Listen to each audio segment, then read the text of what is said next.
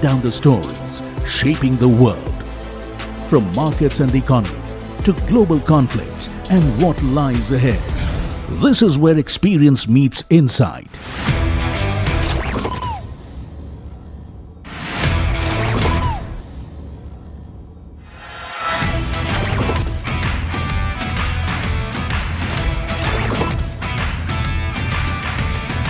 No noise, no hype, just sharp takes on what to watch next. Editor's Cut, every Friday, 3:30 p.m. only on NDTV Profit.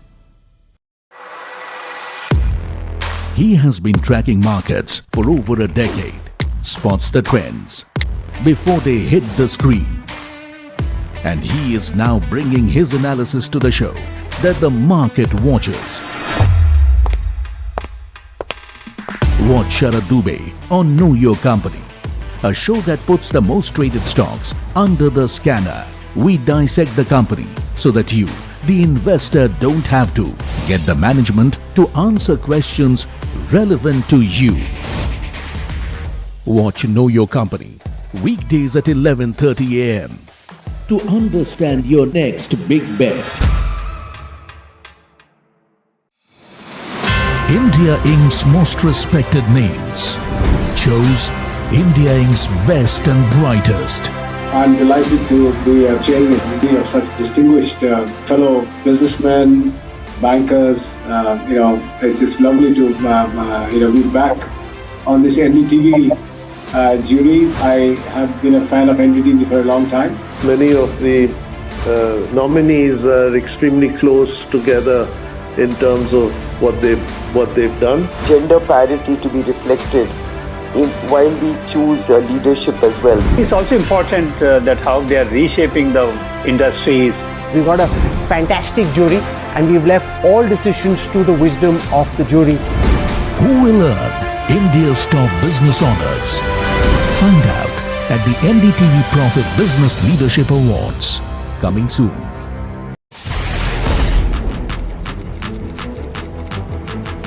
When the headlines move fast, perspective matters.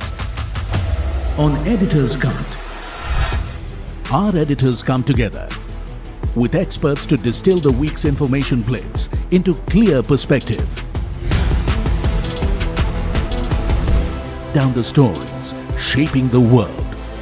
From markets and the economy to global conflicts and what lies ahead. This is where experience meets insight.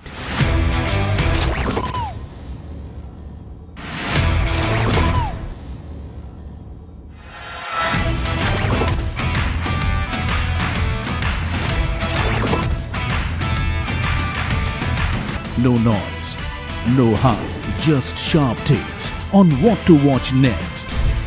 Editor's Cut, every Friday, 3:30 p.m. only on NDTV Profit. Economy, business, world, technology. Noise filtered, numbers decoded. Insights that rewire your worldview. From governance to growth, we connect the dots. Your daily edge, your global advantage. India Business Report with me, Gauri Dwivedi, weeknights on NDTV Profit. The news, Ayush. Since when do we do scripts? Fair point. Picture this. The biggest stage. Floodlights. Wow. 4K. The works. Where's the hook? There's going to be celebrities and guaranteed eyeballs. Where's the hook? Think about this. Front page advertisements and hoardings. Bro, where's the hook? Cross-platform, digital first, virality. Without a hook, no way. The message is clear. It's 2026. You gotta be real in a world of reels. You gotta be original in a world where everything seems generated. That's it. That's what we're looking for. The best campaigns, the hottest trends, the smartest brand moves on our new show. But wait, what do we call it? The hook.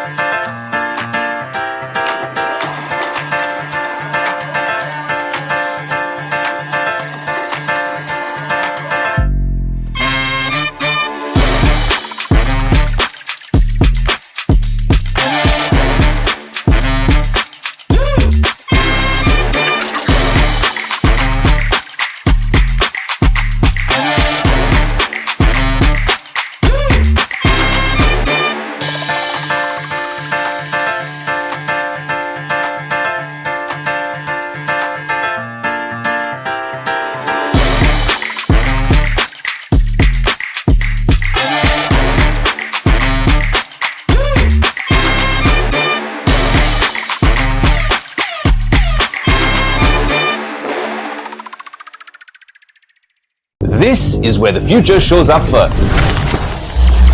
Conversations with the biggest names in tech and AI.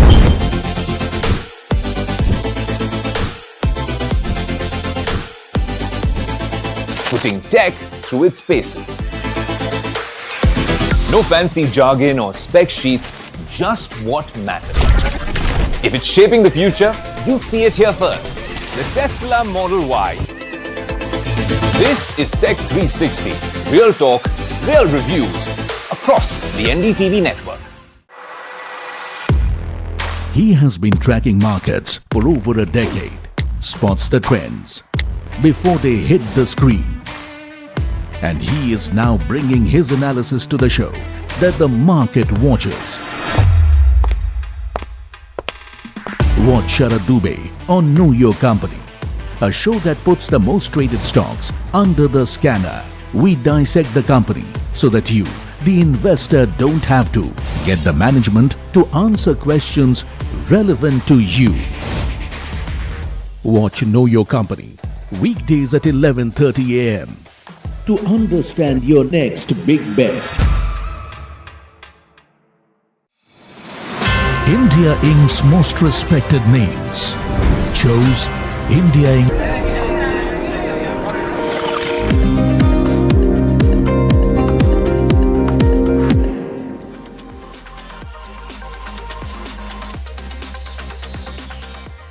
Welcome, you're watching Ask Profit here at NDTV Profit. I'm Mahima Vachajani, and with me is Somit Sarkar, and this is a show that gets all your stock-related queries answered. For viewers who are tuning in, you can either give us a call or send us all your questions on the WhatsApp number that's flashing on your screen up there.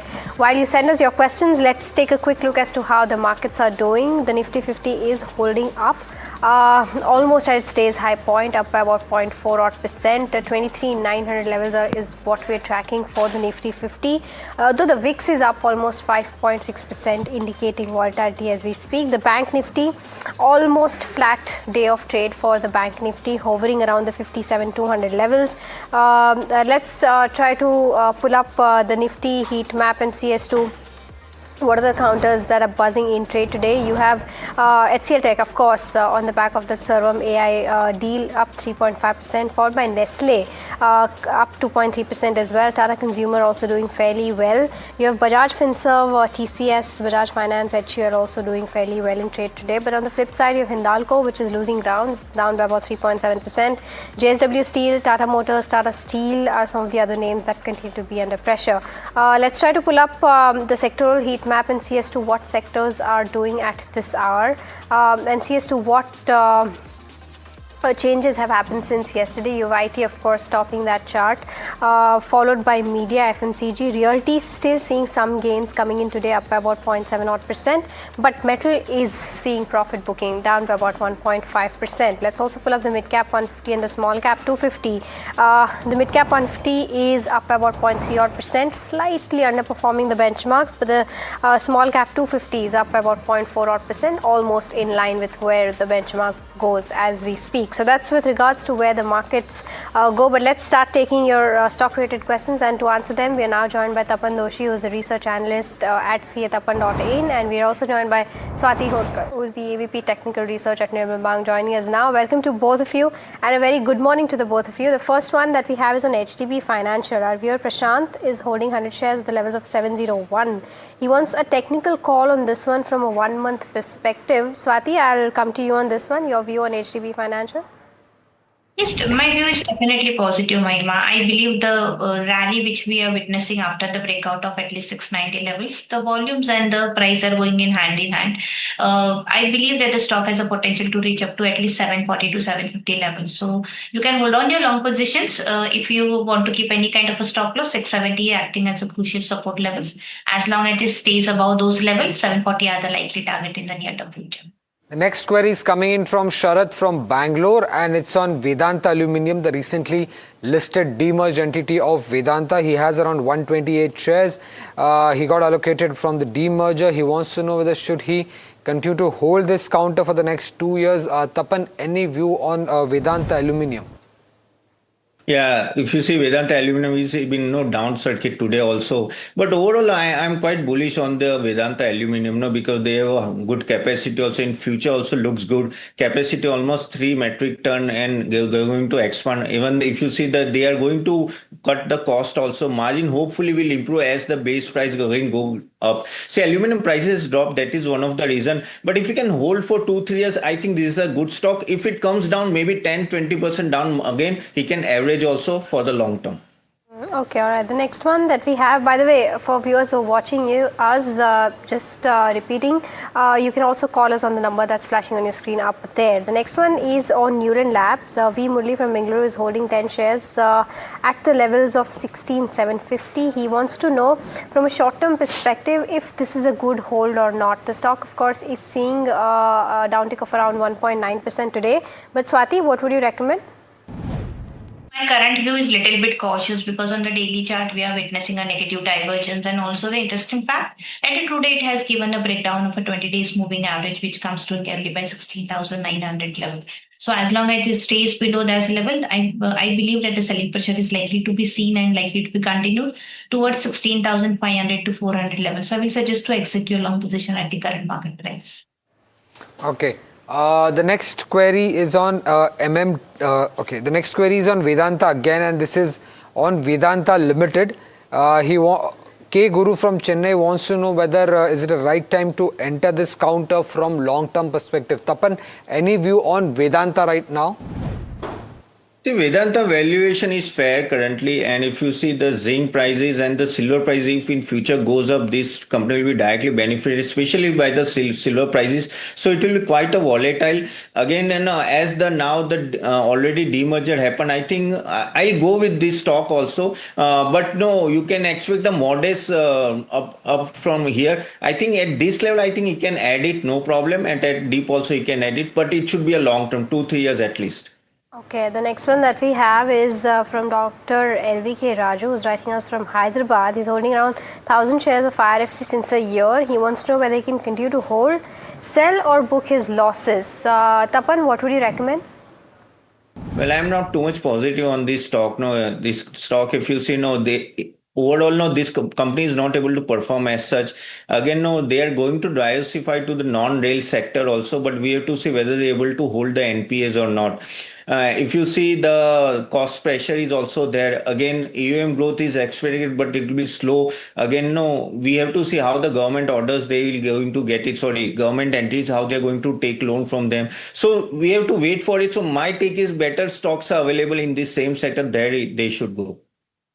It's coming in from Vinny Malhotra, and he wants to know whether is it a good time to buy Inox Wind. Fundamentally, there was a news report which indicated that the government is looking to replace old wind turbines, and this could lead to more orders coming in for Inox Wind going forward. But Tapan, what's your view when it comes to Inox Wind? The valuation is quite good. If you see, the stock has already come down a lot, and the wind sector demand is going to accelerate. Of course, their execution was not so great, but in coming years, 1 or 2 years, I think management is quite positive. Order book supports the growth, and hybrid projects also they are getting. Only the working capital is an issue, and policy changes we have to keep in mind. But yes, at this valuation, I'm okay with this stock. You can buy at this level. Okay, all right. So that's the view coming in on Inox Wind. The stock is up 2% as we speak. But we've got Balaji calling us. Balaji, a very good morning to you. What's your query about? Hey, hi, Mahima. Good morning to NDTV Profit and your team. I'm a regular viewer of our channel, and I appreciate all the views and the expert advice. Thank you so much, Balaji. We really appreciate your comments and thoughts. Go ahead, ask your question. Yeah, I would like to ask, I'm holding 300 shares of IRCDC and considering this stock based on the central government policies, budget, transport and logistics theme, is it good to hold? Okay, all right, got your question, and I believe that you're looking at this from a long-term perspective, so I'll stick with Tapan again for this one. Tapan, IRCTC, what's the view like? Well, I think it's a mature business. The growth is not such great, and I feel that much more depending on the railway sector, and that it is going by 4 to 5%. Of course, the ticketing department is doing well. Tourism is going to go up, but again, the government controls comes into picture. My take is that if you really want to go into railway sector, better is I think Jupiter Wagons or Titagra. Wagon will do much better in railway sector compared to IRCTC. That is what I think for long term. Okay. Yet another caller query coming in from Sambhaji Nagar. Sudhakar, you can go ahead and ask your query. I'm holding 260 shares of SBFC Finance at 57 rupees from IPO. Okay. What should I do? Take a sell or hold? Can you hold for long term? Yes. Okay. Tapan, any view on SBFC Finance? Well, if you see for SBFC Finance, the credit growth is expected to be strong and branch expansion they are doing. The only problem is the funding is a problem here. Competition from banks is there. Operating leverage, hopefully they will improve. So I think in future return ratios will improve. So currently it's a hold from my side. Okay, hold on SBFC is the view coming in from Tapan. But viewers, time to slip into a very, very short break. But don't go anywhere. We'll be back with more queries on the other side of the break.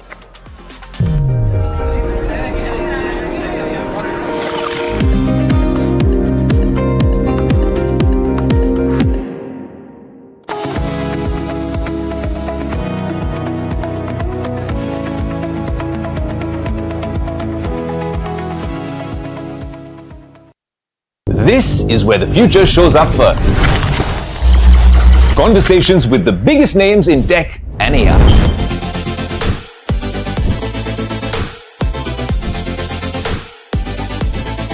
Putting tech through its paces. No fancy jargon or spec sheets, just what matters. If it's shaping the future, you'll see it here first. The Tesla Model Y. This is Tech 360. Real talk, real reviews across the NDTV network.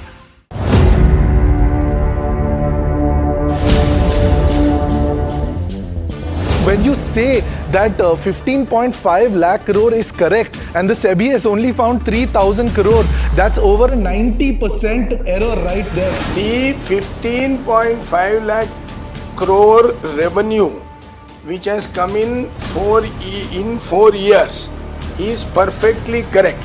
It is not a processing unit, it is a refining and selling unit. SEBI spoke to Affluence and Affluence told them that they have not recorded a single trade with you, that Rajesh Exports is not a client of Affluence. So where is that 11,000 crores coming from? The trade is absolutely correct. We have given all the required clarifications to SEBI in this regard. You're directly saying that SEBI's finding is wrong. They found that certain numbers of trades have been done from your personal account. I am not telling SEBI's finding is wrong because there has been no finding as yet. Mr. Mehta, you've still not answered the question. SEBI has considered the gross profit as the revenue for whatever reason. Has thought that that is revenue. But how can a communication error last 2.5 years?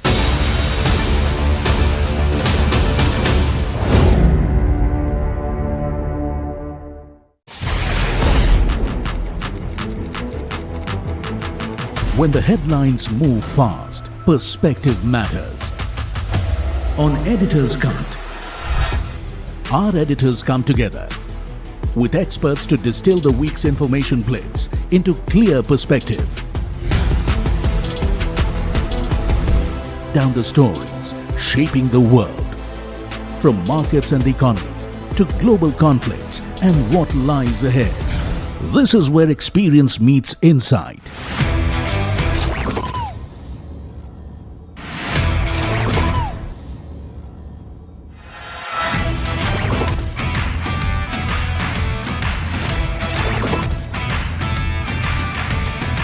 No noise, no hype, just sharp takes on what to watch next. Editor's Cut, every Friday, 3:30 p.m. only on NDTV Profit. He has been tracking markets for over a decade, spots the trends before they hit the screen, And he is now bringing his analysis to the show that the market watches. Watch Sharad Dubey on Know Your Company, a show that puts the most traded stocks under the scanner. We dissect the company so that you, the investor, don't have to get the management to answer questions relevant to you. Watch Know Your Company weekdays at 11:30 a.m. to understand your next big bet. India Inc.'s most respected names chose India Inc.'s best and brightest. I'm delighted to be chairing a committee of such distinguished fellow businessmen, bankers. It's just lovely to be back on this NDTV jury. I have been a fan of NDTV for a long time. Many of the nominees are extremely close together in terms of what they've done. Gender parity to be reflected while we choose leadership as well. It's also important that how they are reshaping the industries. We've got a fantastic jury and we've left all decisions to the wisdom of the jury. Who will earn India's top business honors?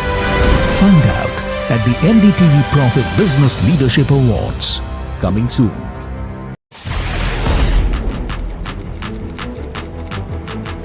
When the headlines move fast, perspective matters.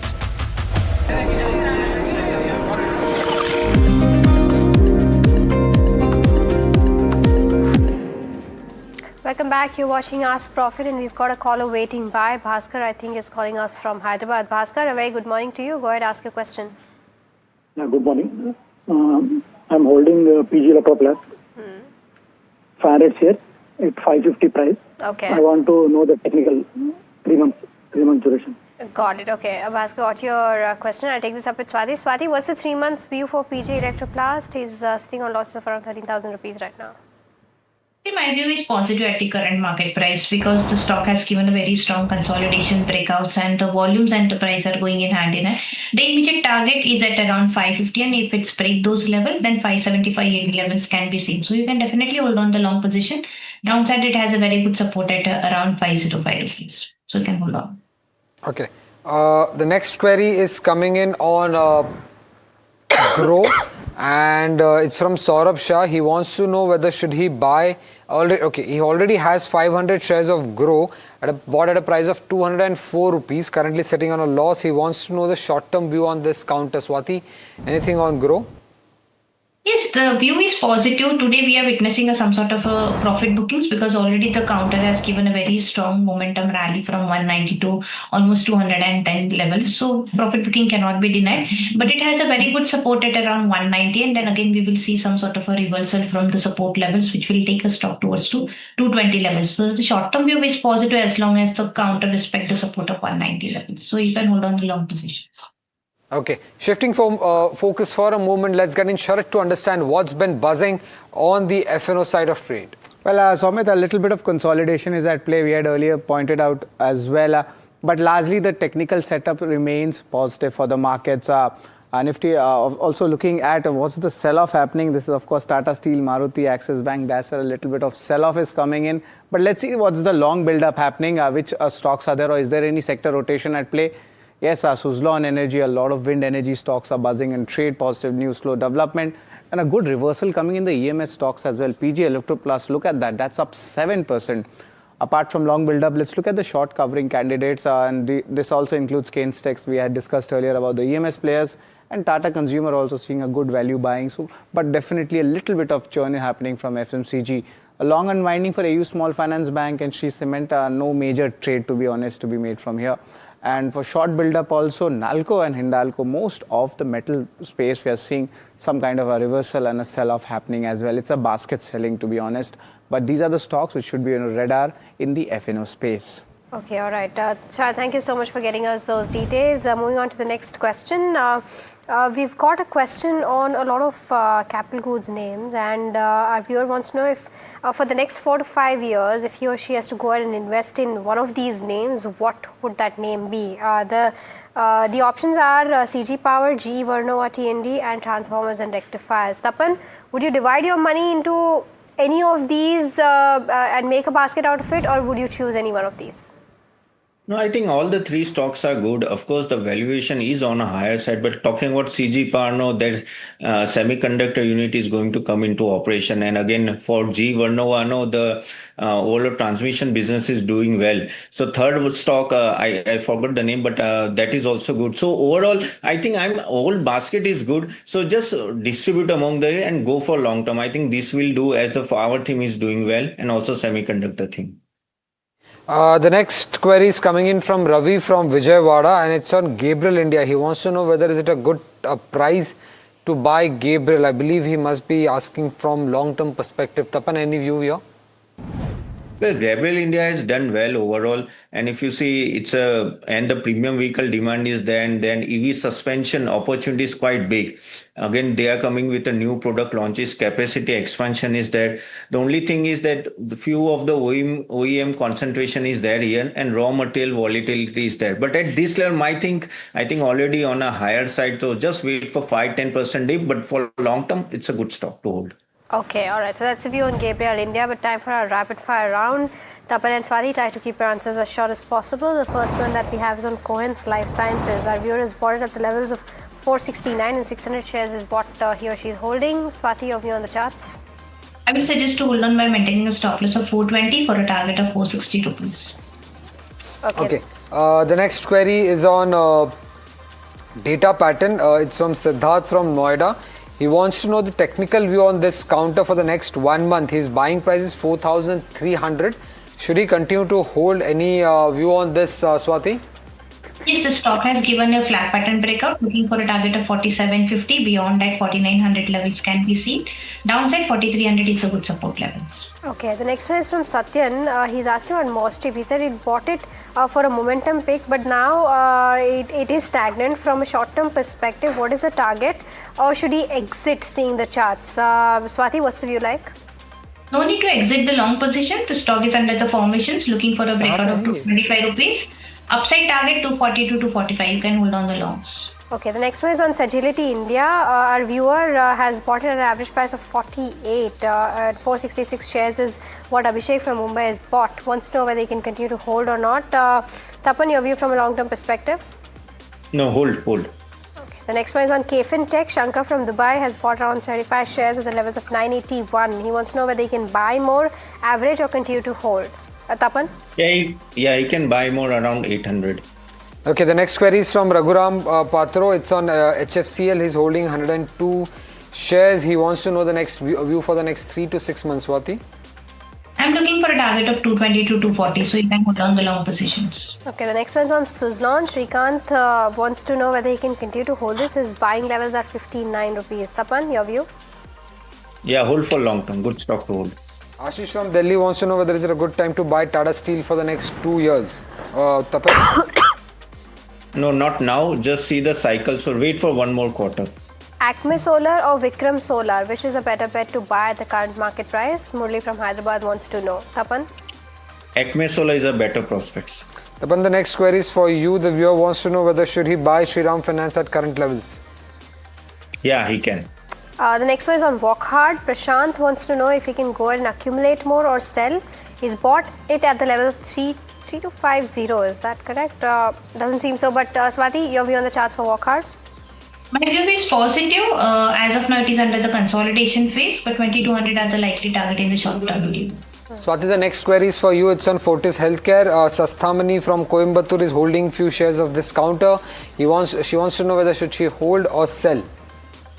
I will suggest to hold on, but maintain the strict stop loss of a 960 rupees. If it's break that level, then again we might witness some sort of a selling pressure, which will take a stop towards to 900. So maintain the stop loss. Okay, Karnataka Bank bought at the levels of 173. Continue to hold it for a year or so, Swati? Yes, definitely you can hold on this particular counter for a year, and so I'm looking for a target of 320 to 340 levels. Got it. That brings us to the end of this first rapid fire round, and time to step in a very, very short break, but don't go anywhere. We'll be answering more queries on the other side of the break.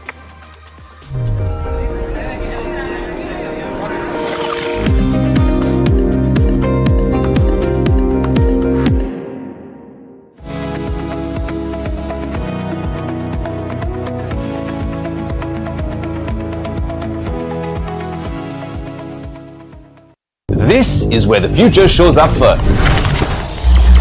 Conversations with the biggest names in tech and AI.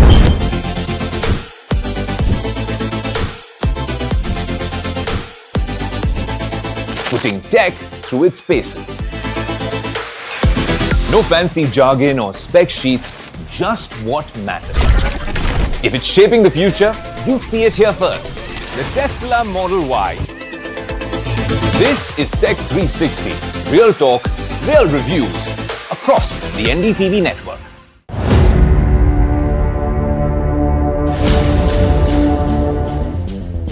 When you say that 15.5 lakh crore is correct and the SEBI has only found 3,000 crore, that's over 90% error right there. The 15.5 lakh crore revenue which has come in 4 years is perfectly correct.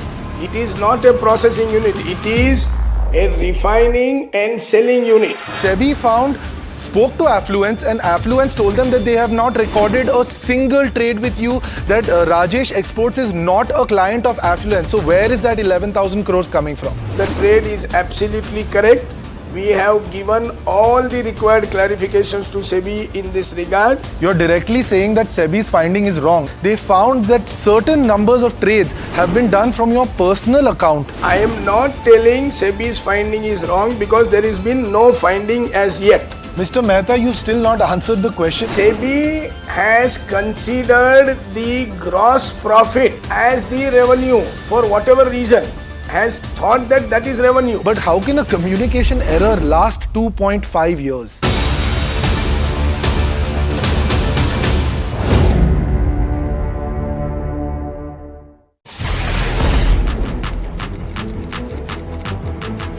When the headlines move fast, perspective matters. On Editor's Cut, our editors come together with experts to distill the week's information blitz into clear perspective. Down the stories shaping the world, from markets and the economy to global conflicts and what lies ahead. This is where experience meets insight.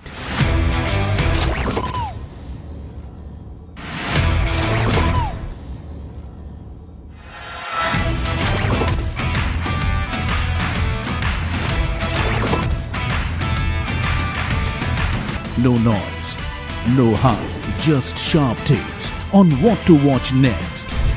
Editor's Cut, every Friday, 3:30 p.m. only on NDTV Profit. He has been tracking markets for over a decade, spots the trends before they hit the screen. And he is now bringing his analysis to the show that the market watches. Watch Sharad Dubey on Know Your Company, a show that puts the most traded stocks under the scanner. We dissect the company so that you, the investor, don't have to get the management to answer questions relevant to you. Watch Know Your Company weekdays at 11:30 a.m. to understand your next big bet. India Inc.'s most respected names chose India Inc.'s best and brightest.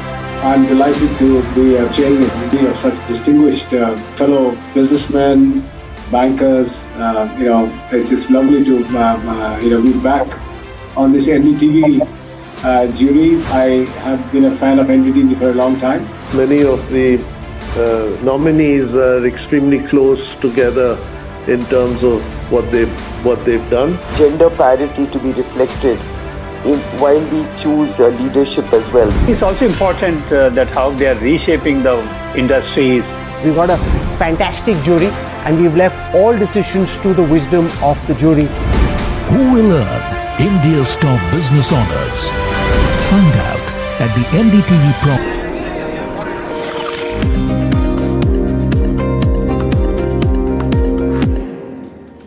Welcome back. You're watching Ask Profit, and we've got A. Mohan who's waiting by and calling us from Warangal. A very good morning to you, A. Mohan. Go ahead, ask your question.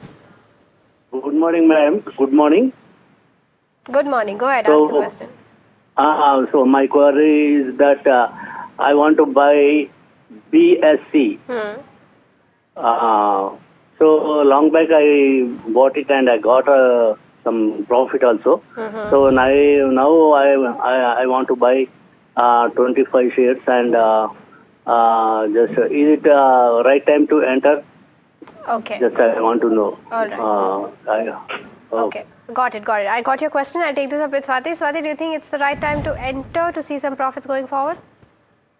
Not at the current market price, because we are witnessing a profit booking from the last 10 to 15 trading session. Now it is hovering nearby the 20 days moving average, which comes to nearby 4,000 levels on the downside, 4,080. I believe any dips towards to 4,000 or 3,900 will be the attractive level. Risk reward ratio will be a favorable. Any dips towards to those levels, you can definitely take a fresh long positions. The next query is from Arvind Manjeshwar and it's on HDFC Bank. He's holding 100 shares, bought at a price of 800 rupees. He wants to know whether the stock could bounce back over the next 1 to 2 years. Tapan, any view on this? See, now if you see, the main problem for HDFC Bank is the name is actually, there is a pressure on name. And if you see, deposit growth is also quite slow. Loan growth is expected to accelerate and ROE improvement is there over the years. Retail lending is actually gaining momentum slowly gradually, but the credit deposit ratio is on the elevated side. So my take is, from here, if he wants to go a long term, I feel ICICI Bank will be a better option than HDFC Bank. Okay, all right. The next one that we have is from Narayana, who's writing us from Guntur. He wants to know the target price for ONGC and whether it's a good buy at the current level. ONGC or Lodha, two names that he's talking about. Swati, any of these that you like on the charts right now to make an entry?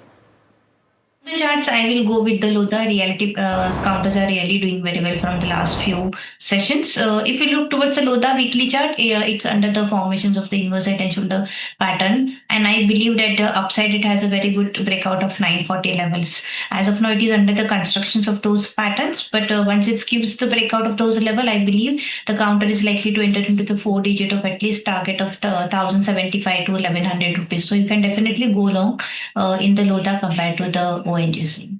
The next query is from Kumar from Hyderabad. He's holding 100 shares of Amara Raja, bought at a price of 1,081. He wants to know whether can he hold this counter for a long term. Tapan, any view on Amara Raja from long term perspective? You see, Amaraja has been one of the underperformer. Lot of expectation was there, but not able to deliver. From here, I think the valuation looks okay to me, no doubt. I think automobile sector is doing currently well. At this level, no, nothing to lose. He can stay for more 1 quarter, 2 quarter. I think valuation looks okay, so he can stay. Hold currently.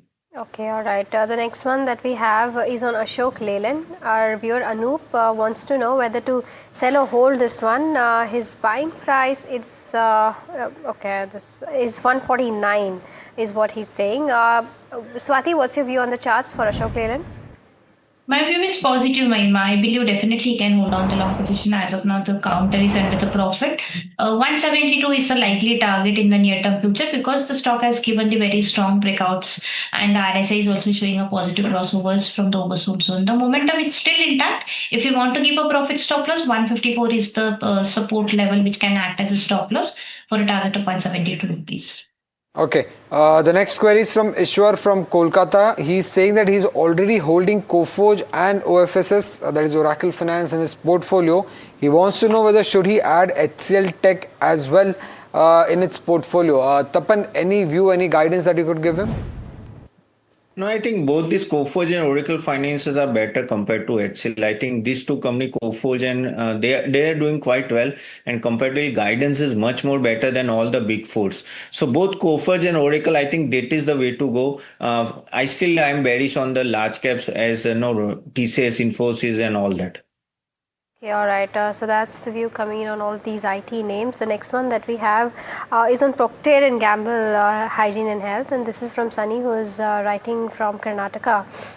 He's bought 37 shares at an average price of 11,700. Not sure if the stock did touch that or not. But Swati, any view on the charts for this one? Did it touch that levels? If yes, he's sitting on a significant amount of loss, though the quantity is less. What would you recommend? Just to hold on this particular counters, because I believe 6,000 is acting as a very good support level. So as long as it stays above those level, you can definitely hold on the long positions, and the immediate target will be at around 7,200 to 8,000 levels. Next query is from Narendra Duggal from Punjab. He's holding 100 shares of Polymed, bought at a price of 1,700 rupees. Should he add more or sell? Swati, any view on this? Not to add at the current market price, because the average price will not come down so much as such. Wait for some more time. Any dips towards to 1,400 to 1,350 will act as a good average road price, and the immediate target after that will be 1,620 to 1,700 levels. All right. Okay. So that's the view coming in on Poly Medicure. I think we've got Bharat who's calling us from Andhra Pradesh. Is that correct, Bharat? Hi. A very good morning to you. Go ahead, ask your question. Good morning, madam. I am holding 800 shares of Quadrant Future Tech at the price of 423. Can I hold or sell? Okay, got your question. Swati, it's comparatively a very small company, 600 crores of market cap. Any view on the charts?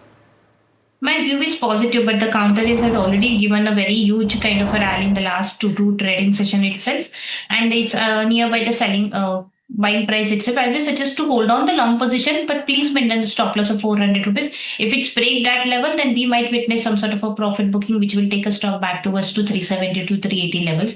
So as of now, hold by keeping a strict stop loss of 400 rupees. Immediate target will be 440 to 450. Okay, the next query is from Ahmed from Delhi. He is holding 200 shares of Gaudium IVF. He wants to know whether should he buy more, hold, or should he exit this counter. Tapan, any view on this? Well, here I think the stock is okay, but the problem is the guidance and all of management is not so great. Again, this is the stock where a lot of volatility will be there on the profitability part. So my take is you can hold on stock, but don't add more. The next one that we have is from Neelam, who's writing us from Jaipur, asking about Polycap. She's got around 6 shares, bought at the levels of 6857. Book profits, hold for more for the next 1 to 3 months. Swati, what's the view like? I will suggest to book the profits at least partial profit at the current market price, and second partial you can hold on by maintaining stop loss of 94.50 levels. A breakout above 96.50 will only witness some sort of a buying in this particular counter, which will take stock towards to 10,000 levels. So at the CMP you should book the partial profits. The next query is from Prasad Ballari from Karnataka. He's holding 322 shares of Reliance Industries, bought at a price of 1,354, and 40 shares of Hindalco, bought at a price of 1,099. Any target price on both the counters, Swati, Reliance and Hindalco? Definitely, Reliance looks very attractive at the current market price because it had touched the channel supports of which we have plotted from the last 5 years. So it's a very good support levels. For a short period of time, I'm looking for a target of 1,450 to 1,500. So you can definitely hold on the long position into the Reliance.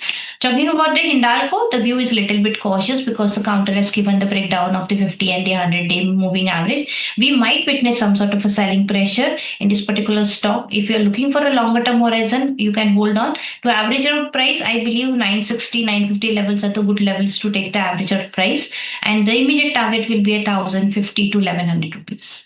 Okay, the next one is on Triveni Turbine. Zeenat from Ranchi has got about 100 shares at levels of 610. She wants to know whether she can continue to remain invested in this one or switch to something else. What would you suggest, Tapan? At Triveni Turbine, if you see, the stock has been, gone up a lot recently. And if I see the profitability and all that, that is okay. But this year they are actually having a struggle on maintaining the margins. And if you see, the PAT has gone down a lot. But I think the future looks okay to me. I think next 2 quarters things will recover. So at this level, I think he can hold the stock. The next query is coming in from Sunny, and it's on Jyoti Structures. I don't believe you might have a technical view on this, Swati. Jyoti Structures? I do have, but as of now, the counter is just hovering near its 200-day moving average. The longer term view is definitely positive, but for short period time, with the stock will be remain under the selling pressures and downside, it might test the feet of 11 rupees on a. So wait for some more time for longer term horizon, at least for 2 to 3 years. This counter is really positive. We are looking for a target of 17 to 20 rupees on the high side. Right, so that's the view on Jyoti Structures. The next one is on PG Electroplast. Edwin from Kerala is holding 100 shares and he wants a view on this one. We already took a technical view from Swati, but Tapan, your view on PG Electroplast?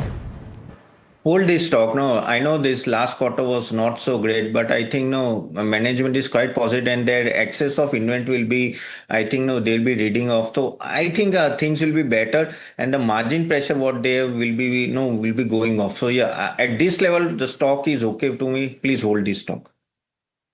Next query is from Vijay from Chennai. He wants to know the short-term target on Avenue Supermarts. Any view on this, Swati? Yes, view is positive in this particular counter, on the verge of giving the breakout of a downward sloping trend line, well placed above short-term moving averages. Upside, I'm looking for a target of 4,300 levels. So you can definitely hold on the long positions. Okay, so that is the view coming in on Avenue Supermarts. But you know what? NDTV has done it again. The Reuters Institute has ranked NDTV as India's #1 in reach, both offline and online, reinforced its unmatched leadership across television and digital for the 6th year in a row. NDTV tops the India Reach rankings, leading where the country watches, reads and follows the news from television screens to digital platforms. NDTV dominates weekly reach across categories, setting the benchmark for trusted journalism. And this report once again underlines NDTV's position as India's most reliable and widely followed news brand across every screen, across every format. NDTV remains #1, continuing its undisputed leadership in the Indian news landscape.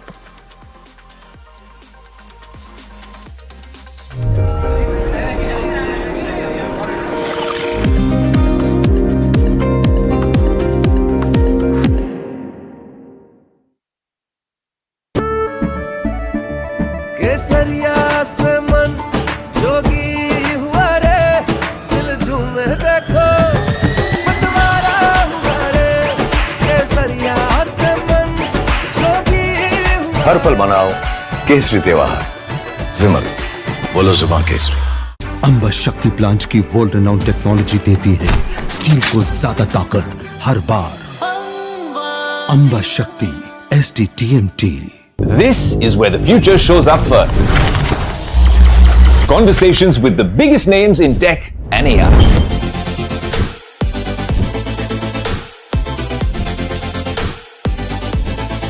Putting tech through its paces.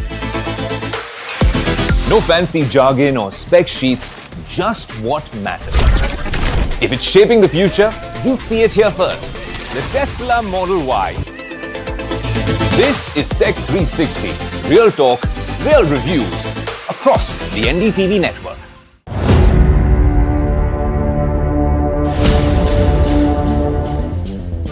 When you say that 15.5 lakh crore is correct and the SEBI has only found 3,000 crore, that's over 90% error right there. The 15.5 lakh crore revenue which has come in 4 years is perfectly correct. It is not a processing unit, it is a refining and selling unit. SEBI spoke to Affluence and Affluence told them that they have not recorded a single trade with you, that Rajesh Exports is not a client of Affluence. So where is that 11,000 crores coming from? The trade is absolutely correct. We have given all the required clarifications to SEBI in this regard. You're directly saying that SEBI's finding is wrong. They found that certain numbers of trades have been done from your personal account. I am not telling SEBI's finding is wrong because there has been no finding as yet. Mr. Mehta, you've still not answered the question. SEBI has considered the gross profit as the revenue for whatever reason, has thought that that is revenue. But how can a communication error last 2.5 years?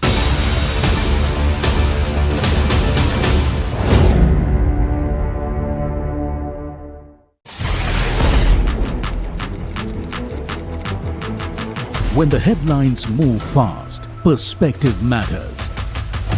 On Editor's Cut, our editors come together with experts to distill the week's information plates into clear perspective.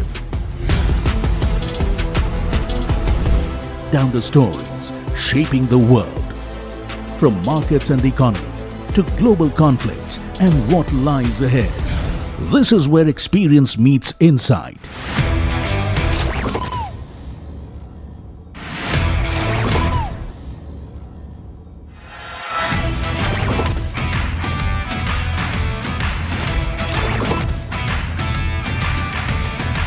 No noise, no hype, just sharp takes on what to watch next. Editor's Cut, every Friday, 3:30 p.m. only on NDTV Profit.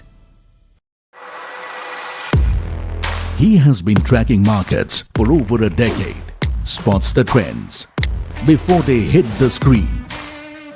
And he is now bringing his analysis to the show that the market watches. Watch Sharad Dubey on Know Your Company, a show that puts the most traded stocks under the scanner. We dissect the company so that you, the investor, don't have to get the management to answer questions relevant to you. Watch Know Your Company weekdays at 11:30 a.m. to understand your next big bet. India Inc.'s most respected names chose India Inc.'s best and brightest. I'm delighted to be chairing a committee of such distinguished fellow businessmen, bankers. It's just lovely to be back on this NDTV jury. I have been a fan of NDTV for a long time. Many of the nominees are extremely close together in terms of what they've done. Gender parity to be reflected in while we choose leadership as well. It's also important that how they are reshaping the industries. We've got a fantastic jury and we've left all decisions to the wisdom of the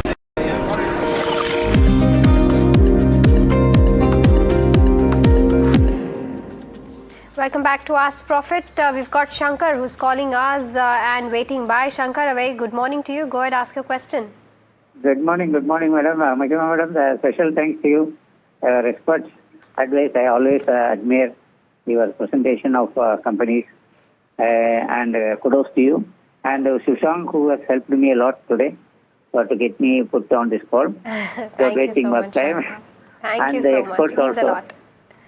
Madam, special thanks to Shushank also. Sure. One more thing. I am holding 20 shares of Apple 3i at 1,620 because I bought it at a high price. And the add now because the prices are moving, correcting. I'm holding almost a year over. Whether it is can I add or it's a good company, financially, profitability, everything is fine. Right. You want to hold this from a long-term perspective, Shankar? Yeah. Got it. Okay, all right. Thank you so much, first of all, Shankar, for your kind words. Means a lot to us. I'll take this up with Tapan. Tapan, any view on Affle? Recently it also announced a pact for strategic ad colony assets for Android, iOS, etc. Any view on this one? Because last time when there were brokerage reports coming out for their picks for 2026, this remained among this name remained common amongst a lot of these brokerages. Should he add more is what his question is, and continue to hold because he's sitting on slight losses? See, at that time, the valuation were already quite stretched. Now it is little bit normalized. And if you see, the dependence is much more on the ad spends. And again, the competition from the global giant is immense. Again, the privacy regulation, the government regulation is impacting. But I think from here, digital ad spending remains strong and AI-led targeting capabilities that FL is increasing. That is a good thing. It is a asset-light model overall. So at this valuation still, I feel if he wants to get in maybe 10%, 5-10% down from here, he can enter for the long term. But check the quarterly result, because here the de-rating is happening. So check the quarterly result also. But 5 to 10% down, you can add it if you want. Okay, all right. So that's the view coming in on Apple. But time for our rapid fire round. Try to keep your answers as short as possible. Tapan and Swati. The first one is from Varun Mathur. He's got around 76 shares of Swiggy that he bought it at IPO price. Wants to know if he can continue to hold, sell. Tapan, your view? Sell on rise. Next query is on, the next query is on Cupid. Raju is holding 200 shares. Should he continue to hold or sell, Swati? Definitely hold on for a target of 175 rupees. Okay, the next one is on Solar World Energy. From a long-term perspective, is this a good hold? It's a small company, Tapan, but any view? Currently hold. Annapurna from Hyderabad is holding 100 shares of Ipca Labs, bought at a price of 1630. What's the short-term view on this, Swati?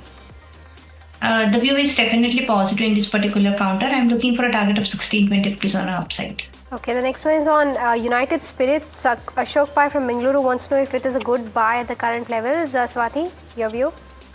I would suggest to hold on for some more time. Any dips towards to 1230 can be a good level to take a long position. Next query is for you, Tapan. It's on Sedemac. Suresh from Indonesia is holding 75 shares of Sedemac at a price of 1872. Should he buy more, hold or sell? Hold. Okay, the next one that we have is on Tata Power. From a 2-year perspective, is this a good buy? Tapan, your view on this one? Yeah, you can add. The next one is on Angel One, and it's for you, Tapan. Chandan Jain from Hubli, Karnataka wants to know whether should he buy more Angel One from long-term perspective. Around 320, 310 level you can add. Okay, the next one is on Sanofi. Our viewer has bought it at an average price of 44.28. Average, continue to hold from a long-term perspective. Suman wants to know. Tapan? Yeah, please hold. Swati, the next query is for you. It's on Grasim. Bhaskar from Bangalore wants to know the short-term view on Grasim.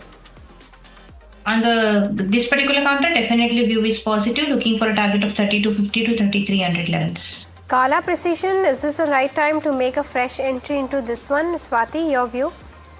Not at the current market price. Wait for some more time. Any dips towards 2000 can be reviewed this particular counter once again. The next query is for you, Tapan. It's on Sterling Wilson Solar. Dipti from Chennai has 276 shares, bought at a price of 650. Should she average, sell or hold? Hold, but don't average. Okay, the next one is on Nalco. Our viewer has got 3000 shares. Wants to know whether to continue to hold. What are the levels of 359, by the way? Raghu wants to know whether they can continue to hold from medium-term perspective. Swati? I would suggest to hold on by maintaining a stop loss of 350 rupees for a target of 380. Swati, the next query is for you on BLS International. It's from Jaya from Bangalore. She has a few shares at an average price of 278. What's the short-term view on this? My view is cautious, hold on, but maintain strict stop loss of 260. Any rise up to 280, 285, you should exit this long. Okay, the next one is on NTPC Green. Viru Prakash from Bengaluru is holding 1000 odd shares. What can he do next from a long-term perspective? Tapan, continue to hold? Hold, but I feel NTPC is a better option than NTPC Green. Tapan, the next query is for you. From it's on KPIT Tech. Raju from Hyderabad has 15 shares, bought at a price of 1389. Should he hold, sell or buy more? Sell on rise. Alright, okay, so that brings us to the end of this rapid fire round as well as Ask Profit. Tapan and Swati, thank you so much for taking out the time and helping us answer all those stock-related questions. By the way, before I go on to the break, NDTV has done it again. The Reuters Institute has ranked NDTV as India's #1 in reach, both online and offline, reinforcing its unmatched leadership across television and digital. For the 6th year in a row, NDTV tops the India Reach rankings, leading where the country watches, reads and follows the news from television screens to digital platforms. NDTV dominates weekly reach across categories, setting the benchmark for trusted journalism. This report once again underlines NDTV's position as India's most reliable and widely followed news brand.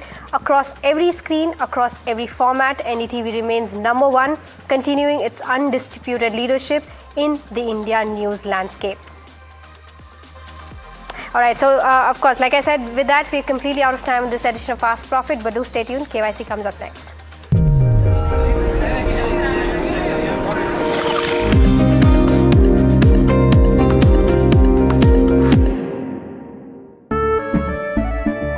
केसरिया से मन जोगी हुआ रे दिल झूमे देखो मतवारा हुआ रे केसरिया से मन जोगी हुआ हर पल मनाओ केसरी त्योहार।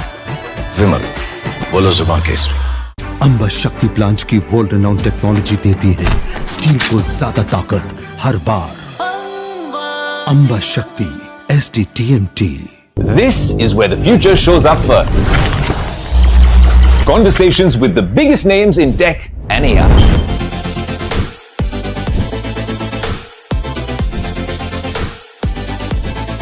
Putting tech through its paces. No fancy jargon or spec sheets, just what matters. If it's shaping the future, you'll see it here first.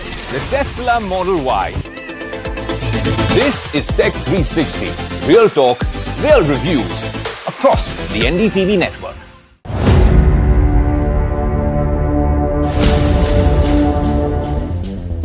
When you say that 15.5 lakh crore is correct and the SEBI has only found 3,000 crore, that's over 90% error right there. The 15.5 lakh crore revenue which has come in 4 years is perfectly correct. It is not a processing unit, it is a refining and selling unit. SEBI spoke to Affluence and Affluence told them that they have not recorded a single trade with you, that Rajesh Exports is not a client of Affluence. So where is that 11,000 crores coming from? The trade is absolutely correct. We have given all the required clarifications to SEBI in this regard. You're directly saying that SEBI's finding is wrong. They found that certain numbers of trades have been done from your personal account. I am not telling SEBI's finding is wrong because there has been no finding as yet. Mr. Mehta, you've still not answered the question. SEBI has considered the gross profit as the revenue for whatever reason. Has thought that that is revenue. But how can a communication error last 2.5 years?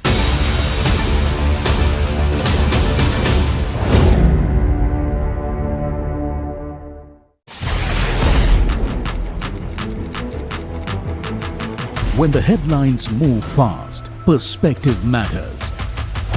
On Editor's Cut, our editors come together with experts to distill the week's information blitz into clear perspective. Down the stories shaping the world, from markets and the economy to global conflicts and what lies ahead. This is where experience meets insight.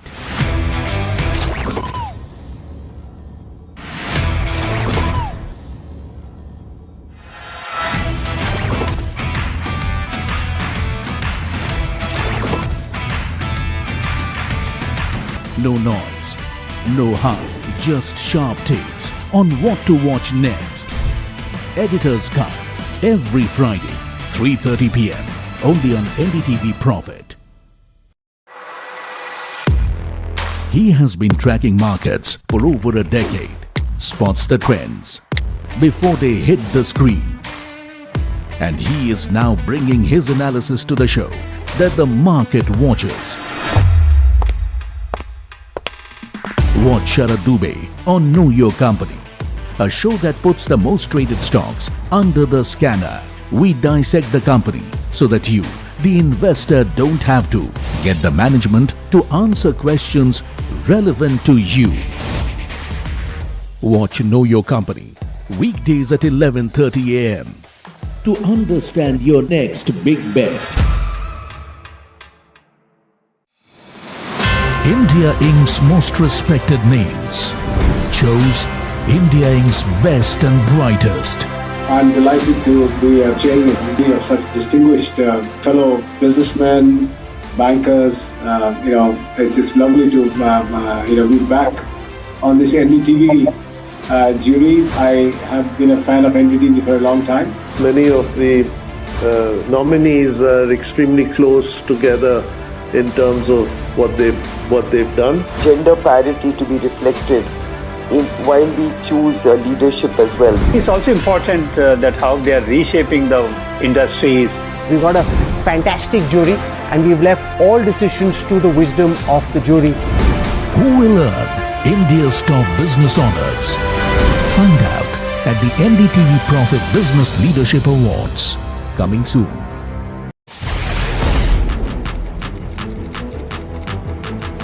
When the headlines move fast, perspective matters. On Editor's Cut, our editors come together with experts to distill the week's information plates into clear perspective. Down the stories shaping the world, from markets and the economy to global conflicts and what lies ahead. This is where experience meets insight.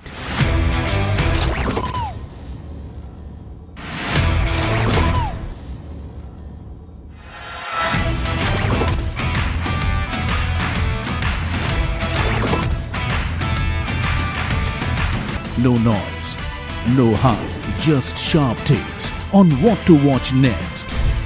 Editor's Cut, every Friday, 3:30 p.m. only on NDTV Profit.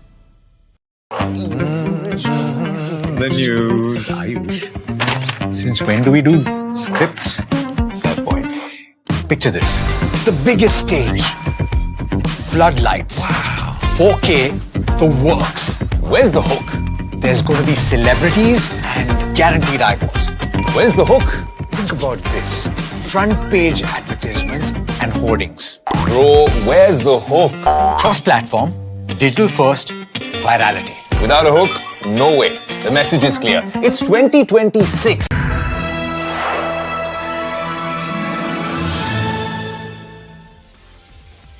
Hello and welcome to KYC. You are watching NDTV Profit with me, Sharad Dubey, and this is the show where we get you all the hottest companies and interesting stories about them. And is there any alpha to be made? Let's start with the first company today, but before that, I'd like to give you some hints. Try to guess it. Of course, there are just a couple of players in this industry. You'll guess it by now. Fourth largest electronic retailer in India, and yes, they are in the listed space. Founded in 1980 at Hyderabad. Interesting history they have. And stock is up 29% from March lows. Also, another hint is the mutual funds hold 19% stake in this company. It's pretty interesting. And the company in focus is EMI, not the monthly payments, but Electronic Smart India. This is what we are talking about. But why are we calling this company in KYC? The main question is definitely on their expansion plans, the premiumization, and first of all, the FY27. They have stated that there's an operating leverage kicking in. So we need to understand how much does it translate into margin expansion. And speaking of that, they are largely south-based, Telangana and Andhra Pradesh. Now they are moving their business in NCR region as well. We'll try to understand that expansion. And will the premiumization of the products go ahead? And if that happens, it's a very single-digit margin business. Will that change the profile of the company? And because of that, we'll try to understand what's the growth outlook ahead looking like for EMI. The expected product mix, will there be a change? Will there be more foreign brands coming in? A lot of questions would be asked on that perspective as well. So these are the key questions we will be asking the management, and management is Premchand Devarakonda. He is the CFO at Electronic Smart India. But let's understand what's this all company all about, what's the business model like, and is there any alpha to be made here? It's the fourth largest electronics retailer in India. Also, the company was founded in the year 1980 by Pawan Kumar Bajaj in Hyderabad. Interesting history. Network of over 200 stores across more than 80 cities. So it is expanding, but remember, it's largely concentrated in Telangana and Andhra Pradesh. and now it's expanding in NCR, and also they're looking forwards towards Western UP. Over 8,000 SKUs they have across 100 plus domestic and international brands. So interesting, company. 83 mature stores and 140 non-mature stores. Now, what does a mature store mean? Mature store means stores which are operating for more than 4 years. And as the mature stores come in, the operational leverage starts kicking in. The MBO brand, which they call it, this includes Easy Kitchens, Bajaj Electronics, Kitchen Stories, and even Audio and Beyond. These are the brands. If you are there in Hyderabad and Telangana, you know these brands exist. They're larger partners. They have mobile business as well as Apple, Sony, LG, Samsung. So across appliances and mobiles, they are functioning. Also, the Q4 updates, it was a double-digit growth across all the categories in the fourth quarter. Decent operational update coming in. SSG growth at 12.1%, seeing the current situation. It's definitely there. Value retail is something which the street was quite bullish on, but not now. A couple of years back, they opened 4 new stores in the fourth quarter. And the bill cuts, it's like an operational parameter that has gone up to 20% on a year-on-year basis. Average ticket size on the higher side. Compare that with the industry, that's around 23,287 rupees per spend. Also, the store sales makes how things look. A mobile is very interesting, 44%. It's a fast-moving inventory product. Of course, we have small appliances as well as large appliances as well. Large appliances roughly 43%. So high ticket size is something which the company is dealing in. The cluster margin, South, it's a stable business, but in the north they are trying to penetrate, and that is why the margin pressure is there. The ROE pressure will also come. I'll explain you those numbers in some time, but we'll try to understand more what may work for the company. The company is going into high potential markets like the Western UP, a very strong purchasing power in that area. Multi-brand outlet, that's the MBO for full form. They are offering better margins in niche categories, and they are going into that as well. Higher average selling prices amongst peers. We have seen that they have their own brands also. Foreign brands are coming in, and of course it's preferred distributor also for the larger brands. So good name coming from South, trying to make a name in the North. But what may not work, there's a lot of competition in North India, so the company needs to take its time to get some market share there. The unit economics needs to improve for the northern markets, and that's what we have seen. Hopefully that can come as well. Lesser coverage from analysts, and this is a little bit of concern despite having so much stake in the DIs as well. So this is the entire picture for Electronic Smart India, but let's try to understand the KYC ratings, what matters, income statement, balance sheet, cash flow. The basics is already there. We get in the return ratios, how the shareholding things have moved, and whether the stock has made money or not for the investors. Also, we have the valuations and the outlook, where we try to understand what happens. Let's talk about the income statement. The first one, largely it's a kind of a neutral movement, nothing much to look at when it comes to the profit that has been impacted. But remember, the company is going through an expansion, and the Q4 numbers also tend to be a bit mixed. The margin profile of this business, if you have a look at it, there isn't much of a change. It's a single-digit margin profile for these businesses. If you could just show the margin profile, how things have moved, and it's quite stable, and largely it's going to be like that only unless they change their product mix. So it's a neutral rating when it comes to the income statement. Let's talk about the balance sheet, how things are moving. And balance sheet, remember, it's a high working capital business, so you're going to see the borrowing levels on the higher side. The cash levels are pretty decent for the size, around 50 odd crore rupees, but there's a lot of changes happening. And of course, in the summertime also, we see the larger appliances.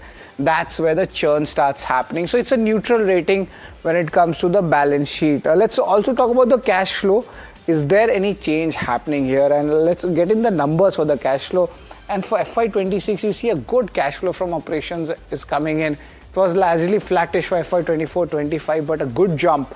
And because of that, the working capital ratios also have improved. Look at the cash flow operation to PAT ratio, and even the net cash flows overall, despite investing and financing activities coming in, is still in the positive. So I'm going to give this a strong thumbs up when it comes to the cash flow.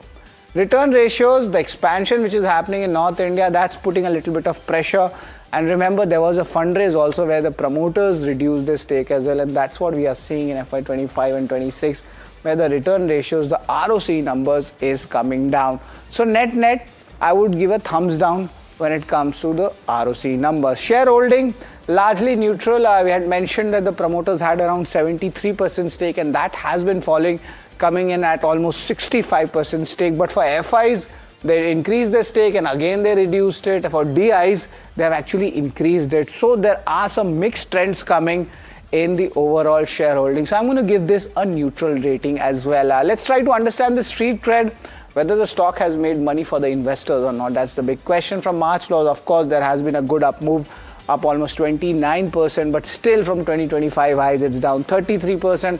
And from last 1 year, it's down 16%. Last, you can't say 5 years, the listing happened in October 2022.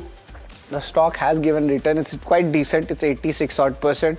But of course, the investors do want some more returns. So it's a neutral rating for the one side. So I'm going to give this street cred a neutral rating. Let's talk about the valuations, what's happening here. Two major players are there, and look at the valuation gap, almost a 50% valuation gap coming in. 12-month P, it's around 40 times, and if you compare that with Aditya Vision, a lot of retail interest, value retail going in, that's at 62 times. So definitely this is cheaper than Aditya Vision going ahead, and because of that, I'm going to give this valuation a strong thumbs up. Lastly, let's talk about the outlook. The expansion of the international portfolio is something which the street is looking at.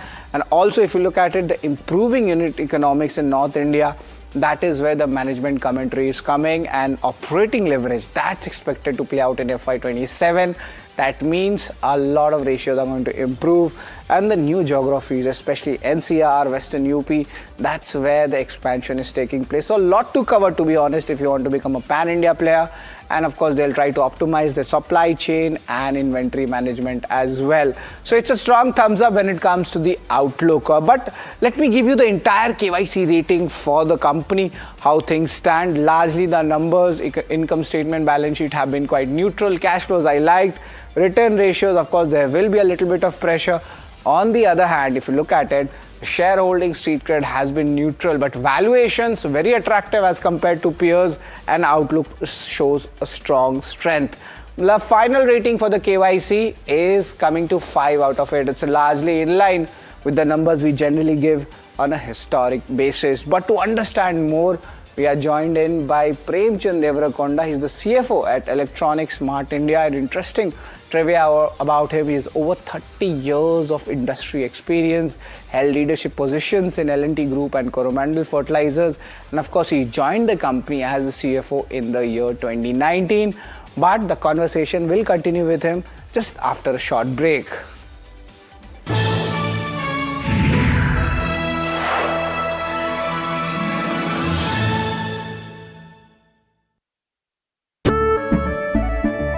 केसरिया से मन जोगी हुआ रे दिल झूमे देखो मतवारा हुआ रे केसरिया से मन जोगी हुआ हर पल मनाओ केसरी त्योहार विमल बोलो जुबान केसरी। अंबा शक्ति प्लांट की वर्ल्ड रेनाउंड टेक्नोलॉजी देती है स्टील को ज्यादा ताकत हर बार। अंबा शक्ति SDTMT। This is where the future shows up first. Conversations with the biggest names in tech and AI.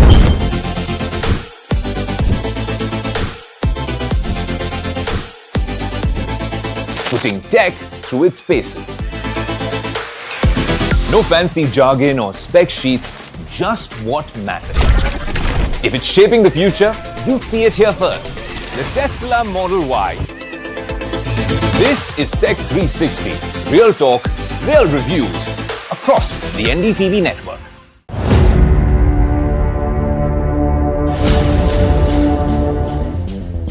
When you say that 15.5 lakh crore is correct and the SEBI has only found 3,000 crore, that's over a 90% error right there. The 15.5 lakh crore revenue which has come in 4 years is perfectly correct. It is not a processing unit, it is a refining and selling unit. SEBI found spoke to Affluence, and Affluence told them that they have not recorded a single trade with you, that Rajesh Exports is not a client of Affluence. So where is that 11,000 crores coming from? The trade is absolutely correct.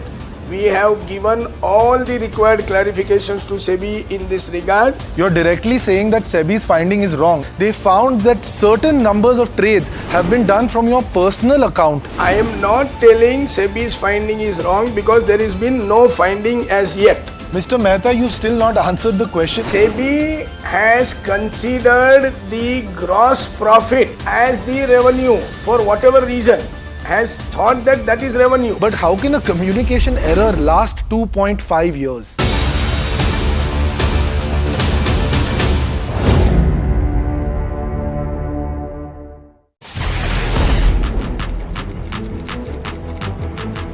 When the headlines move fast, perspective matters.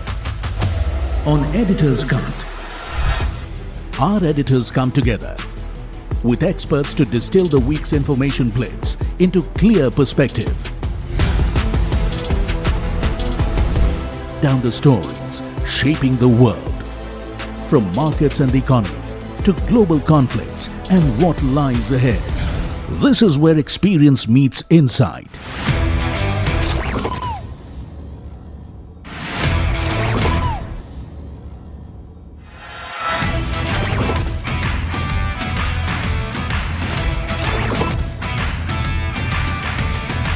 No noise, no hype, just sharp takes on what to watch next.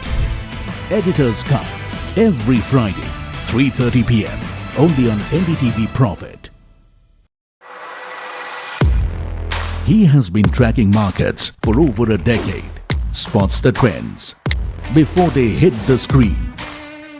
And he is now bringing his analysis to the show that the market watches. Watch Sharad Dubey on Know Your Company, a show that puts the most traded stocks under the scanner. We dissect the company so that you, the investor, don't have to get the management to answer questions relevant to you. Watch Know Your Company weekdays at 11:30 a.m. to understand your next big bet. India Inc.'s most respected names chose India Inc.'s best and brightest. I'm delighted to be chairing of such distinguished fellow businessmen, bankers. It's just lovely to be back on this NDTV jury. I have been a fan of NDTV for a long time. Many of the nominees are extremely close together in terms of what they've done. Gender parity to be reflected while we choose leadership as well. It's also important that how they are reshaping the industries. We got a fantastic jury and we've left all decisions to the wisdom of the jury. Who will earn India's top business honors? Find out at the NDTV Profit Business Leadership Awards, coming soon.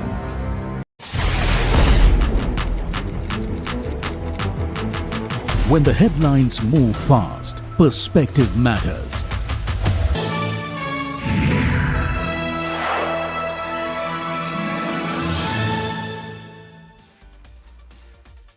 Welcome back to KYC, and now we are joined in by Premchand Devarakonda. He's the CFO at Electronic Smart India. Good afternoon, Premchand sir. It's always a pleasure to have you at NDTV Profit. The first question I'd like to ask is, you have mentioned in the fourth quarter, though it's a bit mixed, that the FY27, the operating leverage starts coming in. Now, what does that mean? Does that change a little bit of margin profile of the company? Because the business model as such is a single-digit EBITDA margin business model. Does that change now? First of all, thank you very much for giving me the opportunity. See, definitely, as the store throughput improves, so we'll definitely have the operating leverage. So that will definitely improve the EBITDA margins, but it will continue to remain in single digits, but there will be little bit of improvement. For example, if you compare South and North clusters, in North we are currently having EBITDA breaking even, so which will definitely improve. And South is definitely currently in a stable condition, and it will continue. It will remain at the same level, like 6.5%. Like since the summer season went up very well, so we will have like 20 to 30 bips improvement in South region, and North region will definitely be in low single digits. Right, and Mr. Devarakonda, SSG growth outlook, it was around 12% in the fourth quarter. How are the initial trends looking like for the first quarter? See, first quarter, like as the base was very low. Last year, entire summer season got washed out because of unseasonal rains across India. As a result, definitely it will be quite impressive in the first quarter. Currently, I think we are expecting more than 15% SSG in the first quarter. Okay, so the up to 15% is the SSG growth which is there for first quarter, of course on a low base. But apart from this, what kind of strategy we can expect for the expansion in the North India? Because you are trying to expand in the Western UP segment also, that Noida area as such. How is the progress looking like? Yeah. We are carefully examining multiple opportunities. So like Western UP is one of the options, then Eastern India is another option. And in the next quarter, I think we are going to be operational in eastern part of India with Kolkata as the base. So that is going to be the first step in the near future. And of course, the expansion will be phased out, and we'll have our presence in UP as well. But initial focus will be in the eastern part of India with Kolkata as the base.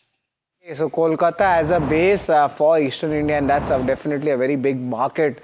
Of course, we're looking at your business model. There is mobiles, there is large appliances and small appliances as well. But I want to understand a little bit about your premiumization. Products which are there. There are a lot of MBOs are there. I have visited also a couple of your outlets in Hyderabad when I had traveled. I saw a lot of expensive gear in the audio segment, the kitchen segment. Just wanted to understand, how does this premiumization play out for your company? See, right from beginning also, we have been focusing on premiumization. Like we never dealt with entry-level products in any of the categories. And now the premiumization has reached the next level. Like there are certain products which are intended, which are targeted at HNI clients. So those things are like kicking in, and we started importing certain brands which are exclusive for us in India. And see, if everything goes well, I think we will have decent contribution coming from this category. Just wanted to understand the same thing. Now the contribution in the product mix, how does it change? Right now we have Electronic Smarts India right now, maybe 5 years down the line, how does your product mix or your product offering change? See, the product mix will remain more or less same. For example, currently we are like about 50% of our top line is contributed by the large appliances, televisions and home appliances. And about 40% is contributed by 45% is contributed by IT and mobile.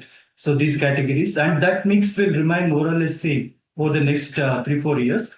Only thing, if some new technology comes in, then definitely that might add. But as of now, we don't see anything in pipeline. And a lot of international brands and tie-ups is something which the company also does. Mr. Devarakonda, any other new brands which are expected to getting onboarded exclusively for you? Currently, we have about 6-7 brands which are only in the home entertainment segment. So they are going to be available at our stores in the near future. So, and I don't remember exactly the names of those brands, but these are considered to be premium brands. And last question, this is a bit strategic question for you, Mr. Devarakonda. So when you enter a new market, how do you fight off the competition which is already there with the local players? If you are coming in West Bengal, there is a Great Eastern is there, a lot of bigger names are there. So what's your strategy, to combat the local competition? See, when we entered NCR also, we had competition. And last year, we have grown at the rate of 30%. So, and even the current year, we are expecting the similar rate of growth. So, the competition will always be there. We have to coexist. And our strategy is only to provide the best experience to the customers and also provide best support, mainly of post-sale. So, that is our critical, our KPI for our success. Right, so customer is something which you put them in strength, and of course for the other stakeholders who are watching KYC. Mr. Devarakonda, it's always a pleasure to have you in our show at NDTV Profit, and best of luck for the future, sir. Thank you, sir.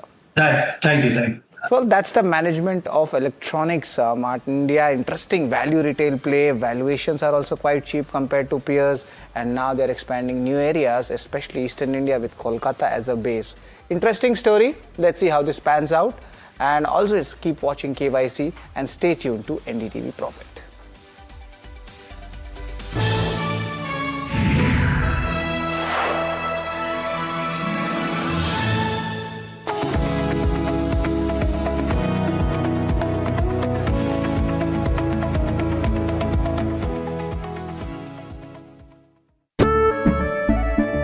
केसरिया से मन जोगी हुआ रे दिल झूमे देखो मतवारा हुआ रे केसरिया से मन जोगी हुआ हर पल मनाओ केसरी त्योहार। विमल, बोलो जुबान केसरी। अंबा शक्ति प्लांट की वर्ल्ड रेनाउंड टेक्नोलॉजी देती है स्टील को ज्यादा ताकत हर बार। अंबा शक्ति STTMT। This is where the future shows up first. Conversations with the biggest names in tech and AI.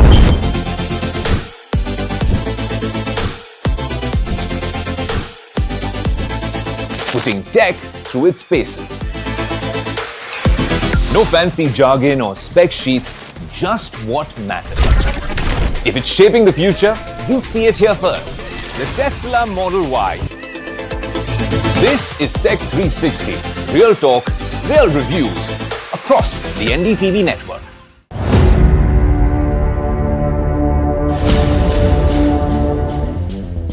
When you say that 15.5 lakh crore is correct and the SEBI has only found 3,000 crore, that's over 90% error right there. The 15.5 lakh crore revenue which has come in 4 years is perfectly correct. It is not a processing unit, it is a refining and selling unit. SEBI spoke to Affluence, and Affluence told them that they have not recorded a single trade with you, that Rajesh Exports is not a client of Affluence. So where is that 11,000 crores coming from? The trade is absolutely correct.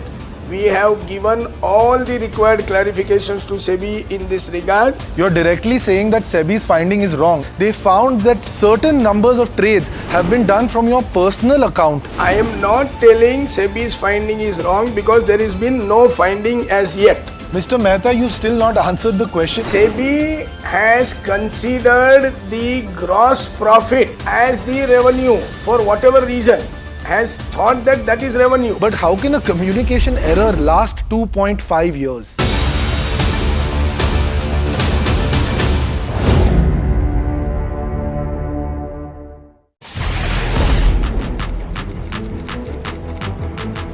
When the headlines move fast, perspective matters.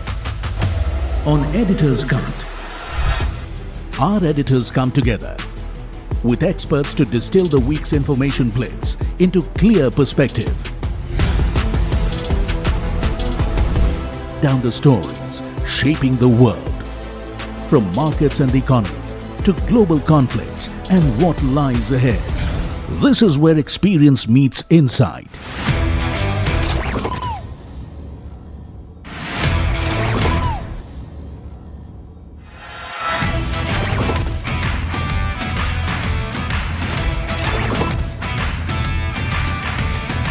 No noise, no hype, just sharp takes on what to watch next. Editor's Cut, every Friday, 3:30 p.m. only on NDTV Profit. He has been tracking markets for over a decade. spots the trends before they hit the screen.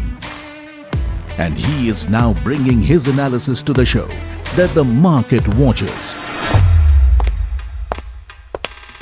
Watch Sharad Dubey on Know Your Company, a show that puts the most traded stocks under the scanner. We dissect the company so that you, the investor, don't have to get the management to answer questions relevant to you. Watch Know Your Company weekdays at 11:30 a.m. to understand your next big bet. India Inc.'s most respected names chose India Inc.'s best and brightest. I'm delighted to be chairing a committee of such distinguished fellow businessmen, bankers. It's just lovely to be back on this NDTV jury. I have been a fan of NDTV for a long time. Many of the nominees are extremely close together in terms of what they've done. Gender parity to be reflected while we choose leadership as well. It's also important that how they are reshaping the industries. We've got a fantastic jury and we've left all decisions to the wisdom of the jury. Who will earn India's top business honors? Find out at the NDTV Profit Business Leadership Awards. Coming soon. US President Donald Trump declared that Iran has agreed to never acquire nuclear weapons, even as the details regarding the future of Tehran's nuclear program remain obscure. The US President also clarified on the $300 billion reconstruction fund to Iran. Nifty hovers near 24,000 levels while Sensex gained more than 300 points. Real estate, FMCG and IT really lead the gains today while metals and PSU banks are on a back foot. Aluminium stocks slump lowest in more than 2 months as US and Iran peace deal enters final phase. The agreement lays the groundwork for the presumption of metal shipments through the Strait of Hormuz, putting pressure on the stocks. HCL Tech soars after the company announced investment in homegrown artificial intelligence startup Sarvam AI. Street thumbs up and bullish brokerages and stocks. Swapping 2-day gain streak, General Insurance Corporation or GIC tumbles nearly 6% in early trade after the government launched an OFS to pare its stake in the state-owned reinsurer. Prime Minister Narendra Modi will attend G7 summit in France today. All eyes will be on his meeting with the US President Donald Trump on the sidelines of G7.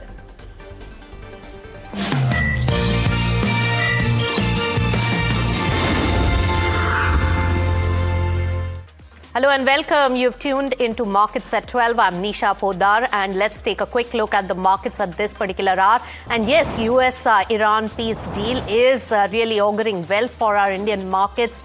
2 days in a row, and today Nifty 50 holding above the 23,900 level is really coming in as a good news. But one thing to remember is that the crossover to 24,000 levels has been seeing some resistance and therefore some gyration in the movement today. But while the key indices are really performing well, both Sensex as well as Nifty really gaining, it's not the broader market participation today. And in fact, the big worry for Nifty 50 is that banks, which really are the quasi-play into the economy of India, that is really lagging behind. So therefore, Nifty Bank is really not adding much, is in the red zone, though flattish in trade. And when it comes to the broader market, mid-cap universe, small-cap universe, that's really not participating with as much gusto. But what's really doing well in terms of the sectoral performance, let's take a look. And real estate is doing well. Media, which has been beaten down, is really doing well. FMCG, IT, that has really picked up because of the big deal of HCL Tech, which is really taking the overall sector also momentum, adding momentum to the sector. But big boy Reliance Industries, ahead of its HEM this week, is the top gainer at trade. Remember, 38 points volumes being added on Nifty 50 by Reliance Industries alone. Apart from that, HDFC Bank has also come back in full gusto, while its Bank Nifty, which is really in the negative zone today. All right, so that's a snapshot of the market, but a quick take on what's really impacting the overall market. And remember, crude has a big role to play and a big factor on the Indian markets. So the US President Donald Trump says that Iran deal is all signed, and that Trump comments came during the talks with French President at the G7 summit.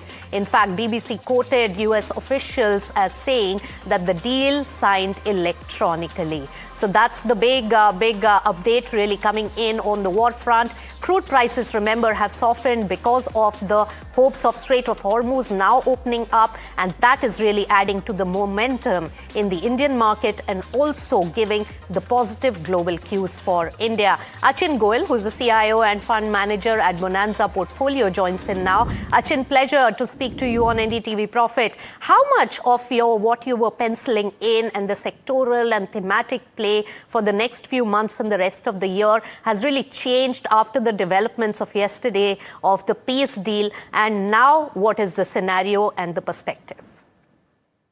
Thank you, Nisha, again for having me. So, it's a very broad market. One day you see one index, one sector going up, another day you see, it's going down. So recently we saw a rally in the banking sector because of the swap concession given by the RBI, and today definitely Bank Nifty we see as a laggard.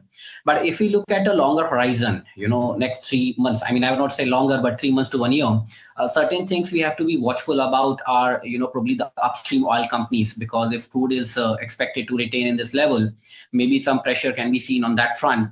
At the same time, certain interest sensitive sectors like, real estate, banks, I would say one has to, start identifying some gems or build positions. I see that we may see good traction there, including realty.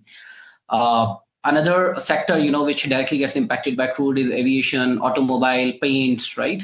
So I think this is another sector that one can look into and, start gradually building position for good gains in the coming months. That's right. A lot of the sectors which had really seen the pressure are now seen recovering. But Achin, one estimate on how much time will it take for recovery, how much of the damage is already done, and what are you penciling in ahead of El Nino effects being fully known and the monsoon picture? That is something one has to be watchful about. If you really see that so far, from 4th to 15th, the deficit is close to 50-60%. We would expect around 53 mm rainfall, but it's only 19.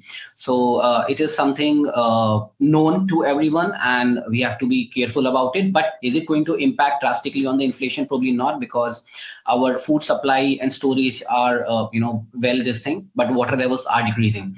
So if I have to really see how it's going to span out, it will impact the inflation. At the same time, we will be having a huge inflow of funds in the form of the measures taken by RBI and government. So somewhere that ease of funds and liquidity will be available in the market to support in difficult times.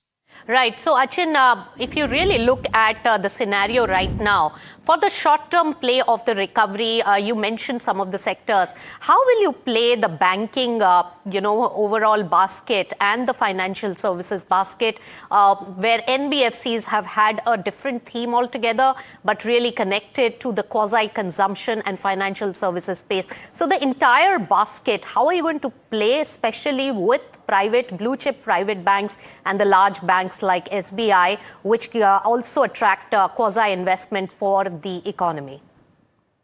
So, like I was saying, Nisha, overall banking and NBFC sectors look very positive to me. And, a lot of lending activities and credit growth is expected to pick up. Deposits pressure is being eased, by the foreign lending and easing of norms. So if I look at this sector, I see there's a good growth potential now. But between, blue chip versus small and mid cap, I always see, more potential in the small cap and mid cap side. So if I have to choose between, SBI and some mid cap, small cap bank, I would probably go with that. Does not mean there's anything wrong with the private or large cap banks, but that's my personal preference. Right, and Achin, how will you also play the alternate energy space now that crude prices are coming down, and they have been euphoric in terms of the valuation, the renewable energy space, the ethanol space, and the various other ancillary like the EV space. How will you play that in terms of the current valuations? So, Nisha, if you will see, this theme of renewable energy and alternate energy has been in play for good 3-4 years now. I mean, if I give you a quick background, now solar energy expected to 500 gigawatt, or in fact renewable is expected to be around 500 gigawatt by 2029. We are already, I think, close to 150 gigawatt in solar, and of 500, around 300 is expected to be solar. EV is spanning out right now. Hydro, nuclear. So if I really look at alternate energy, one area that I am really looking forward, which is not crowded, would be nuclear energy, and not directly manufacturer, but also the supplier, EPC, manufacturer, transmission, waste material handler. So, these are the ancillary companies that I would like to, put my brains into. All right, Achin, great thought there that nuclear energy and all its allied infrastructure stocks, they are the ones which are going to gain momentum in future. Thank you so much for joining us and giving us your expert take on the markets and the themes, Achin. Thank you. With that, we'll slip into a short breather on markets at 12. Come back for more market action on the other side.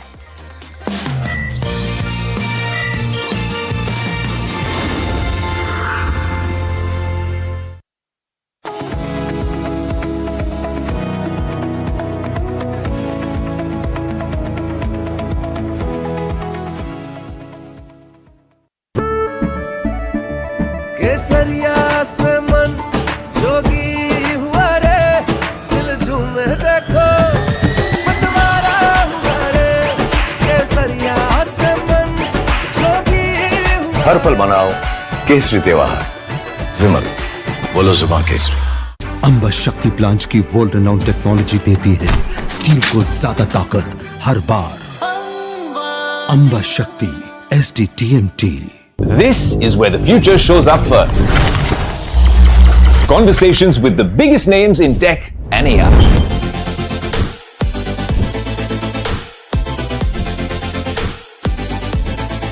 Putting tech through its paces. No fancy jargon or spec sheets, just what matters. If it's shaping the future, you'll see it here first. The Tesla Model Y. This is Tech 360, real talk, real reviews across the NDTV network.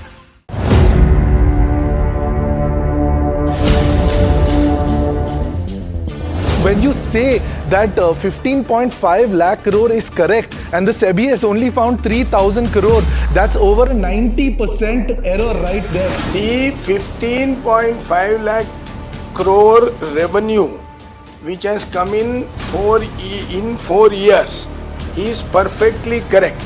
It is not a processing unit, it is a refining and selling unit. SEBI spoke to Affluence and Affluence told them that they have not recorded a single trade with you, that Rajesh Exports is not a client of Affluence. So where is that 11,000 crores coming from? The trade is absolutely correct. We have given all the required clarifications to SEBI in this regard. You're directly saying that SEBI's finding is wrong. They found that certain numbers of trades have been done from your personal account. I am not telling SEBI's finding is wrong because there has been no finding as yet. Mr. Mehta, you've still not answered the question. SEBI has considered the gross profit as the revenue for whatever reason. Has thought that that is revenue. But how can a communication error last 2.5 years?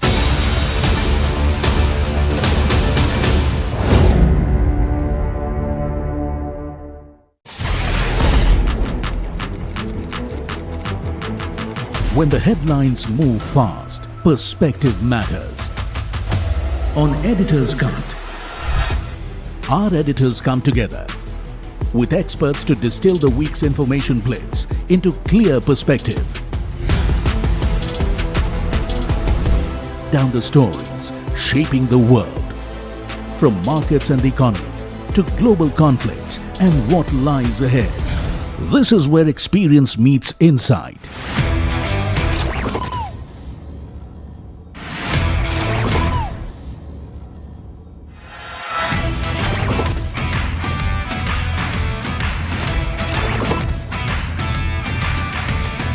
No noise, no hype, just sharp takes on what to watch next. Editor's Cut, every Friday, 3:30 p.m. only on NDTV Profit. India Inc.'s most respected names chose India Inc.'s best and brightest. I'm delighted to be chairing a committee of such distinguished fellow businessmen, bankers. It's just lovely to be back on this NDTV jury. I have been a fan of NDTV for a long time. Many of the nominees are extremely close together in terms of what they've done. Gender parity to be reflected while we choose leadership as well. It's also important that how they are reshaping the industries. We've got a fantastic jury and we've left all decisions to the wisdom of the jury. Who will earn India's top business honors? Find out at the NDTV Profit Business Leadership Awards. Coming soon.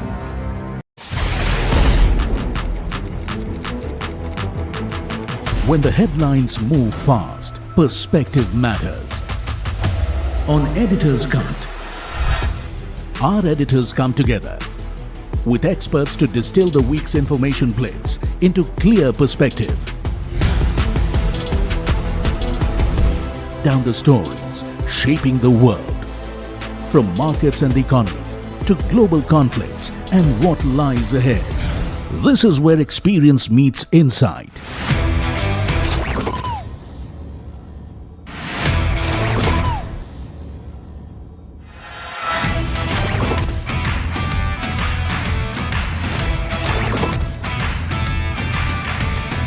No noise, no hype, just sharp takes on what to watch next.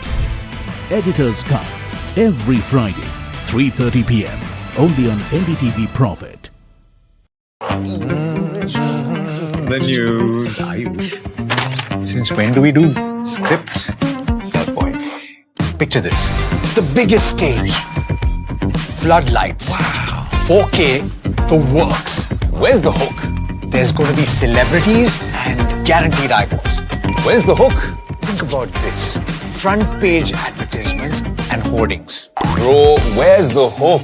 Cross-platform, digital first, virality. Without a hook, no way. The message is clear. It's 2026. You gotta be real in a world of reels. You gotta be original in a world where everything seems generated. That's it. That's what we're looking for. The best campaigns, the hottest trends, the smartest brand moves on our new show. But wait, what do we call it? The hook.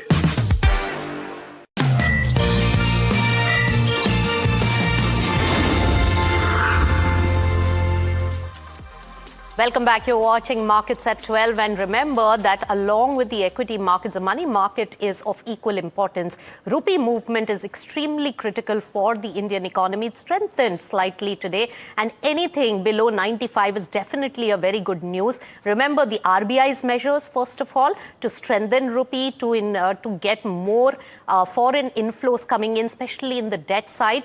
And on the other hand, also remember that because of elevated crude prices, because of the war situation, crude is much more expensive because of rupee that had also weakened. Also, rupee strengthening will impact the FII inflows. Let's get chatting with Abhilash Koikara, who's joining in. He's the head of Forex and Commodities at Novama Professional. Abhilash, pleasure speaking to you on NDTV Profit. Of course, rupee movement is extremely critical for our economy, government, as well as for our markets.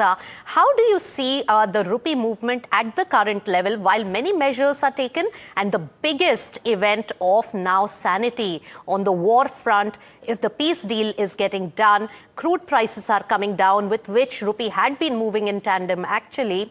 How do you see the rupee movement going forward? It has strengthened today. Good afternoon, Nisha, and thank you for having me on your show. So on the rupee side, we are mildly biased towards a positive rupee. We feel that the worst of the rupee is behind us. So what the lower levels, which we saw close to 97. And broadly, the range of the rupee should be between 92.5, 93 on the higher end for rupee. And probably we should protect, or kind of the 97 should get protected in the near term at least. A few factors which we feel why rupee should be traded with an appreciative bias. First is there are some structural changes which have happened, right? What were the reasons why rupee depreciated? One was obviously the balance of payment. So we clocked around $23 billion of balance of payment in last financial year. And the market consensus was that with the higher oil and outflows, we would probably see a $60-70 billion of balance of payment for FY27. However, as you kind of alluded to, the RBI measures, one, the FCNR beat, which would kind of bring in close to $50-60 billion in the next 4 to 5 months, as well as concessional rate of hedging for external commercial borrowing, which will result in higher overseas financing for select PSUs, should get another $10-15 billion in. And a lower oil prices, right? We have to be mindful of the fact that oil has corrected close to 33% from the top, or the near-term top, which we are seeing close to $120 a barrel. So all this put together, now our view is that we might see a flattish balance of payment. And if debt and equity market flows support in the second half, we can kind of move into a positive trajectory, which is a strong support for the rupee and to ensure that rupee depreciation doesn't happen in the future. Right. So Abhilash, the point that you mentioned of 92, 93 levels of rupee, that's the level of rupee we haven't seen since the war really started. What is the timeline being set of fruition of some of the measures as well as the impact of war peace really coming in on these levels being hit by rupee? What is the timeline that we are looking at? So we are looking at the next 3 to 6 months. So probably by this calendar year end, we should touch between 92 and 93 is our view. And if you look at the real effective exchange rate, right, of rupee, today we are trade weighted real effective exchange rate is close to 90. The levels were last seen in 2013 when we are part of the Fragile Five, right, or so-called Fragile Five at that point in time. So now the competitiveness of rupee, if this peace deal sanity sustains, rupee is very competitive both from an export angle, export competitiveness, as well as for the capital flows to come in. So because of that, we feel that in the next 3 to 6 months, we can see 92, 93 levels on the rupee. And also, Abhilash, there were some unconventional measures that have been really resorted to by the central bank in order to arrest the fall of rupee. That was because of the unusual, circumstances of the war situation. Do you see the RBI in future unwinding that and reversing some of those measures, and or will it be a wait and watch and let it play out and strengthen the rupee and do? What is the outlook on the RBI's outlook on and the measures and action on rupee front? Yeah, so see, RBI has been very clear, Nisha, that RBI is looking to correct the volatility of the rupee and not kind of define a level for rupee, right? So some of the measures which were brought in, that was because there was excessive volatility in the rupee and speculation, at least in the offshore markets. Now, some of the measures which RBI had brought in, they have already reversed, right? For example, exporters were given a time period of 15 months to get their proceeds in, which was earlier 9 months in, right? Now they are reset it to 9 months. So that means more exporters will hedge and more money inflow will come into India. So I feel that RBI will keep on adding measures to boost the rupee, because if you look at even the RBI's forward book, right, they have close to $100 billion of short forward position as on April. Right. So it's not that RBI is not taking measure. I think they will continue to take measure, but they will not click to a particular level. They will look at correcting the volatility or extreme volatility of the rupee. So some of the measures like export remittances, they have already auto-corrected and got it back to the pre-war levels. Right. So, Abhilash, many aspects there. But of course, rupee strengthening will be a good news for the economy. Thank you so much, Abhilash, for joining in. And he's from Novama Professional Client Group. That's all the time we have on this edition of Markets at 12. But do keep it with NDTV Profit. Thank you so much for tuning in.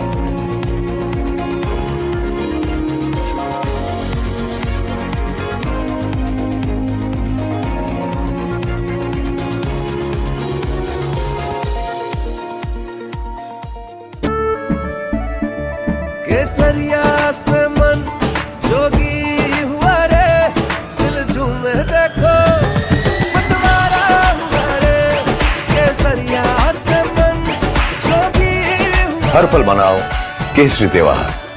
विमल, बोलो जुबान केसरी। अंबा शक्ति plant की world renowned technology देती है steel को ज्यादा ताकत हर बार। अंबा शक्ति SDTMT। This is where the future shows up first. Conversations with the biggest names in tech and AI.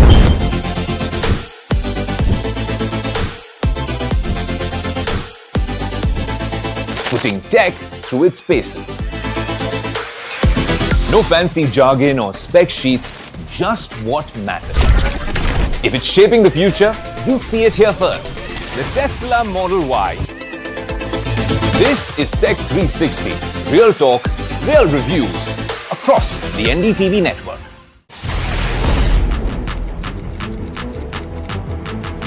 When the headlines move fast, perspective matters. On Editor's Cut, our editors come together with experts to distill the week's information plates into clear perspective. Down the stories shaping the world, from markets and the economy to global conflicts and what lies ahead. This is where experience meets insight.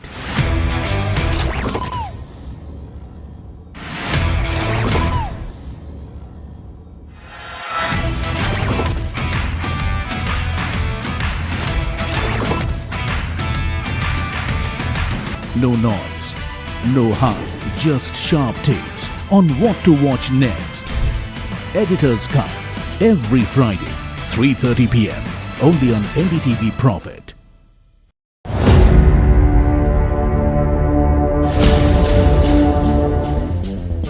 When you say that 15.5 lakh crore is correct and the SEBI has only found 3,000 crore, that's over a 90% error right there. The 15.5 lakh crore revenue which has come in 4 years is perfectly correct.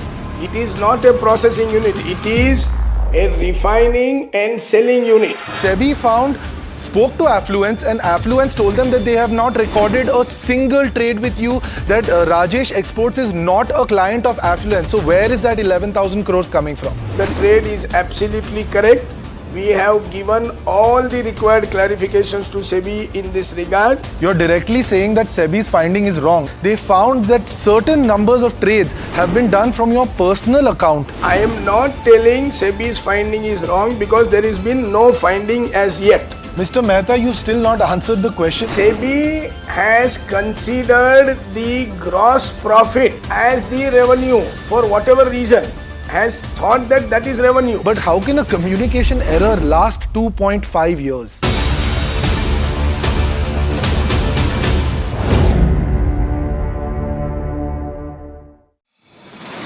India Inc.'s most respected names chose India Inc.'s best and brightest. I'm delighted to be chairing of such distinguished fellow businessmen, bankers. It's just lovely to be back on this NDTV jury. I have been a fan of NDTV for a long time. Many of the nominees are extremely close together in terms of what they've done. Gender parity to be reflected while we choose leadership as well. It's also important that how they are reshaping the industries. We've got a fantastic jury and we've left all decisions to the wisdom of the jury. Who will earn India's top business honors?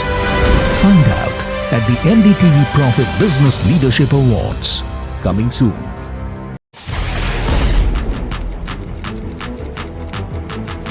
When the headlines move fast, perspective matters.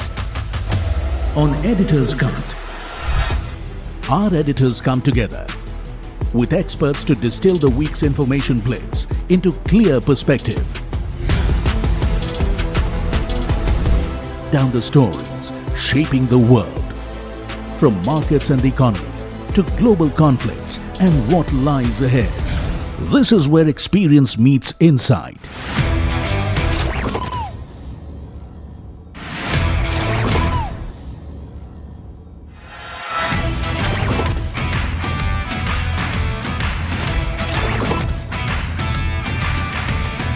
No noise, no hype, just sharp takes on what to watch next. Editor's Cut, every Friday, 3:30 p.m. only on NDTV Profit. The news, Ayush. Since when do we do scripts? Fair point. Picture this. The biggest stage. Floodlights. Wow. 4K, the works. Where's the hook? There's going to be celebrities and guaranteed eyeballs. Where's the hook? Think about this. Front page advertisements and hoardings. Bro, where's the hook? Cross-platform, digital first, virality. Without a hook, no way. The message is clear. It's 2026. You gotta be real in a world of reels. You gotta be original in a world where everything seems generated. That's it. That's what we're looking for. The best campaigns, the hottest trends, the smartest brand moves on our new show. But wait, what do we call it? The hook.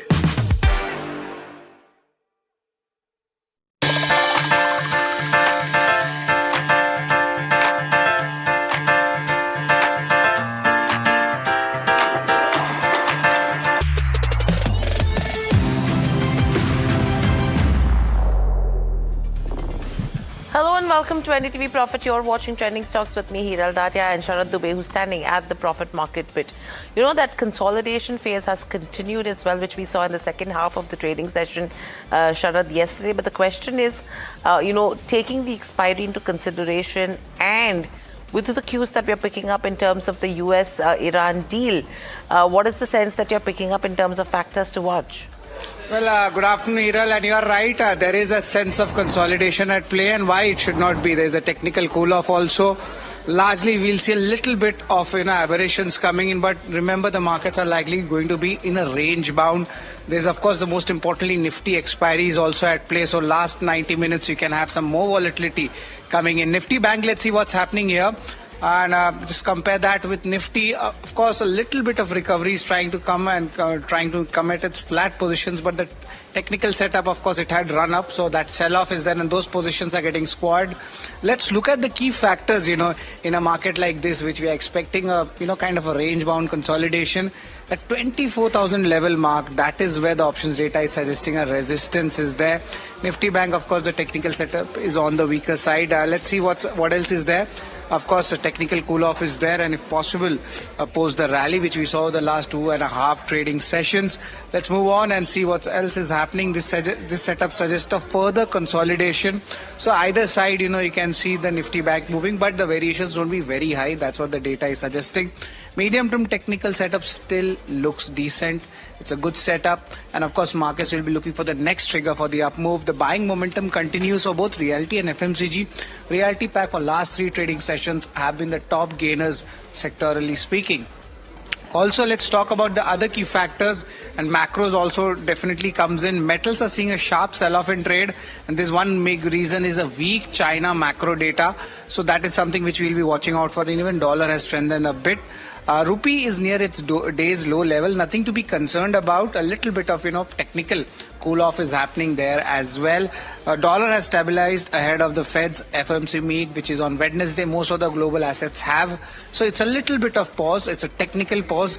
And let's see what happens in these important board meets. Apart from this also, if you look at it, the most momentum in the markets, if it comes in, is going to come in from any domestic related announcements. And Hiral, we had discussed about, some more government help coming in when it comes to, reducing the taxes on the FIs. That's what we have been discussing last week. Maybe something comes up from the government this week. Lots to watch out for as we speak right now. But moving on, let's quickly look at our watch list. You have HCL Tech, Sarvam AI, bet is what you're actually looking at. HCL Tech has invested close to 1,400 to 1,500 odd crores, and this is with regards to where a 10% stake goes. You have L&T. Interestingly, the first target price that they've received above levels of 5,000, and that's what you're looking at. Metal stocks have been under pressure, and this is because aluminium prices have crashed in overnight trade, and that is having a bearing on names like Hindalco, Nalco, Vedanta. Moving from there on, Bajaj Twins, both of the counters are up 5 to 7% in the last 5 trading sessions. So what's brewing on that front? You have Tata Motors PV, which did have actually released their annual report where they're talking about the China luxury market actually actually seeing margin pressure because of that. Apart from these, you have a HDFC Life. That stock is down nearly 24% on a YTD basis. The question is this the time to bet on insurance companies because of the correction that has already come in? Devyani International as well as Sapphire Foods, both of these companies, the merger clearance on its way, so they're one step closer. Hence, both these counters are buzzing in trade.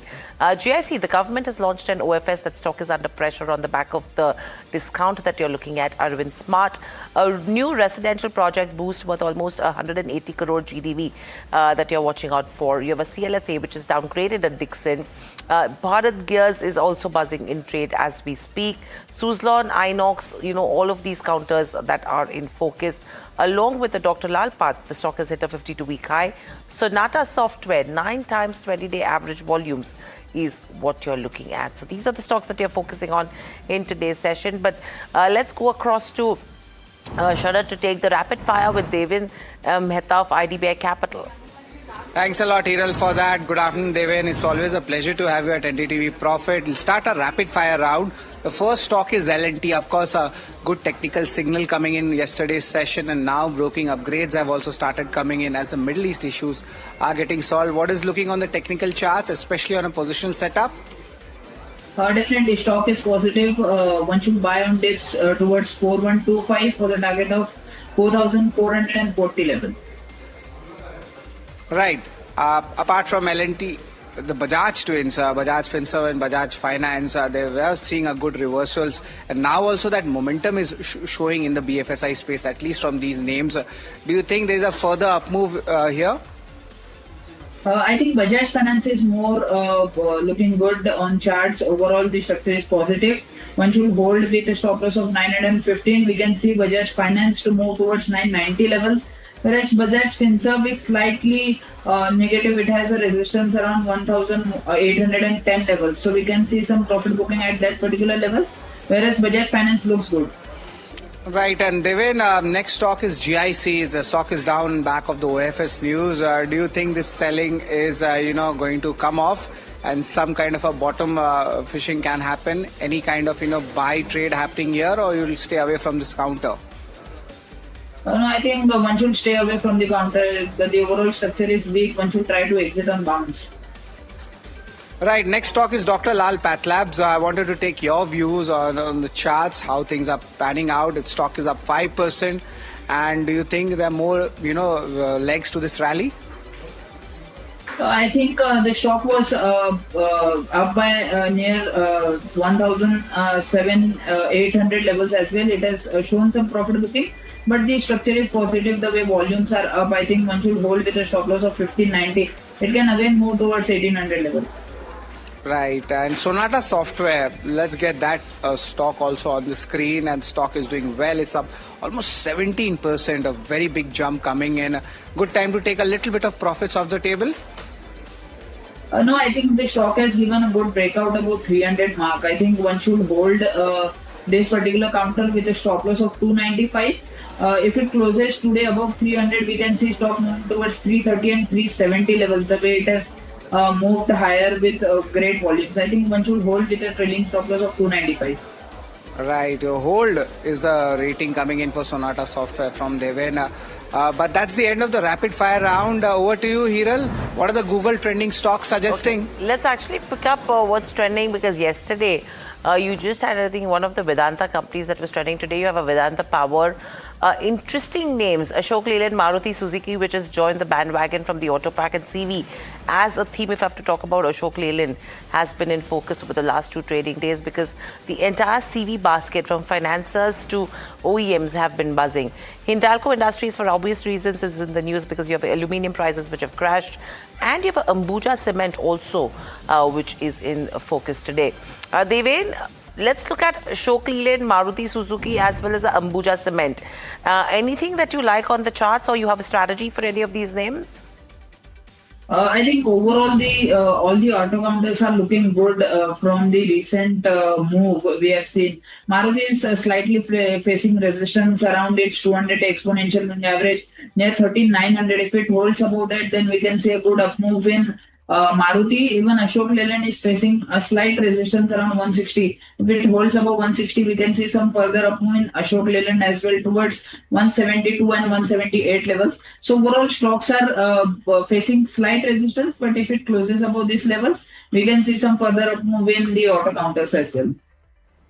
Okay, so that's with regards to where auto names go. But thank you, Deven, for that. We'll quickly slip on to a short break. On the other side, we'll connect with Gaurang Shah of Geojit Investments for fundamental stock check. Please stay tuned.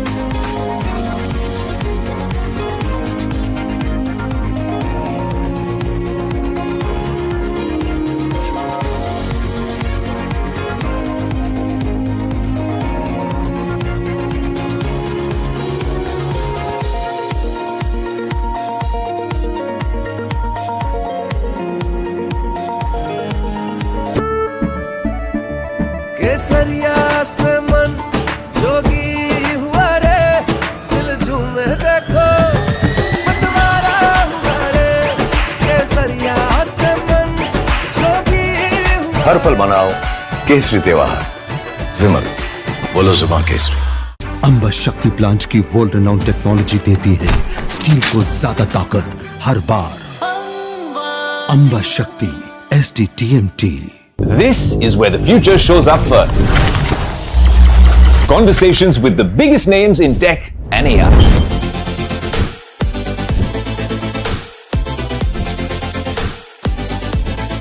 Putting tech through its paces. No fancy jargon or spec sheets, just what matters. If it's shaping the future, you'll see it here first. The Tesla Model Y. This is Tech 360. Real talk, real reviews across the NDTV network.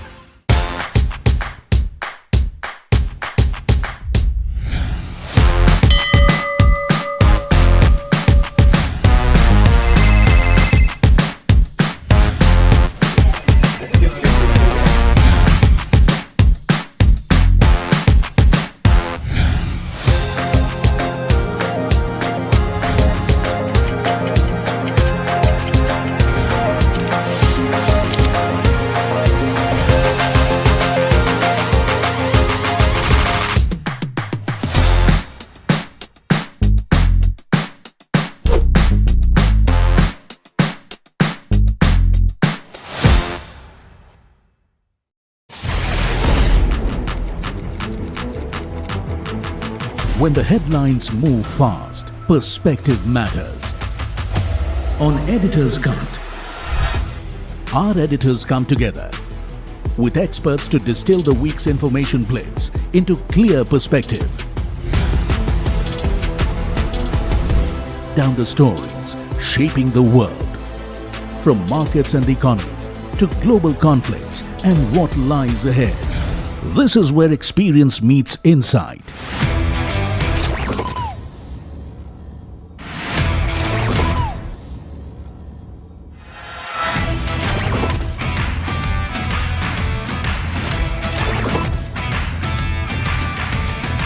No noise, no hype, just sharp takes on what to watch next.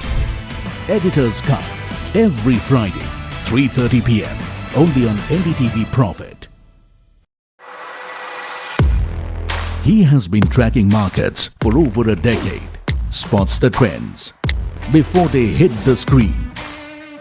And he is now bringing his analysis to the show that the market watches. Watch Sharad Dubey on Know Your Company, a show that puts the most traded stocks under the scanner. We dissect the company so that you, the investor, don't have to get the management to answer questions relevant to you. Watch Know Your Company weekdays at 11:30 a.m. to understand your next big bet. India Inc.'s most respected names chose India Inc.'s best and brightest. I'm delighted to be chairman of such distinguished fellow businessmen, bankers. It's just lovely to be back on this NDTV jury. I have been a fan of NDTV for a long time. Many of the nominees are extremely close together in terms of what they've done. Gender parity to be reflected while we choose leadership as well. It's also important that how they are reshaping the industries. We got a fantastic jury and we've left all decisions to the wisdom of the jury. Who will earn India's top business honors? Find out at the NDTV Profit Business Leadership Awards. Coming soon.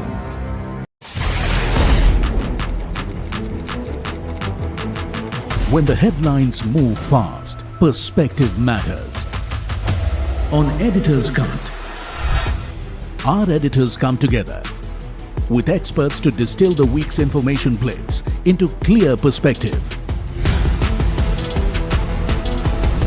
Down the stories shaping the world, from markets and the economy to global conflicts and what lies ahead.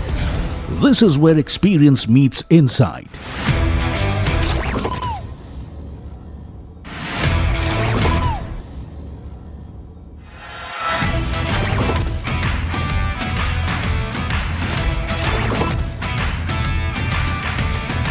No noise, no hype, just sharp takes on what to watch next.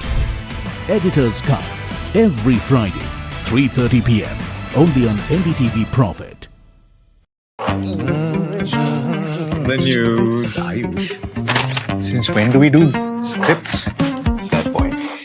Picture this. The biggest stage. Floodlights. Wow. 4K, the works. Where's the hook? There's going to be celebrities and guaranteed eyeballs. Where's the hook? Think about this. Front page advertisements and hoardings. Bro, where's the hook? Cross-platform, digital first, virality. Without a hook, no way. The message is clear. It's 2026. You gotta be real in a world of reels. You gotta be original in a world where everything seems generated. That's it. That's what we're looking for. The best campaigns, the hottest trends, the smartest brand moves on our new show. But wait, what do we call it? The hook.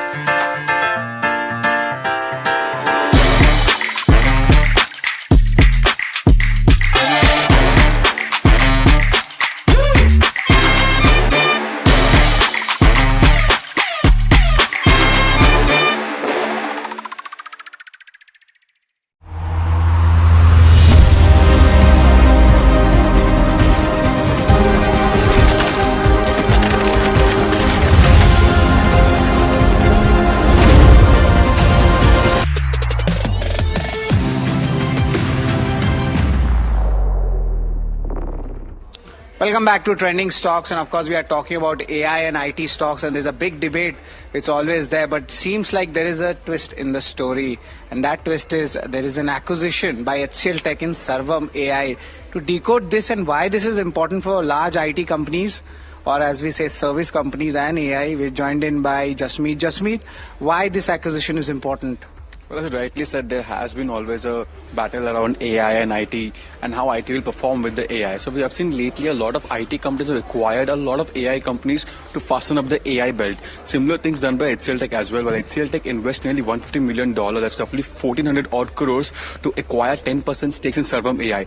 Well, Sarvam AI is a full stack Indian origin AI company that develops end-to-end from scratch in India itself, develops the AI LLM models. Well, this investment by HCL Tech will be used to do further research and development into this space. And what will HCL Tech, that becomes a key question for this particular acquisition. While for HCL Tech, it will be an expansion in the AI chain across its AI clients. Further, they will also develop a lot of regulated bodies across government and other bodies as well.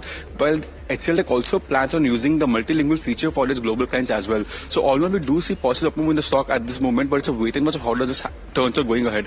But the interesting one, to mark is the overall valuations. If we look at the key valuations paid for this particular acquisition is roughly 315 times of what the revenue is. The revenue for a company Sarvam AI stands at 45 odd crore, and HCL Tech has paid nearly 1,400 odd crores, making the overall price to sales at 315 times.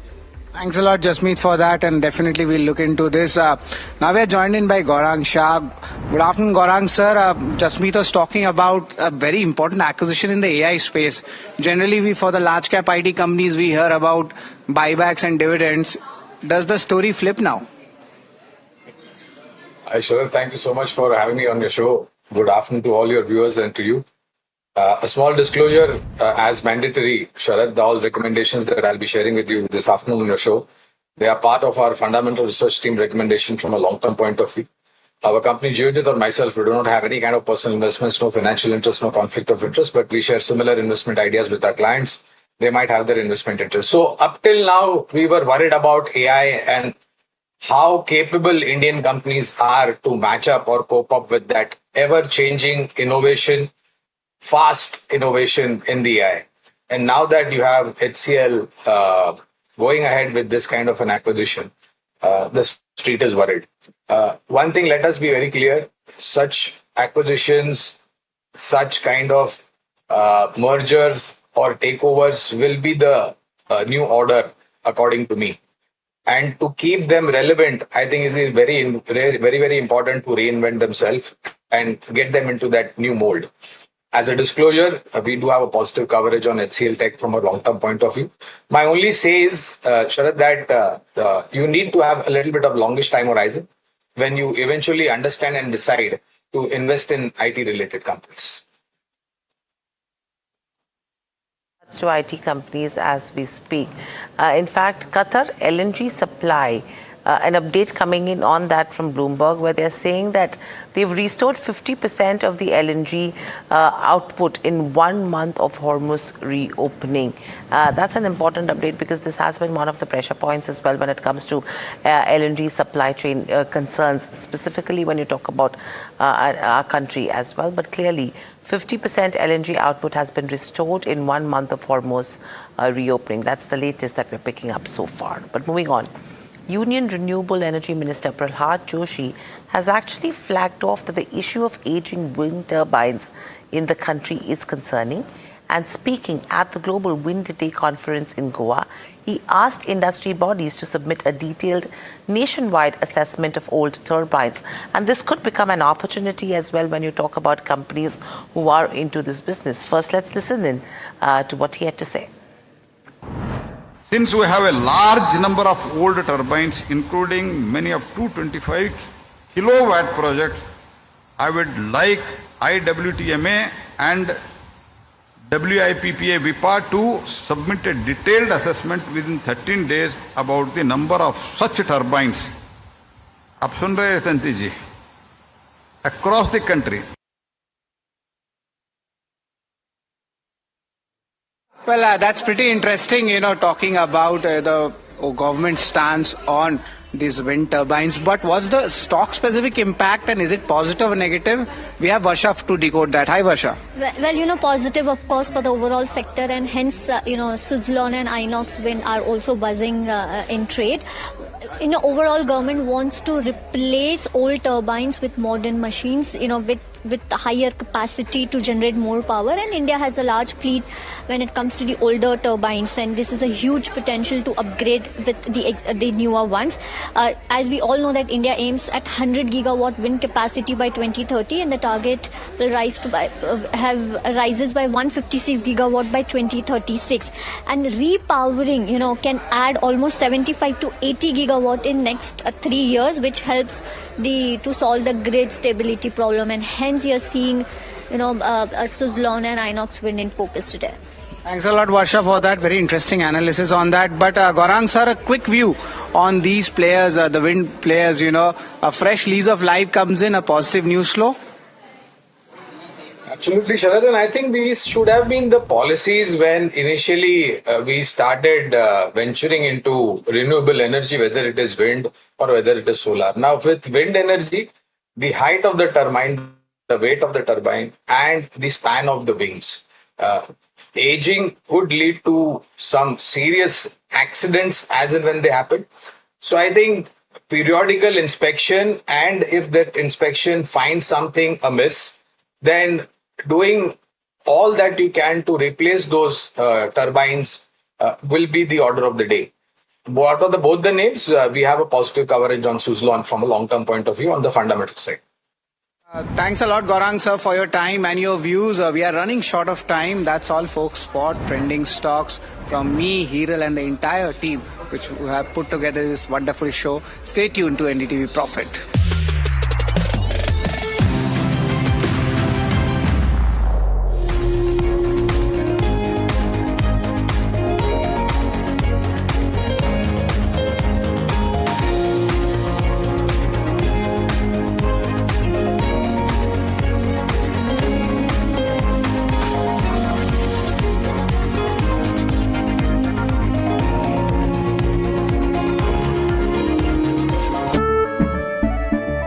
केसरिया से मन जोगी हुआ रे दिल झूमे देखो मतवारा हुआ रे केसरिया से मन जोगी हुआ हर पल मनाओ केसरी त्योहार। विमल, बोलो जुबान Kesari.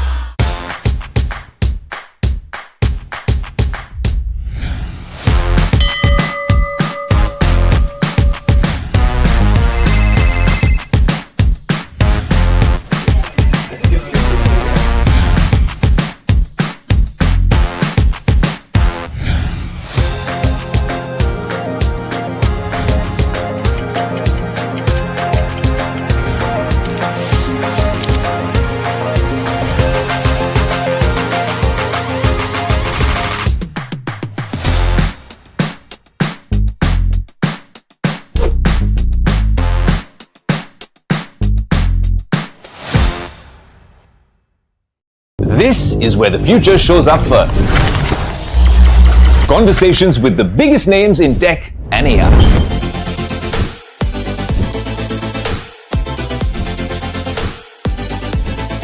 Putting tech through its paces. No fancy jargon or spec sheets, just what matters. If it's shaping the future, you'll see it here first. The Tesla Model Y. This is Tech 360. Real talk, real reviews across the NDTV network.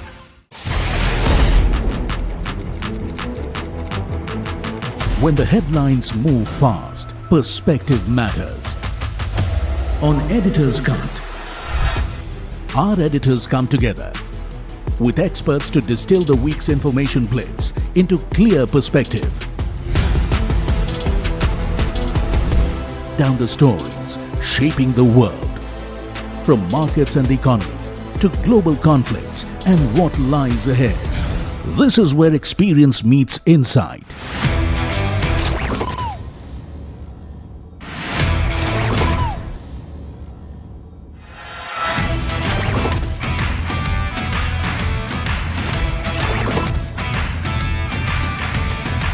No noise, no hype, just sharp takes on what to watch next. Editor's Cut, every Friday, 3:30 p.m. only on NDTV Profit.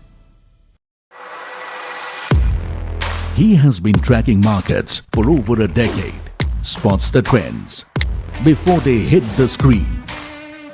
And he is now bringing his analysis to the show that the market watches. Watch Sharad Dubey on Know Your Company, a show that puts the most traded stocks under the scanner.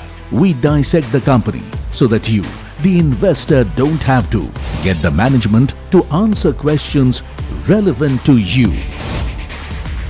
Watch Know Your Company weekdays at 11:30 a.m. to understand your next big bet. India Inc.'s most respected names chose India Inc.'s best and brightest. I'm delighted to be chairing a committee of such distinguished fellow businessmen, bankers. It's just lovely to be back on this NDTV jury. I have been a fan of NDTV for a long time. Many of the nominees are extremely close together in terms of what they've done. Gender parity to be reflected while we choose leadership as well. It's also important that how they are reshaping the industries. We've got a fantastic jury and we've left all decisions to the wisdom of the jury. Who will earn India's top business honors? Find out at the NDTV Profit Business Leadership Awards. Coming soon.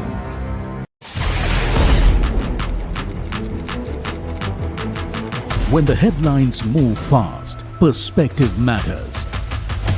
On Editor's Cut, our editors come together with experts to distill the week's information blitz into clear perspective. Down the stories shaping the world, from markets and the economy to global conflicts and what lies ahead. This is where experience meets insight.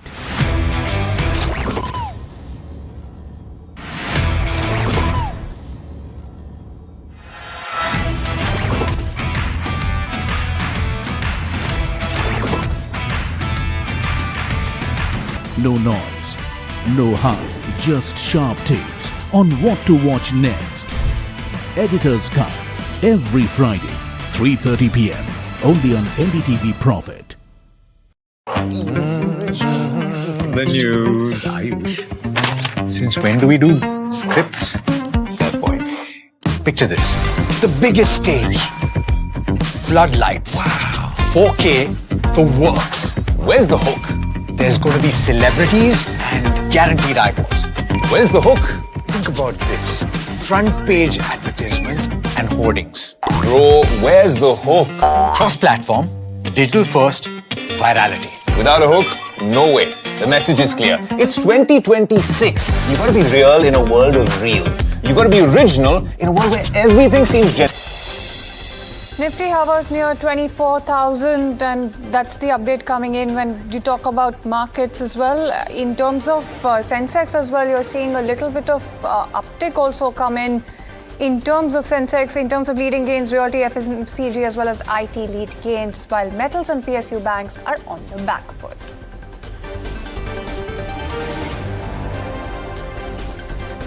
Aluminium stocks slumped to the lowest in more than 2 months as US and Iran peace deal enter final phase. The agreement lays the groundwork for the resumption of metal shipments through the Strait of Hormuz, putting pressure on stocks.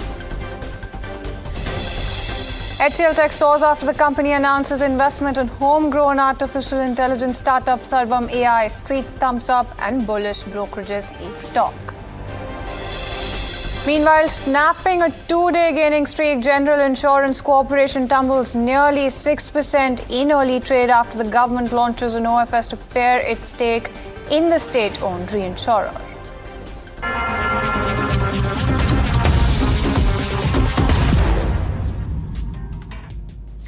Good afternoon. Thank you so much for staying tuned in. You're watching Lunchtime Trades with me, Shreyansi Singh, and this is the show that's going to get you a check going as far as the world of commodities, news and updates are concerned. But first things first, let's talk about the markets then. And it looks like a decent day in trade when you talk about across the board, whether you talk about Nifty or Sensex, you're seeing gains come in. But even when you talk about the sectoral basis, something like an IT, FMCG, realty, oil and gas, all of those sectors in good shape right now. Metals, PSU banks, pharma and auto on the back foot as well. So that's something that you're seeing coming in. When you talk about the gainers as well, Sonata Software is buzzing away on the back of an NCLT nod for Encore IT merger. Fact, you do have some of those fertilizer companies that are buzzing away on the back of the government saying that the import dependence is set to ease. But that's largely the check going as far as market is concerned. That said and done, let's also talk to you about the sharp slide in global aluminium prices that is putting metal stocks under pressure. And mind you that this is one of the biggest losers in terms of sectors today. Easing geopolitical tensions in the Middle East have eased supply concerns as well, triggering a sell-off in aluminium and raising fresh worries over earnings for producers like Hindalco and Nalco. Parth is joining in with some more details before we get you some insights. Sure, so the aluminium stocks are facing some pressure today with Hindalco down over 3.5% and Nalco down over 4.5% today. Also, so far in this June, both Hindalco and Nalco are down almost 15%. So a lot of pressure is what we are seeing in these. Now, the reason behind this is that the aluminium prices globally have dropped 4.4%. They dropped 4.4% yesterday to reach the lowest level since March 27th. So far in this June, aluminium prices have lost almost 10%. So this is the main reason why aluminium stocks are in pressure today. Now, the reason behind this fall in aluminium prices is that the peace deal that has been announced between US and Iran, which includes the toll-free opening of the Strait of Hormuz. And currently, Middle East produces around 10% of global aluminium. And now with the supply bottlenecks easing as well, the things are expected to normalize pretty soon. Now, in terms of impact on Hindalco and Nalco, both of these stocks are very sensitive to the global aluminium prices, as lower realization means lower revenue per ton of what is sold by both of these companies. Nalco will take a bigger hit because they have a pure upstream metal exposure, while Hindalco bleeds on their upstream business, while their downstream Novelis segment will offset some of those losses. Absolutely, and thank you so much, Pat, for getting us a check going as far as some of those counters are concerned. Let's also get you some more insights when it comes to aluminium prices. Try and get a sense of what's going to be happening from here on. In fact, Dinesh Somani, founder of Pro Intellitrade Services, joining us on the show right now. Mr. Somani, a very good afternoon to you. Today, for a change, want to try and understand what you think about aluminium prices. Quite the knock coming in and quite the change when it comes to the setup. How are you looking at it? Well, definitely, we saw a huge rally coming in aluminium prices because of the supply disruption in the Gulf countries. 9 to 10% of the aluminium is being produced at those levels, and because of the supply disruption in Indian MCX market, prices of aluminium moved up from 300 level to 395 level, more than 30% in less than 3 to 4 months. Now, since the Strait of Hormuz is about to open, the geopolitical tension are easing out, the warlock situation is about to get over, the peace deal is most likely to be signed by this Friday. So there is a concern with respect to the supply disruption. Now, from Middle East, the supply is going to resume, and that is causing the prices of aluminum to decline. Yesterday, we saw more than 5 to 6% of decline in the aluminum prices. Currently, LME aluminum is traded around 33.40. Probably it may test 30 to 50, $100 from here as well. But since it has declined a lot from yesterday, a pullback rallies from here to 10 to 12 rupees is expected. From there, the pressure is likely to resume further.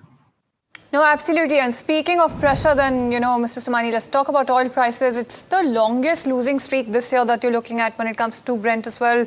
What are you penciling in? Do you perhaps pencil in a little bit of recovery going forward, and how are you looking at that? Don't expect a recovery right now. As I said earlier, the major reason for the rise in the crude oil prices is only because of the 20% of supply destruction. Now, since these things are being easing out, there is going to be an immense supply of crude oil post-Friday. So that is what the market is factored in right now. We have seen the WTI crude trading almost at 80 level mark. I expect a $4 fall further into these prices, expecting prices to stabilize around $76. As far as MCX levels are concerned, I think a break below 75.50 will immediately lead to 72.20 levels, and from there prices are going to ease out. No, absolutely, and thank you so much for highlighting that as well. Going forward, just wanted to try and understand what your view is in terms of the longer term as well, because when you talk about some of the forecasts as well, they're a little bit bearish going into the longer term. How are you looking at that as well? As I said, the supply is immense, the demand is limited in terms of crude oil prices. The only reason for the rally was the 20% supply disruption, and now things are being easing out. I don't expect the geopolitical tension to escalate further. There could be extension of the peace talk. There could be delay in the signing of the memorandum, but I think overall things are going to ease out from here. Prices are going to stabilize around $74 to $76. We don't expect prices to cross $86, $88 from here onwards. No, absolutely. I was hoping that you could give us a little bit of a timeline in terms of how many months you're looking at, and that was my question precisely. But let's also move on and talk about gold prices as well going forward, right? When you talk about gold, you've seen that change really come through in terms of the setup, how you're looking at gold prices as well, and what are you then penciling in, any levels that you're looking at as well? Yeah, definitely. We have seen a low of 4030 in the COMEX gold prices. From there, we see a release rally of almost 8 to 9%. Prices are testing almost yesterday tested 4368 levels. There is a sharp correction from there onwards. I don't expect prices to fall below 40 to 40 levels from here. Upside, expecting a level of 4550 in a month or two. No, absolutely. And also wanted to try and understand what you think about fresh buys right now, because, when you talk about investors who are already invested, it's a little bit of sigh of relief really coming through for them. But what about those who are waiting for fresh buys, waiting for the dust to settle in? Yes, definitely. I think the dust has already settled in for prices from $5,600 has almost declined to $4,000, a fall of almost 27 to 30%. I think it's a good level to accumulate for long term. Don't expect much downside from here. Maybe prices could stabilize for around a quarter from here in the range of 4,200 to 4,500. But overall, there is a good potential upside. No, absolutely, and thank you so much for highlighting that potential upside as well as the timeline when it comes to what happens going forward as well when it comes to gold prices, and joining us on the show. So there you go, that's the update coming in. As far as oil prices are concerned, aluminium as well as gold also concerned. Let's also move on and talk about how the Strait of Hormuz that is expected to reopen after US and Iran sign the deal as well. You do have top officials as well telling NDTV Profit that oil supplies may take weeks to normalize. In fact, Sesha Sen is joining in with some more details on this one. India is watching closely as a potential US-Iran peace deal raises hopes of easing global energy tensions. Now, a senior petroleum official, however, said that the normalization of oil flows could still take weeks even if the agreement holds. Now, once the deal is signed, the reopening of the Strait of Hormuz is expected to potentially allow the crude, LNG as well as petroleum product shipments to resume in the coming days. Industry estimates, about nearly 180 million barrels of crude and refined petroleum products remain stranded in the Gulf, along with more than 1 million tons of LNG. Now, the loaded tankers will start moving as and when the strait reopens. However, most details of the agreement are still unclear, and India is definitely closely tracking developments given the region's importance to its energy security. In markets, oil prices have fallen to a 3-month low of about $83 per barrel, though they remain about 20% higher than pre-war levels. Now, officials also said that prices may also not immediately recover to pre-war levels, given that almost 10 to 11 million barrels per day of production has been shut in West Asia, besides which some facilities have also suffered damages. Now, before the conflict, the Gulf accounted for roughly 40% of India's crude imports, and that clearly underscores what is at stake as supply routes begin to reopen.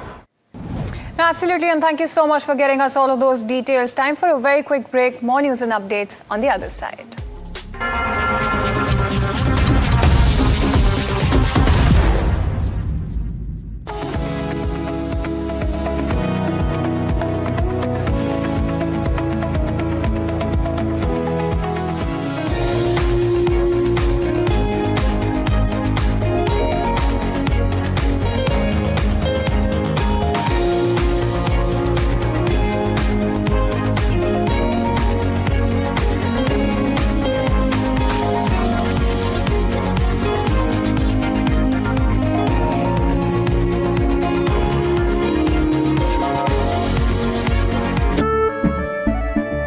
केसरिया से मन जोगी हुआ रे दिल झूमे देखो मतवारा हुआ रे केसरिया से मन जोगी हुआ हर पल मनाओ केसरी त्योहार विमल बोलो जुबान Kesari This is where the future shows up first.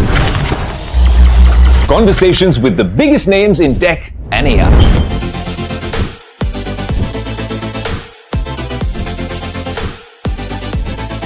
Putting tech through its paces. No fancy jargon or spec sheets, just what matters. If it's shaping the future, you'll see it here first. The Tesla Model Y. This is Tech 360. Real talk, real reviews across the NDTV network.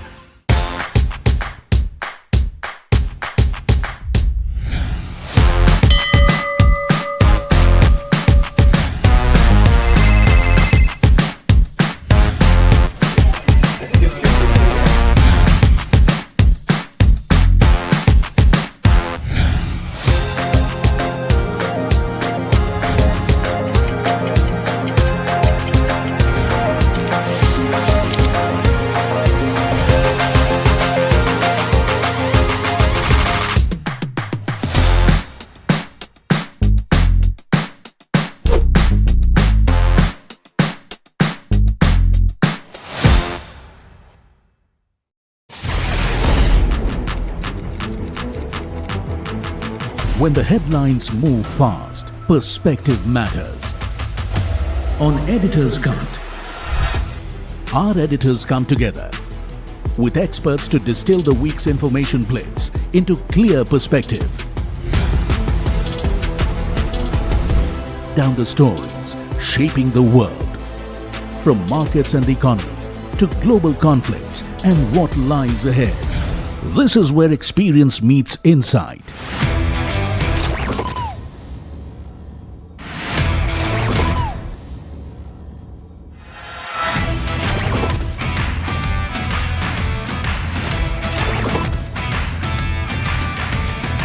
No noise, no hype, just sharp takes on what to watch next. Editor's Cut, every Friday, 3:30 p.m. only on NDTV Profit. He has been tracking markets for over a decade, spots the trends before they hit the screen. And he is now bringing his analysis to the show that the market watches. Watch Sharad Dubey on Know Your Company, a show that puts the most traded stocks under the scanner. We dissect the company so that you, the investor, don't have to get the management to answer questions relevant to you. Watch Know Your Company weekdays at 11:30 a.m. to understand your next big bet. India Inc.'s most respected names chose India Inc.'s best and brightest. I'm delighted to be chairman of such distinguished fellow businessmen, bankers. It's just lovely to be back on this NDTV jury. I have been a fan of NDTV for a long time. Many of the nominees are extremely close together in terms of what they've done. Gender parity to be reflected while we choose leadership as well. It's also important that how they are reshaping the industries. We got a fantastic jury and we've left all decisions to the wisdom of the jury. Who will earn India's top business honors? Find out at the NDTV Profit Business Leadership Awards. Coming soon.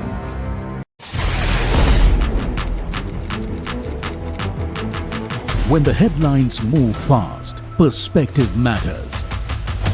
On Editor's Cut, our editors come together with experts to distill the week's information plates into clear perspective. Down the stories shaping the world, from markets and the economy to global conflicts and what lies ahead. This is where experience meets insight.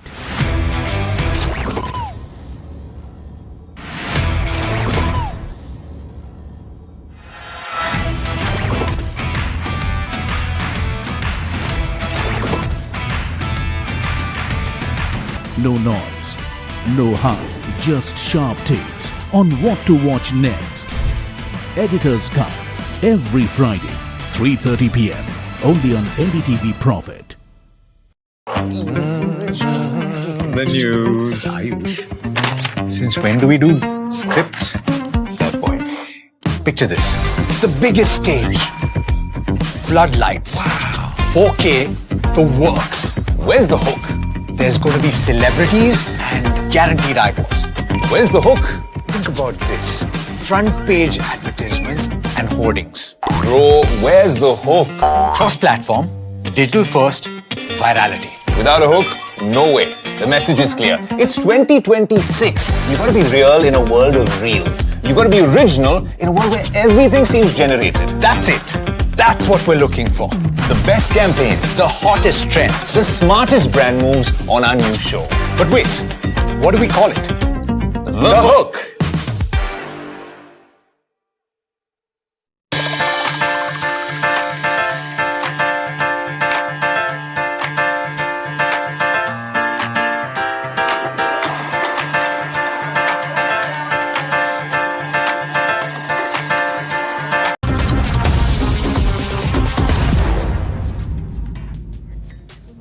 Welcome back. Thank you so much for staying tuned in. Well, it's time now to put the spotlight on the G7 summit where all of the action right now is, and you do have all of the world leaders who are assembled there, right from French President Emmanuel Macron in Evian-le-Baye, and Macron welcoming US President Donald Trump, as you can see on your screens as well. You do have Zelensky, Egyptian President Abdel Fattah al-Sisi, as well as UAE President Sheikh Mohammed bin Zayed Al Nahyan and Qatari Emir Sheikh Tamim bin Hamad Al Thani as well, ahead of a work session on the Middle East. As you can very clearly see on your screens, all of those leaders are really gathered there in conversation, and all of those updates really something to watch out for. All of the flags that you see on your screens, those are the countries that are assembled in front of you, and that conversation, anything and everything that comes out in by the way of commentary is going to be something to watch out for. But speaking of something to watch out for, let's also talk about some of the stocks that are buzzing away in trade. In fact, Parth is standing by with that update. Right, so there are three stocks that are in my watch list currently, starting with General Insurance Corporation, where the government has launched an offer for sale to sell up to 5% stake in the company. The floor price for this issue has been set at 352 rupees per share. The base issue size stands at 1235 crore, while the total OFS size may reach up to 3087 crore if government proceeds to exercise the oversubscription option as well. The non-retail bidding has started for this OFS today, while the retail bidding will be starting tomorrow, that is the 17th of June. The second stock is Arvind Smart Spaces, in which the company has added a new South Ahmedabad residential project.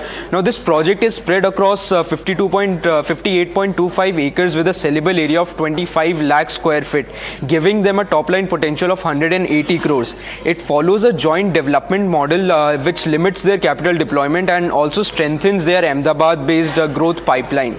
The third one is HCL Tech, where the company has invested $150 million for a 10.46% stake in Sarvam AI. This is the first major AI investment by an Indian IT major company. And if we have a look at the brokerage reports regarding this matter, then Morgan Stanley maintains an equal weight rating on HCL Tech with a target price of 1410 rupees, while Nomura maintains a buy rating as well with a target price of 1600 rupees per share.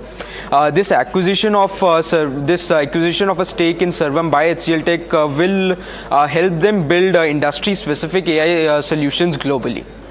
Absolutely, and thank you so much, Parth, for getting us a check going as far as some of those counters are concerned. Let's also move on and get you an interesting update. The government's divestment program is off to a strong start, with Q1 receipts expected to cross the 15,000 crore mark as well. A series of PSU offer for sale transactions have contributed the bulk of collections, helping really strengthen non-tax revenue receipts. And the government is also progressing with the strategic sale of IDBI Bank, while a stake sale in LIC is expected later this year as well. So that's something that you're looking at as an important update. But with that, we're completely out of time on this edition of Lunchtime Trades. Thank you so much for tuning in.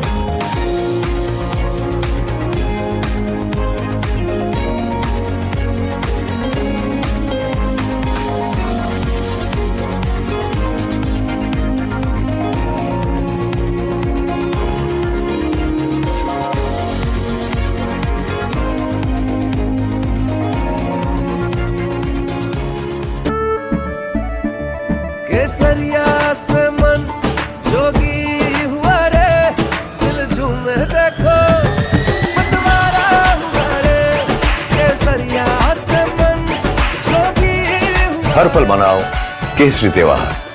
विमल, बोलो जुबान Kesari.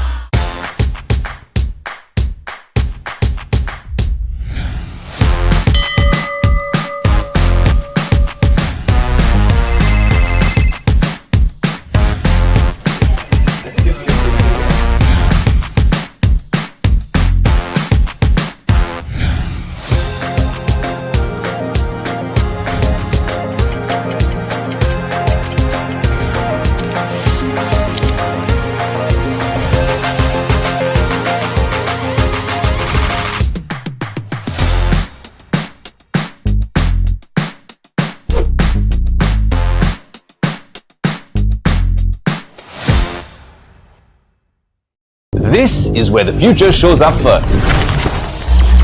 Conversations with the biggest names in tech and AI.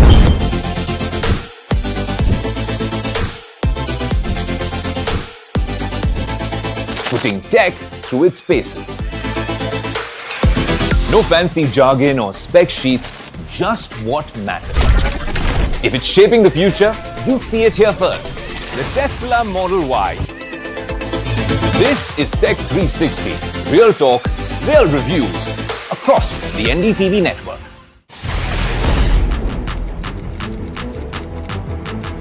When the headlines move fast, perspective matters. On Editor's Cut, our editors come together with experts to distill the week's information plates into clear perspective. Down the stories shaping the world, from markets and the economy to global conflicts and what lies ahead. This is where experience meets insight.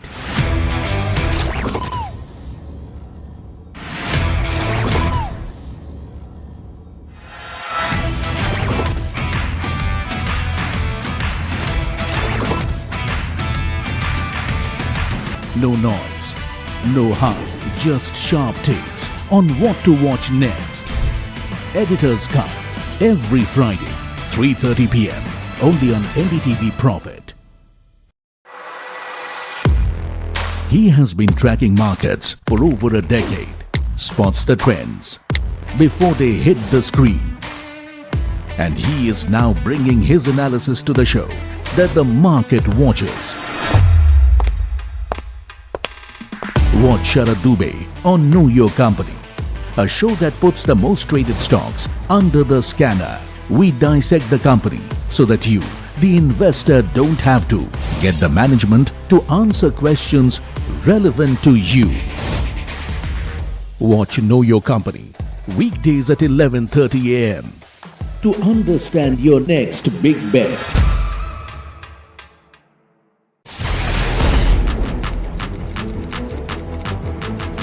When the headlines move fast, perspective matters. On Editor's Cut, our editors come together with experts to distill the week's information plates into clear perspective. Down the stories shaping the world, from markets and the economy to global conflicts and what lies ahead. This is where experience meets insight.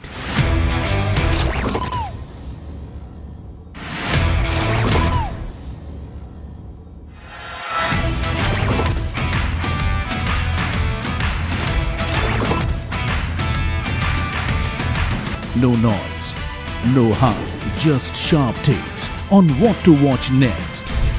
Editor's Cut, every Friday, 3:30 p.m. only on NDTV Profit. The news, Ayush. Since when do we do scripts? Fair point. Picture this. The biggest stage. Floodlights. Wow. 4K, the works. Where's the hook? There's going to be celebrities and guaranteed eyeballs. Where's the hook? Think about this. Front page advertisements and hoardings. Bro, where's the hook? Cross-platform, digital first, virality. Without a hook, no way. The message is clear. It's 2026. You gotta be real in a world of reels. You gotta be original in a world where everything seems generated. That's it. That's what we're looking for. The best campaigns, the hottest trends, the smartest brand moves on our new show. But wait, what do we call it? The Hook.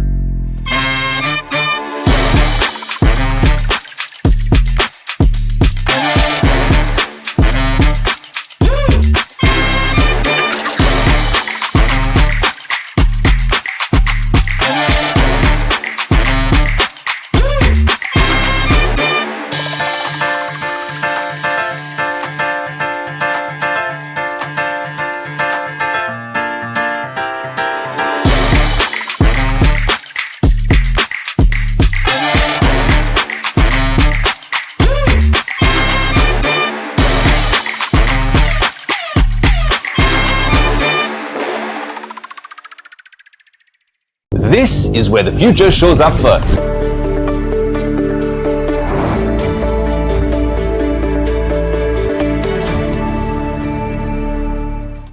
Good afternoon, you're watching Small Cap Bazaars on NDTV Profit with me, Somit Sarkar, and my co-anchor Varsha. In the next half an hour, we'll take you through the most important small cap stocks that have been buzzing in trade either on the back of price or volumes. Now, if you look at the markets first, the Nifty has been gaining for the third consecutive session, but 24,000, that continues to remain a big resistance for the benchmark index. Even when it comes to the Nifty Bank Index, that has been largely consolidating around just up 40 odd points in trade, just 0.08% up in trade.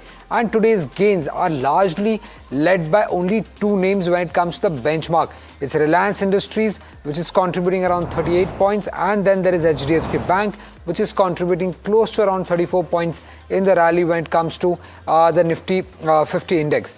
Among the sectoral indices, Nifty Realty continues its upward trend. Nifty IT up around 1% in trade, largely because of HCL Tech. And on the losing side, we have Nifty Metal Index, which is down nearly 2% in trade on the back of weakness that we are seeing in aluminium names, and that is because of the fall that we had seen in the prices of aluminium. But when it comes to Nifty Small Cap Index, yet another day of gains that we are seeing. The index is up around 0.1% in trade. But Varsha, can you take us through which are the key stocks that have been buzzing when it comes to the small cap names here? Well, let me put up Rashi Peripherals. We have seen highest volume since listing in Feb 2024. Let's see what that stock is doing. The stock is up almost 15%. You have Concord Enviro Systems also buzzing on the back of order win of around 16 crore. The stock is up 13%. Magellanic Cloud is also in focus today. Fabtech Technologies have secured 31 crore order for veterinary vaccine facility project. Let's see what that stock is doing. Is up almost 11% in trade. You have PDS also, came out with an investor presentation laying out the growth vision that they have for next few years. Is up on the back of this, is up almost 7%. On the loser side, though, you have Moti Sons, which is sulking in trade. You have ACPC also. The Moti Sons is down almost 12%.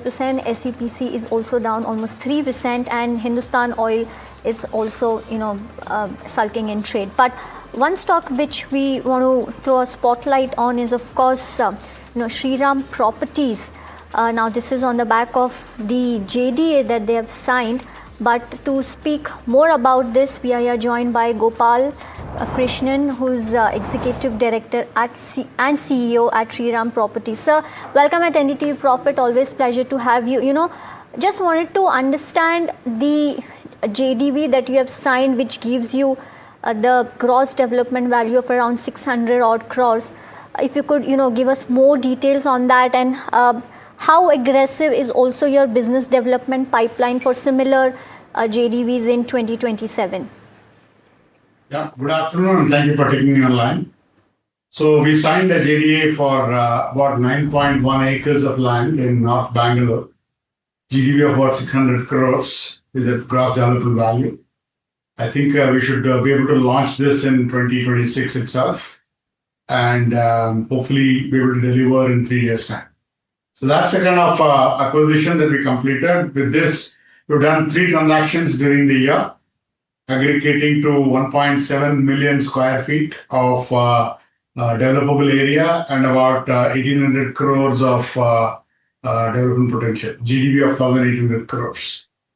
In addition, I think our pipeline is very aggressively growing. We're very confident of consummating 3 other transactions spread across Pune and Bangalore. Actually, 4 transactions spread across Pune, Bangalore, and Chennai, adding up to almost 7 million square feet, almost 6,000 crores of GDV to be done, to be accomplished in the next 2 to 3 months. So I think that's the kind of potential that we have. These are advanced stage of conclusion, these transactions. So we hope to be able to consummate almost 7 million square feet going forward during the next 100 days and about 1.7 million already done during the year. That takes us to about 8 million square feet with about 7,000 plus crores of GDV against our annual target of about 8 million square feet for the current financial year. So we should hopefully be able to achieve our full year guidance during first half itself is the expectation that we have. Understood. And you also mentioned that this will strengthen your, Bangalore pipeline. How much of future growth are you expecting from the city? So Bangalore has been a core market for us always. And we believe Bangalore will continue to account for about 40% of our overall pipeline. And this year, FY27 itself, against 7 million square feet that we are supplying for launches during the financial year, FY27, I think nearly 40% is coming from Bangalore. The rest is equally spread between Kolkata, Chennai, and also Pune. So we have a well spread launch portfolio for this year. And overall pipeline wise, if you look at, I think we will continue to have Bangalore accounting for about 40% of our overall pipeline going forward. Right. And also, you're expecting the launch in this year itself. What kind of pre-sale visibility are you seeing when it comes to this market? So in Bangalore, our team has done a good job. Most of our recent launches have been sold within 2 to 3 months of launch. In fact, the last launch that we had in Anekal in Bangalore, we have now, so we launched it in about 4 months ago. Today, we are almost fully sold in that project. So that's the kind of velocity that we are seeing in Bangalore markets. That's the strength of Shriram brand and as well as the strength of the operating platform that we have built. So therefore, we are very confident of selling this new project within a year of launch and hand over completed project to customers in about 3 years from the launch timeline. Right. And also, sir, you are also guiding 3,300 to 3,500 crore of sales. What gives you confidence despite, we've seen the approval delays in FY26? I think those lessons are behind us. I think we have learned a few lessons from there and accommodated those learnings into our planning process as we go forward. I think we are very confident of, because as I said, we have about 7 million square feet we are supplying to the launch process. 10 or 11 projects in the pipeline with various stages of approval. And we believe, based on the progress so far, it gives us a comfort and confidence that we should be able to sail through comfortably, unlike in the recent past. Also, we have a launch which is spread across different cities. As I said earlier, 40% is Bangalore, rest is spread well between Kolkata, Chennai, and Pune. Therefore, the approval risk is also de-risked, or since given the geographical spread, we don't see a significant challenge in front of us. So overall, I think we are very confident about achieving our guided volume of 5 to 5.5 million square feet for the current fiscal. Okay. So just wanted to check the 3,500 crore guidance that you have given, that's for FY27, right? Yes, sir. Okay, and what percentage of FY27 launches already have approvals in hand versus pending? We have a couple of projects already approved out of the 10 launches that we have. Okay, so remaining out of the 10, only two of them have got approval, while 8 of them are still pending, right? But you're pretty sure that that will come in during the year. Yeah, there are two reasons, right? One, they are still early enough in the game because they are meant for Q3 and Q4 launches. Also, the remaining launches are spread in Pune and Chennai and Kolkata. So Kolkata is also already in the process of getting launched. So I think we have a very good comfort on the launch visibility as we go forward.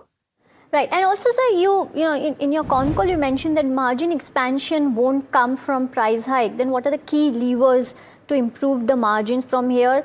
Because FY26 EBITDA was flat, you know, due to a cost escalation. Just wanted to understand what kind of margin improvement can you see in FY27 and what will be the key drivers for that? Margin expansion can happen with the scale improvement, because the economies of scale is what is going to drive the margins going forward. On a medium-term basis, we would stabilize our EBITDA margins in the mid-20s and our PBT margins in the 10-11% range as we go through. So that's our aspired or targeted stabilization level, and we are on track to reach that kind of number. Speaking specifically about growth in FY27, we see a 20 to 30% growth at different levels of P&L in the current financial year, as we have indicated earlier. Right, and for the Pune markets, you sold almost 300 units versus 850 units annual market absorption. How scalable is this success in Pune, and will Pune become a core geography for you as well? Yes, I think we are very confident, very positive about Pune. It is scalable. The market, the share that we highlighted in the earnings call was about the particular micro market as well. And we have now got 3 other projects at the different stages of approvals and closure. And these are in a different micro market and more closer to the software corridors. So we should be able to scale up our volumes. And at some stage, we believe Chennai and Pune will compete with each other from a core market perspective in terms of which one becomes the second largest contributing market for us. For now, we are betting on both of these markets, both Chennai and Pune. So Bangalore will always be the 40% plus kind of volume for us. The rest is basically between Bangalore, Chennai and Pune. Kolkata will follow, and Kolkata we are obviously accelerating our monetization. So we'll have more launches coming up in Kolkata as well. So I think all 4 markets will feed strong growth for us. And that's a confidence on which we have guided a 20% plus kind of growth in top line volume, and in a P&L side between 20 and 30% growth at different levels of P&L. Right, all right. Well, thank you so much, sir, for joining in and having a conversation with us. Pleasure to have you on our show. Thank you so much. Well, this was Shriram Properties expecting 3,300 to 3,500 crores of sales in FY27. But small cap heat continues after this break. Stay tuned.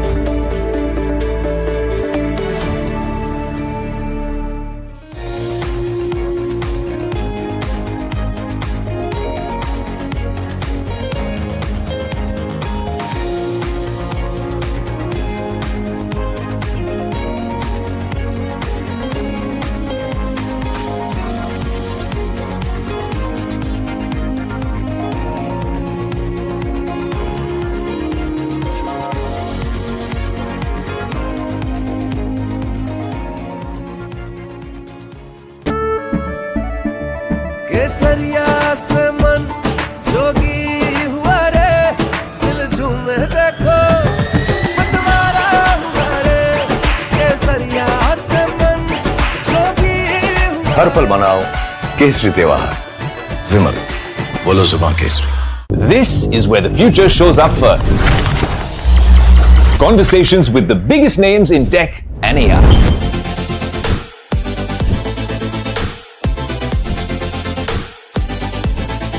Putting tech through its paces. No fancy jargon or spec sheets, just what matters. If it's shaping the future, you'll see it here first. The Tesla Model Y. This is Tech 360. Real talk, real reviews across the NDTV network.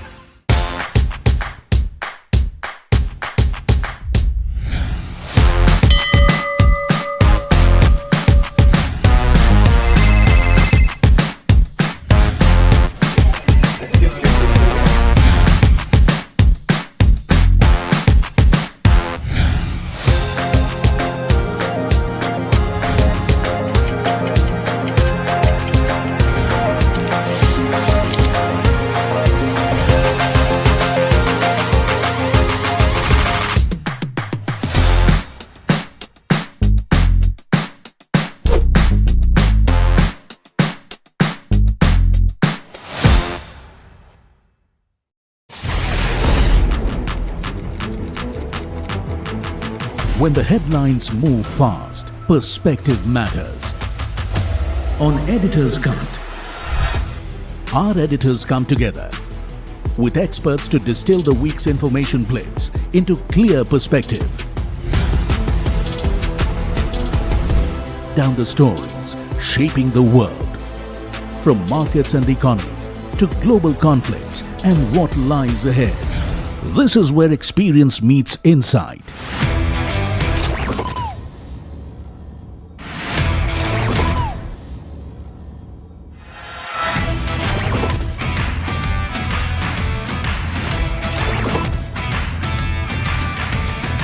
No noise, no hype, just sharp takes on what to watch next.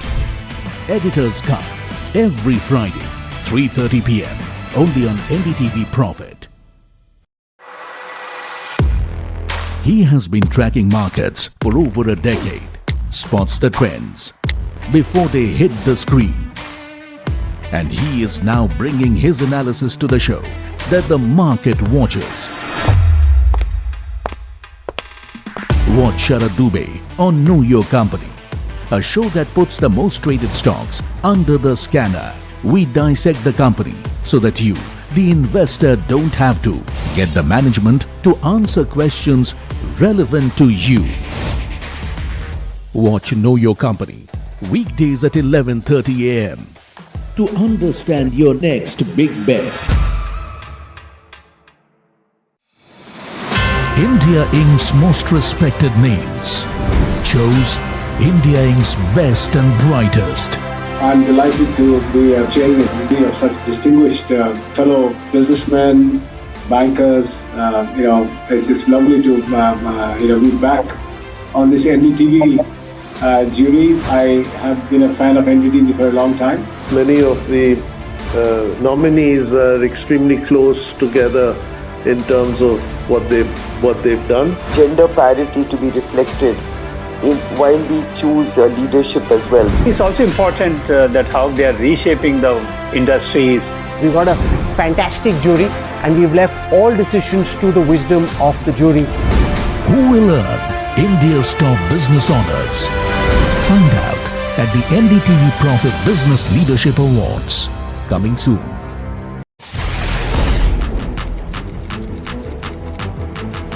When the headlines move fast, perspective matters. On Editor's Cut, our editors come together with experts to distill the week's information plates into clear perspective.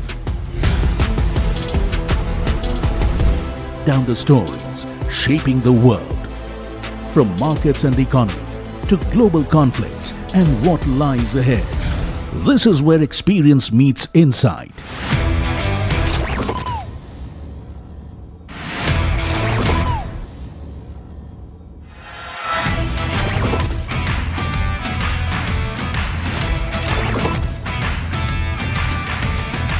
No noise, no hype, just sharp takes on what to watch next.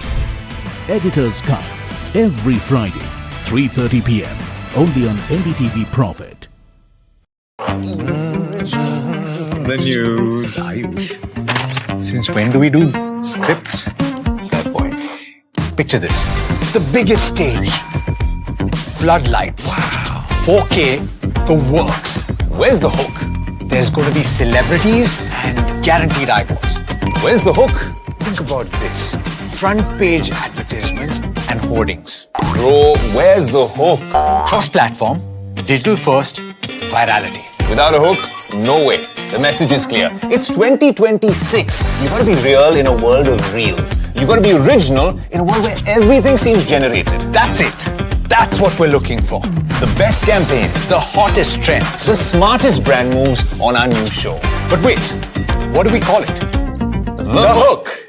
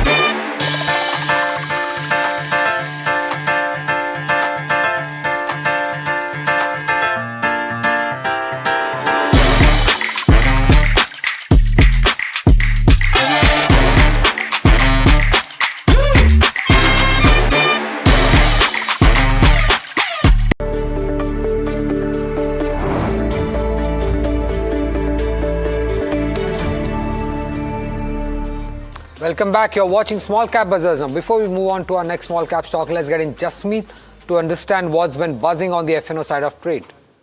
Well, Samir, thank you for that. It has been a good day for markets today, third consecutive day. If you look at the key stocks buzzing in today's trade, we have HCL Tech and Reliance buzzing there. HCL Tech on the back of the acquisition. Further on the negative side, we also have Tata Steel and Maruti down about 1%. Now, if you look at the F&O side of the business, we do understand that the long unwinding is happening for the PG Electroplast and Suzlon getting about 7.5 to 4% in today's trade. Now, when we look at the short covering, we also have stocks like Tata Consumer, which we see short covering given they were buzzing into it yesterday, the entire consumer pack. We also have access to Lombard about 2%.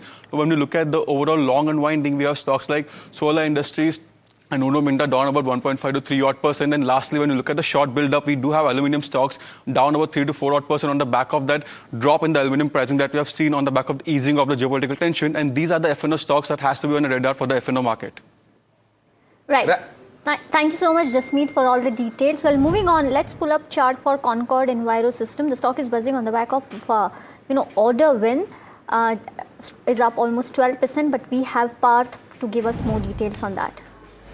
Right, so Concord is a waste and wastewater treatment player with majority of its focus on zero liquid discharge solutions. If you have a look at the stock performance today, then it has surged nearly 14%, which is its biggest single day gain since it was listed on December 2024. It is also the highest ever volume day for the stock since Jan 2025. Now, the reason behind this up move is that their subsidiary ROChem has bagged a 16 crore steel sector order, which is to install waste treatment and zero liquid discharge system within a timeline of 12 months. Now, not just this order, in fact, recently the company has won two major orders as well. On 29th May, they won an order of 126 crore, and on 2nd June also, the company won an order of 16 crore. So, a lot of order wins is what we are seeing in this counter. Now, moving on to the future growth drivers, the FY27 order intake target stands at 1,000 crores with their bid pipeline currently at 3,000 crores. The management is expecting solar, CBG, RO Serve and O&M to remain the key growth drivers for the company going forward. Thank you, Parth, for that information on Concord Enviro. Well, that's all we had on the show today on the Small Cap Buzzer. Stay tuned and keep watching NDTV Profit.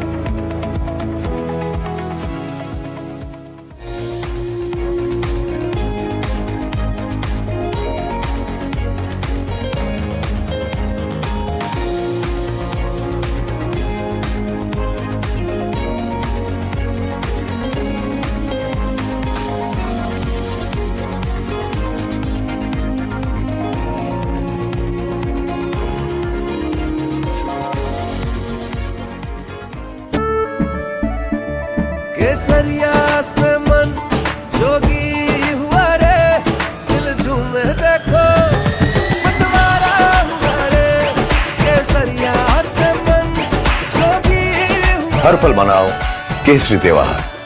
विमल, बोलो जुबान Kesari.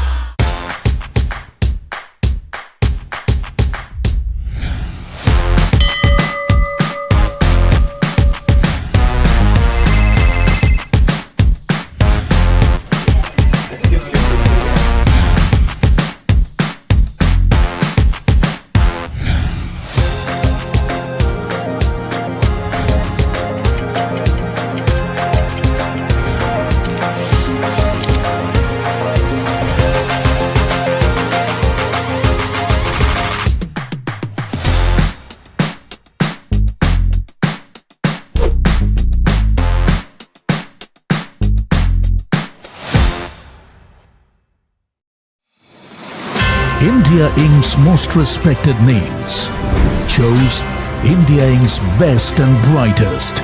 These kind of awards and jury lineup, you are truly giving it the right weightage. I think it's heartening to see talent that there is across India Inc. We should be awarding companies and individuals who have focused not only on growth but also on bringing good governance. Be part of jury and vote on the people, the men, the women, the companies in India who have the right stuff is a great opportunity for us. For us, the biggest thing is trust. That's what we provide. We need leaders in India that can help take India being a global superpower. We've got a fantastic jury and we've left all decisions to the wisdom of the jury. Who will earn India's top business honors? Find out at the NDTV Profit Business Leadership Awards. Coming soon.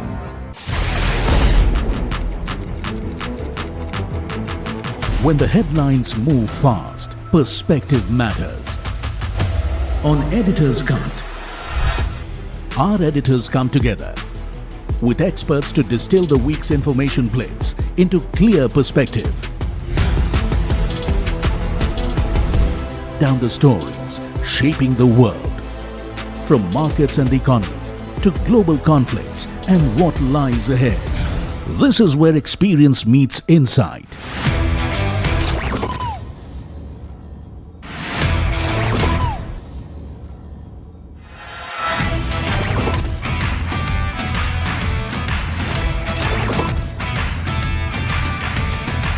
No noise, no hype, just sharp takes on what to watch next. Editor's Cut, every Friday, 3:30 p.m. only on NDTV Profit. This is where the future shows up first. Conversations with the biggest names in tech and AI.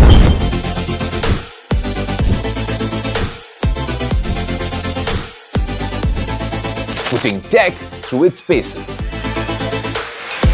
No fancy jargon or spec sheets, just what matters. If it's shaping the future, you'll see it here first. The Tesla Model Y. This is Tech 360. Real talk, real reviews across the NDTV network. He has been tracking markets for over a decade, spots the trends before they hit the screen. And he is now bringing his analysis to the show that the market watches.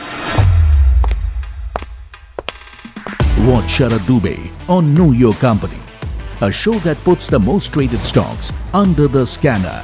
We dissect the company so that you, the investor, don't have to get the management to answer questions relevant to you. Watch Know Your Company weekdays at 11:30 a.m. to understand your next big bet.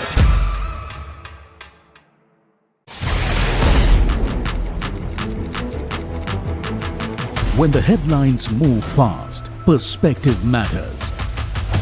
On Editor's Cut, our editors come together with experts to distill the week's information plates into clear perspective. Down the stories shaping the world, from markets and the economy to global conflicts and what lies ahead. This is where experience meets insight.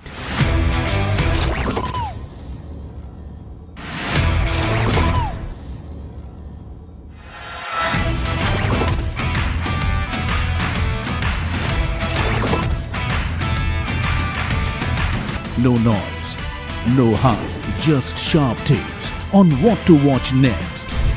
Editor's Cut, every Friday, 3:30 p.m.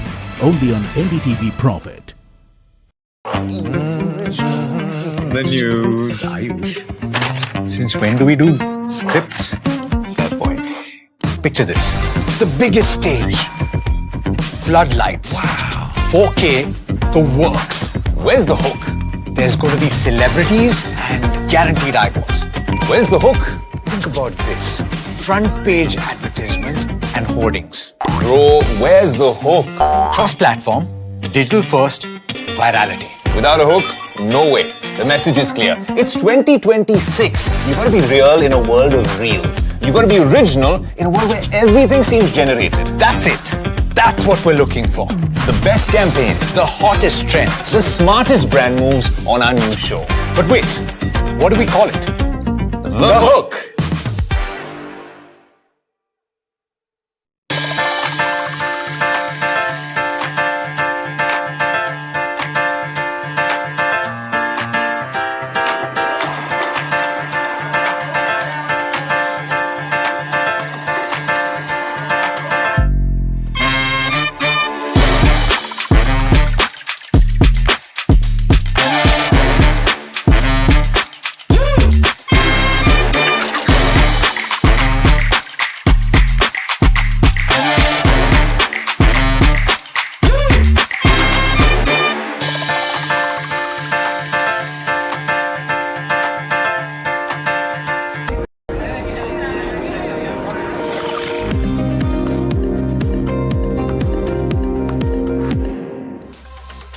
Welcome, you're watching our Ask Profit, the afternoon edition. I'm Mahima Vacharjani and this is a show that gets all your stock-related queries answered. If you've watched us daily, you know the drill. Try to call us or send us your query on the WhatsApp numbers that are flashing on your screen up there. With regards to where the markets go, the Nifty 50 is almost at its day's high point, up by about 0.5 odd percent. The VIX, however, has spiked up since we last spoke, up 6%, so that indicates volatility. The Bank Nifty now, still in fact trading flat around the 57,100 odd levels, 190 odd levels. Let's try to pull up the Nifty 50 heat map and see as to what are the counters that are doing well. You have, of course, your consumer names, HCL Tech, etc. doing fairly well, but Hindalco, JSW Steel, some metal names are tanking and seeing profit booking. Let's try to pull up the mid cap 150 and the small cap 250, holding up, but have cooled off from its day's high point. For the mid cap 150 trading 0.2% higher, underperforming the benchmarks, and so is the small cap 250 up by about just 0.2 odd percent. So that's with regards to where the markets go. Let's start taking in your queries, and to answer them we are now joined by Narendra Solanki, who is the head fundamental research at Anand Rathi, joining us now, and Kunal Shah, senior technical and derivative analyst at Mid-Asset, also joining us now.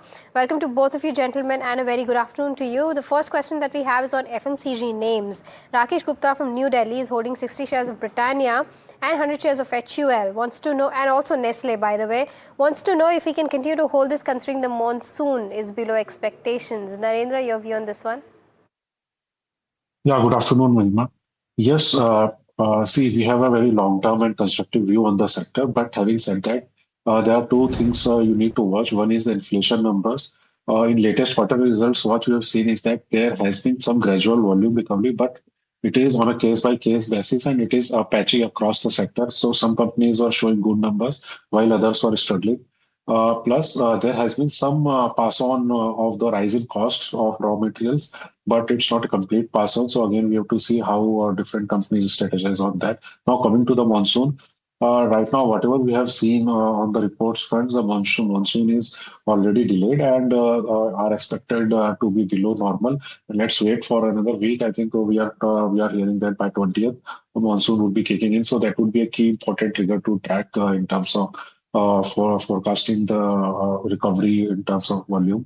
So I think on short term, there may be some volatility in the sector because of these concerns. But yeah, if the person has a horizon of 1 year or more, then I think the sector is valued decently. And if the recovery comes, then the overall growth would be coming back to the sector.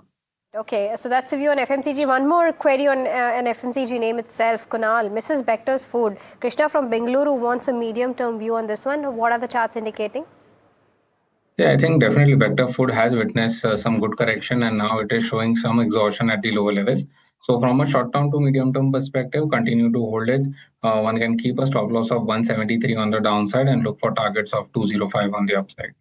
Okay, all right. The next one that we have is on HCL Tech. Priyanka Asher from Mumbai is holding 365 shares, bought at the levels of 1355. Wants to know from a long-term perspective, is this a good bet? Narendra, considering the Servam AI acquisition that they've made, we've seen an uptick of 2.5% on the counter and it's upheld that throughout the day per se. But how are you viewing this acquisition and is it a good hold? Yes, definitely. It's a very good move, and it shows the confidence of the company in terms of investing in an AI company. And this is the first large cap company wherein we are seeing some investment happening in the AI, although a bit late. But yeah, definitely a positive sign. And it also shows the optimism of the management in terms of taking on hands-on approach on the investments front, and in the sector also, what you see, there has been very low R&D investments happening in the Indian tech sector. So I think this shows the tide is turning, and it is sentimentally very positive for overall sector and for the stock. So we have a positive view on the stock as well, and we have a buy rating on this. Got it. Okay, so that's the view coming in on HCL Tech. The next one that we have is on Vatek Vobak. 200 shares bought at the level of 1170. This is Harijit from Mohali. He says that he's sitting on profits. The current market price, let's try to pull that up, 1765. Up 8% today. Kunal, should he book profits, continue to hold? What are the charts indicating? I think definitely continue to hold from here.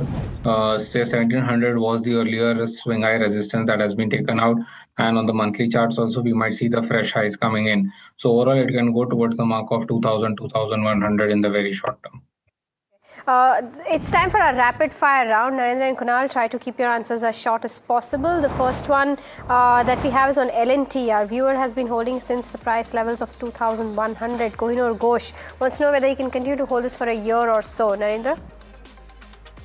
Again, right now we do not have any active coverage, but looking at the overall sector, we have a very positive view. So the person can hold. Okay, GMDC 125 shares is what Pramod from Bengaluru has bought at the levels of 635. From a slightly long-term perspective, what are the charts indicating, Kunal? Hold with a stop loss of 585 on the downside. Okay, Dixon 12 shares bought at the levels of 12,150. Can I continue to hold this from a long-term perspective? Dilip from Kolkata is asking this. Narendra? Yes. The next one is on United Spirits. What's the 12-month target for this one? Our viewer Gautam from USA is holding 1600 shares and bought at the levels of 1007. Kunal? Continue to hold, can go towards 1400. Okay. The next one that we have is on Wockhardt Pharma. Parag from Mumbai has bought 25 shares at the levels of 803. From a short-term perspective, is this a good hold, Kunal? Yeah, hold with a stop loss of 1782 on the downside. Okay, the next one that we have is on NTPC. From a 6-month view, is this the right time to enter, Kunal? Yeah, definitely. One can enter at the current level. Vari Energies, from a slightly long-term perspective, is this a good bet for a long-term perspective? Dipti from Chennai wants to know. Narendra? Yes, definitely. The next one is on Hitachi. Our viewer wants to know from a slightly short-term perspective of 6 to 8 months if this is a good hold. Hitachi Energy, Kunal, is what our viewer is talking about. Mahalakshmi from Hyderabad. Your view on the charts? Yeah, I think overall we have seen a very good run-up into the stock. If it breaks 36,000 on the upside, then probably one can go on the long side. Okay, the next one that we have is on metal counters. If this is the right time to enter 50k into metal counters, would you recommend that, Narendra, considering we've already seen such a good run-up? Is it about sector or stock? Metal counters, any metal counters. Yes, definitely. Metals, we are very positive on, especially we are positive on non-ferrous metals like aluminum and copper. So our client can invest in the stocks within these sectors. We are positive on Hindalco in terms of aluminum. Got it. Okay, so that brings us to the end of this first rapid fire round. Time to slip into a very short break, but don't go anywhere. We'll be taking more queries on the other side of the break.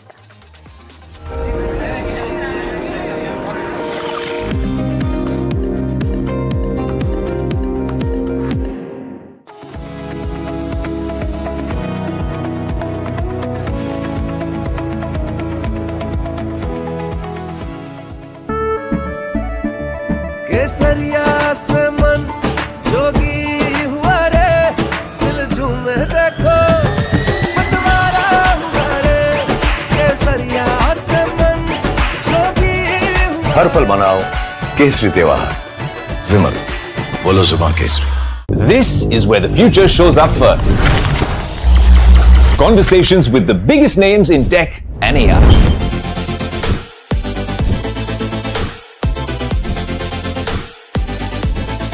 Putting tech through its paces. No fancy jargon or spec sheets, just what matters. If it's shaping the future, you'll see it here first. The Tesla Model Y. This is Tech 360. Real talk, real reviews across the NDTV network.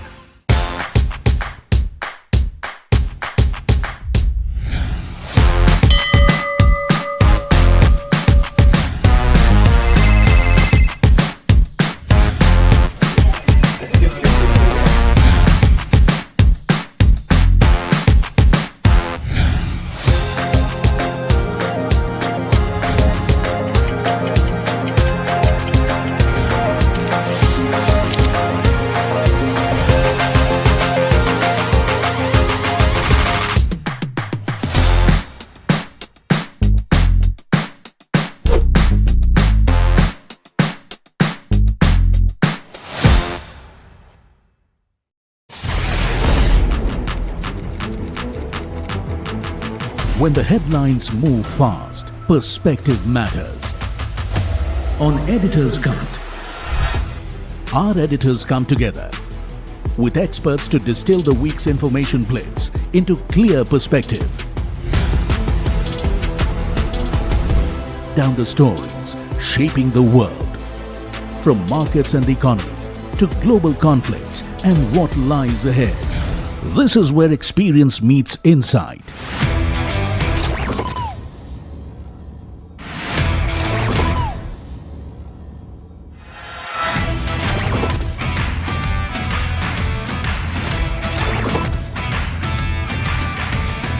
No noise, no hype, just sharp takes on what to watch next. Editor's Cut, every Friday, 3:30 p.m. only on NDTV Profit. He has been tracking markets for over a decade, spots the trends before they hit the screen. And he is now bringing his analysis to the show that the market watches.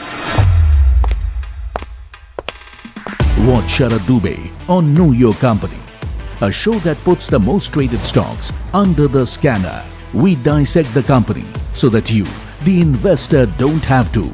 Get the management to answer questions relevant to you. Watch Know Your Company, weekdays at 11:30 a.m. to understand your next big bet. India Inc.'s most respected names chose India Inc.'s best and brightest. I'm delighted to be chairman of such distinguished fellow businessmen, bankers. It's just lovely to be back on this NDTV jury. I have been a fan of NDTV for a long time. Many of the nominees are extremely close together in terms of what they've done. Gender parity to be reflected while we choose leadership as well. It's also important that how they are reshaping the industries. We've got a fantastic jury and we've left all decisions to the wisdom of the jury. Who will earn India's top business honors? Find out at the NDTV Profit Business Leadership Awards, coming soon.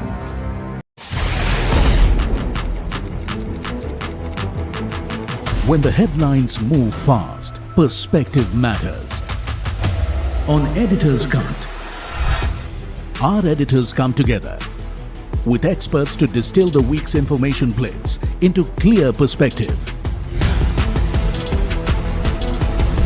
Down the stories shaping the world, from markets and the economy to global conflicts and what lies ahead. This is where experience meets insight.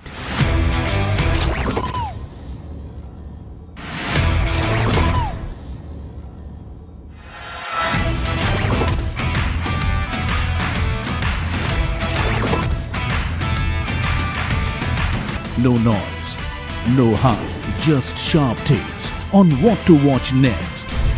Editor's Cut, every Friday, 3:30 p.m. only on NDTV Profit. The news, Ayush. Since when do we do scripts? Fair point. Picture this. The biggest stage. Floodlights. Wow. 4K, the works. Where's the hook? There's going to be celebrities and guaranteed eyeballs. Where's the hook? Think about this. Front page advertisements and hoardings. Bro, where's the hook?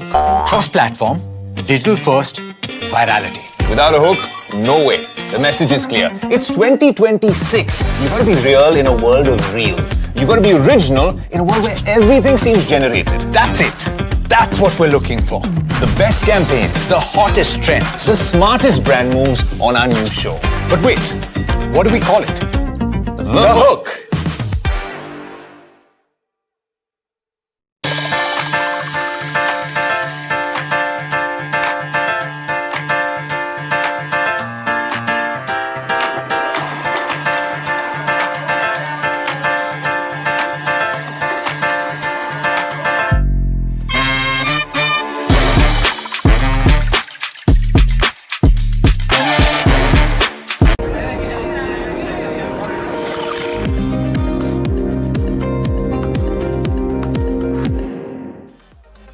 You're watching Ask Profit. It's time for our second rapid fire round. Kunal and Narendra, you both know the drill. The first one is from Anuj, who's writing us from Delhi.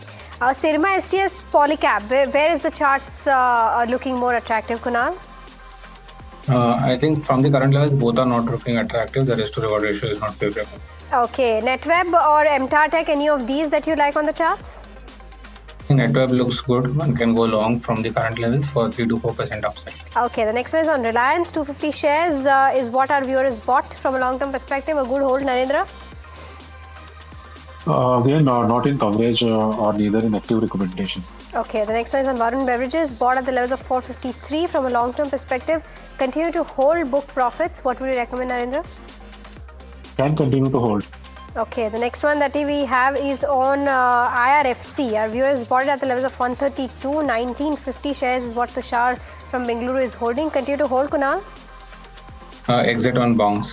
Okay, Ola Electric, 500 shares bought at the levels of 63. Book loss, continue to hold, Narendra? Again, no coverage on the stock. Okay, the next one that we have is coming in on Procter & Gamble Health and Hygiene. From a slightly short-term perspective, is this a good hold, Kunal? Yeah, continue to hold. Okay, the next one is on Kalyan Jewellers. 200 shares bought at the levels of 402. From a 3 to 6 months time frame, what are the charts indicating, Kunal? I think already the stock has witnessed a sharp correction, so there could be a pullback towards 440 on the upside. Okay, Titagad. Aniket from Karnataka wants to know if this is a good buy at the current levels. Narendra?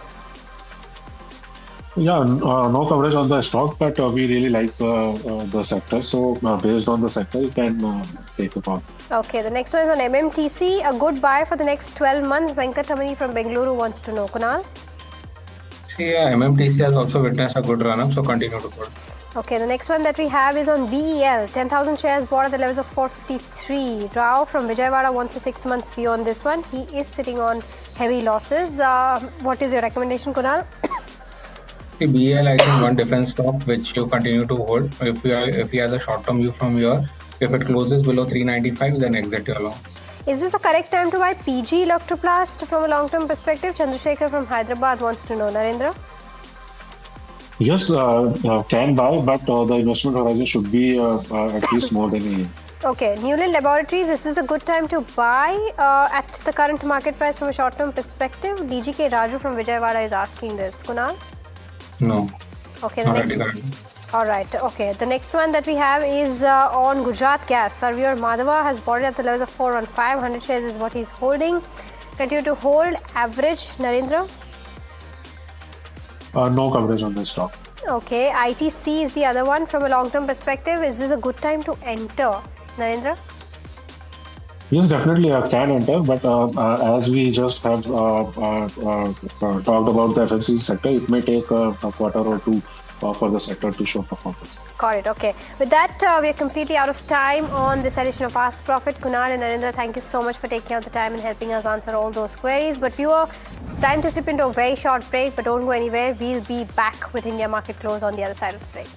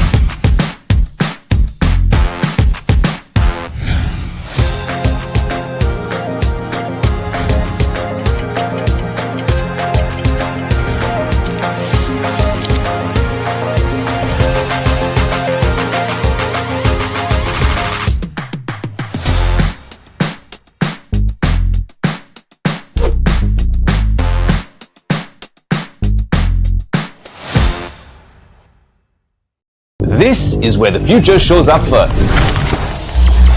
Conversations with the biggest names in tech and AI.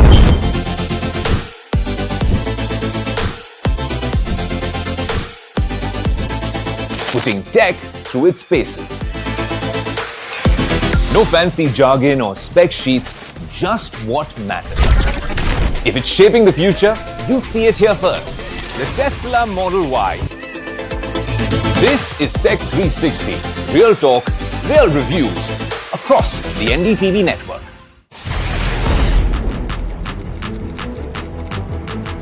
When the headlines move fast, perspective matters.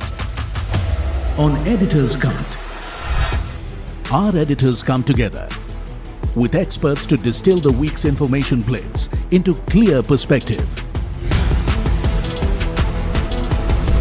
Down the stories shaping the world, from markets and the economy to global conflicts and what lies ahead. This is where experience meets insight.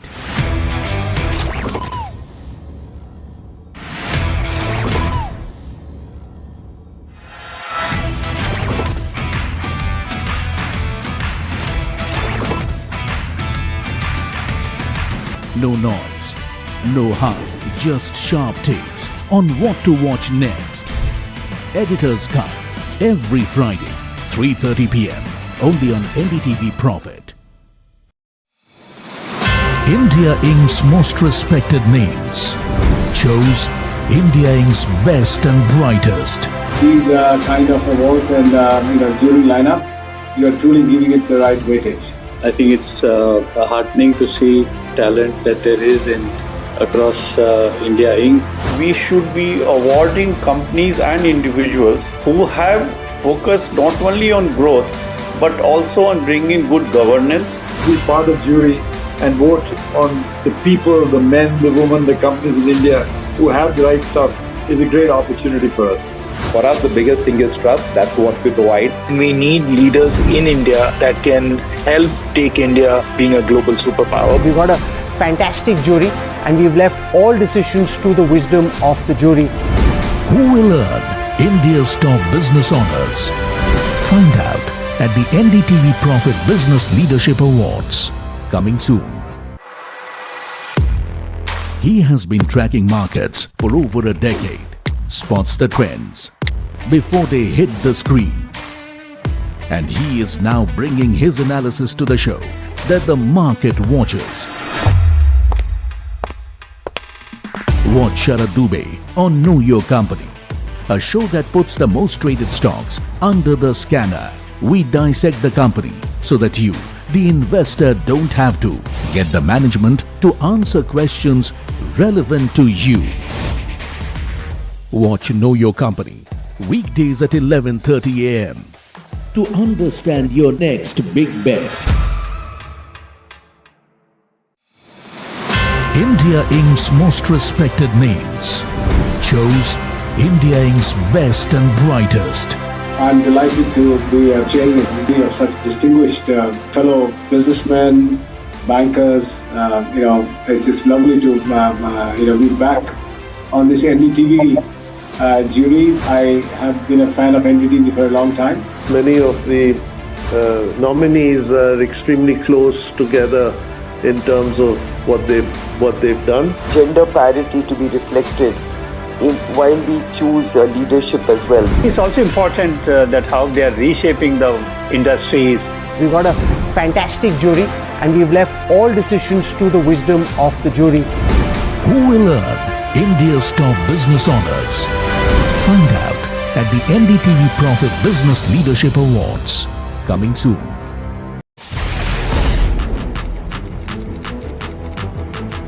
When the headlines move fast, perspective matters. On Editor's Cut, our editors come together with experts to distill the week's information plates into clear perspective. Down the stories shaping the world, from markets and the economy to global conflicts and what lies ahead. This is where experience meets insight.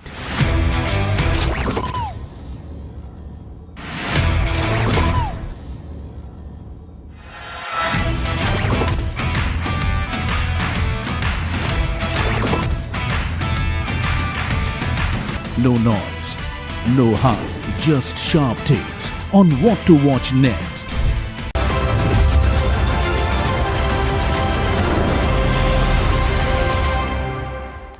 Hi, thanks so much for joining in. You're watching India Market Close. My name is Alex Matthew. With me is Hiral Dadia, and it's a decent picture, at least for the benchmark Nifty 50. What you're seeing on the screen, of course, is the intraday chart for the Nifty 50. We're at the high point of the day, and keep a close eye on the level, because 23,990, we're testing that 24,000 resistance. We're yet to break past that and hold. The next 1 hour is going to be absolutely critical here. Absolutely, and that's where the concerning area is right now. If we close above 24,000 levels, then yes, there is some positivity, but otherwise that consolidation phase, it seems, will continue, because this is where you're seeing that highest amount of resistance which is coming in at 24,000, right? What is interesting is with regards to banks, if you pull up Bank Nifty and if you have to compare the PSU space versus the private banking space, in the last 1 month, it's the private banks which are playing a catch-up, because in the morning when I saw 20-23% is the kind of returns that you've seen in terms of PSU banks versus negligible returns in terms of private banks as well. And that's where the catch-up is probably. The other thing what is interesting is the contributors. Look at the contributors, Alex, today. Before we do, let's pull up the heat map for the Nifty 50, because 29 odd stocks in the green, or 30 stocks in the green right now.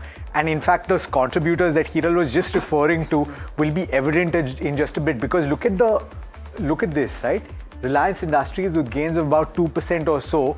In the second line somewhere, you will see HDFC Bank. There you go. Little more 1% or so. So these two. Infosys around 0.7%. So good contributors. Very good contributors. At the bottom of the screen, you'll see Hindalco right at the bottom, and that's the metal pack as a whole. And we'll talk about that in some more detail. And you have JSW Steel, Tata Steel, that entire metal pack which is seeing profit booking today. The other thing is you have Indigo, which was seeing gains over the last couple of days. That stock has come off as well.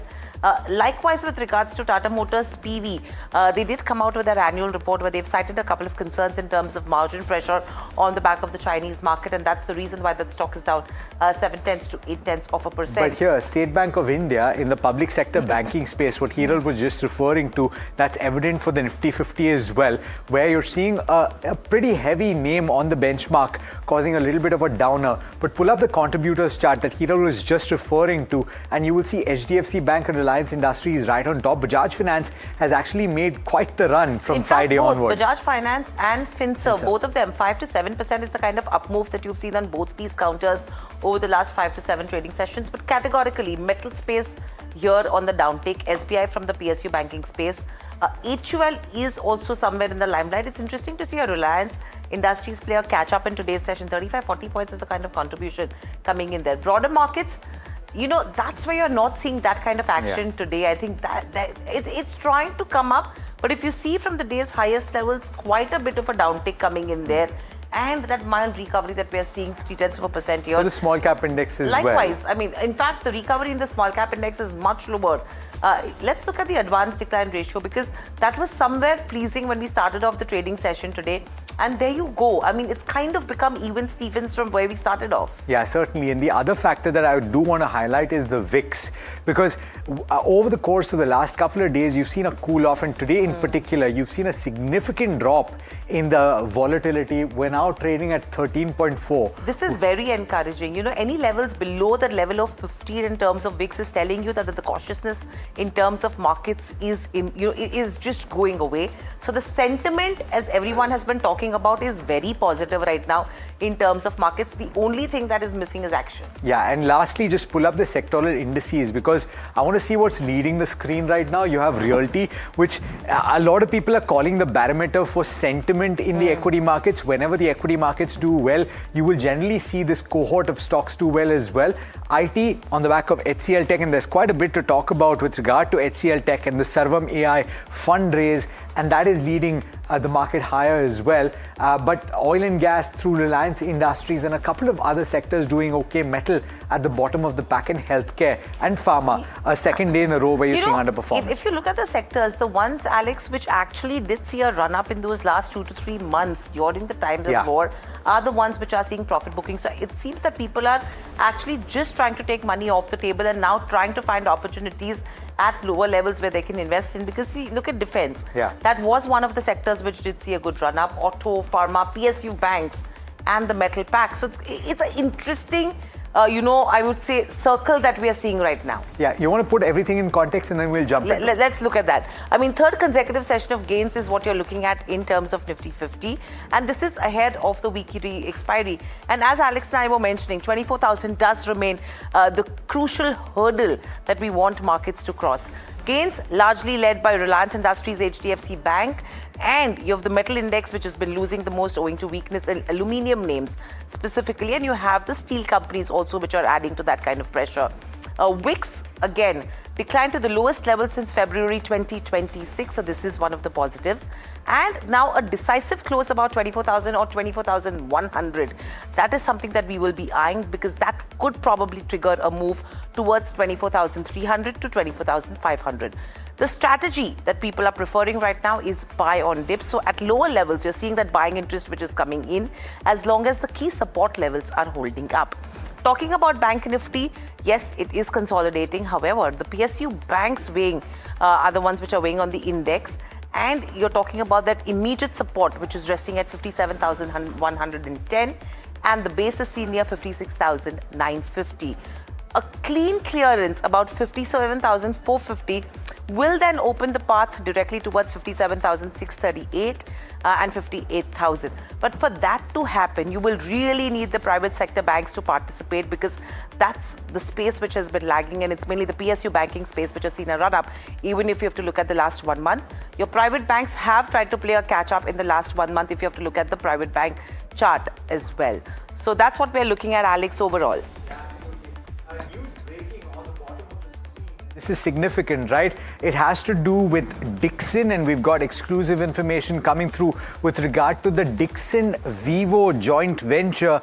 There is an update that has come through from the Interministerial Committee that was looking at this proposal. And let's go straight across to our bureau chief in New Delhi, Srimi, who's picked up this exclusive information, joining us on the phone line to tell us about this. Srimi, significant update here. Tell us about it.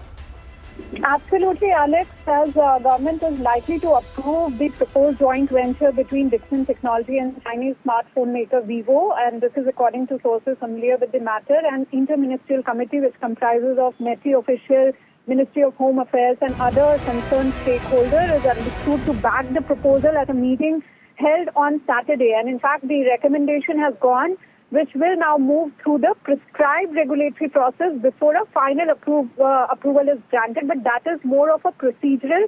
The nod has already been given during the Saturday meeting of this, during the interministerial meeting. So do note the fact that the approval process has taken a longer than expected, partly due to the regulatory scrutiny around the Vivo India.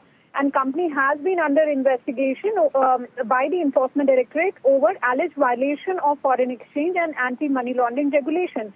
And Vivo has been denying the wrongdoing and said that they are cooperating with the authorities. But this development is significant for Dixon because they have been talking about it and previously also indicated that Vivo partnership could add 20 to 22 million smartphone units annually over time and materially enhance its manufacturing scale. So big development. However, we reached out to Dixon for the official comment, but they declined to comment on the latest development. Yeah, absolutely. Shrimi, thanks so much for joining in and giving us those exclusive details. Pull up the intraday chart for Dixon, and it is now trading with gains of about 0.8%. And you can clearly see the spike after the information came to light. There's a spike that is ongoing right now. So let's get in our experts. We've got Akshay P. Bhagwat, who is with JM Financial, as well as Sunny Agarwal of SBI Cap Securities. Sunny, I'll come to you first. A significant development from the perspective of Dixon Tech, because this has been in the works for some time. And if it does come through, as Dixon has pointed to earlier, it could lead to the addition of 20 to 22 million units annually over a period of time. How do you rate this? Good afternoon, everyone. Good afternoon, Alex. I think definitely a big development for Dixon. So we all know that for FY27, the company has guided for a flat volume growth as far as mobile count is concerned, and 10 to 12% kind of value growth purely driven by increasing ASP on the back of recent rise in the memory prices. So JV with approval of JV with Vivo will definitely add a big kicker in terms of volume growth for Dixon, and that should lead to a re-rating. Anyway, in the second half, we will see that camera module, or for that matter display module, will start going on stream, and that should be again a big kicker in terms of margin going forward. To some extent, FY27 we will see 50 to 60 bips impact because of the drying down of PLI benefit. However, FY28 may again see a margin recovery. So again, because of this approval, maybe second half of FY27 seems to be better a place in terms of volume growth on mobile front, and then FY28 because of the backward integration, again margins should expand. So obviously a big development for Dixon in case this approval goes through. Although if you look at the EMS space and you look at the players involved, Sunny, then apart from a Sirma SGS, there has been a relative underperformance.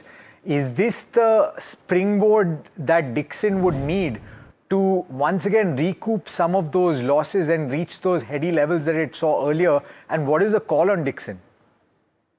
Yeah, definitely. I think as of now, assuming that Vivo approval is not in place, Dixon is trading closer to its fair value, 12,500. But in case there is an Vivo approval and FY27, in case they are able to capture some volume during FY27, I feel maybe 10-15% kind of earning upgrade can be seen as far as Dixon is concerned. And commenting about other EMS players, obviously Sirma SGS has been a strong outperformer, and rest of the individual companies had their individual issues. Like Canes didn't deliver on the cash flow side. Amber, we have seen some margin pressure because of escalation on the raw material side. But again, I feel EMS as a space is well placed structurally from a long-term perspective, as this entire sector continue to grow at north of 20-25%, and within this space, obviously Sirma continue to remain the top pick, followed by a number where we feel fourth quarter was one of the blip in terms of margin pressure, but long-term outlook continue to remain robust as far as number is concerned. Okay. So that's an interesting take coming in there. Probably a re-rating candidate that could be on the cards. Akshay, good afternoon. Hiral here. If I have to look at the charts as well, in the last 6 months, that stock is down nearly 11 to 12%. However, from March lows, it's trying to play some bit of a catch-up. Basis the news that has come in and what charts are telling you, do you think there could be further momentum here, or are you seeing further weakness? First of all, good afternoon to all. So for the stock Syrma SGS, that's what you mentioned. No, Dixon Tech. Dixon Tech is what we are talking about. All right. So Dixon Tech, I think, is just trying to digest the news as it has come, but all is good till it trades above 11,800. That's an important level you need to mark if you're trading for today or for tomorrow. Probably if today's closing is about 12,000, then you can look forward for targets till 12,400 or 12,500 from a momentum perspective. So continue your buy positions with strict stop losses below 11,800. Okay. All right.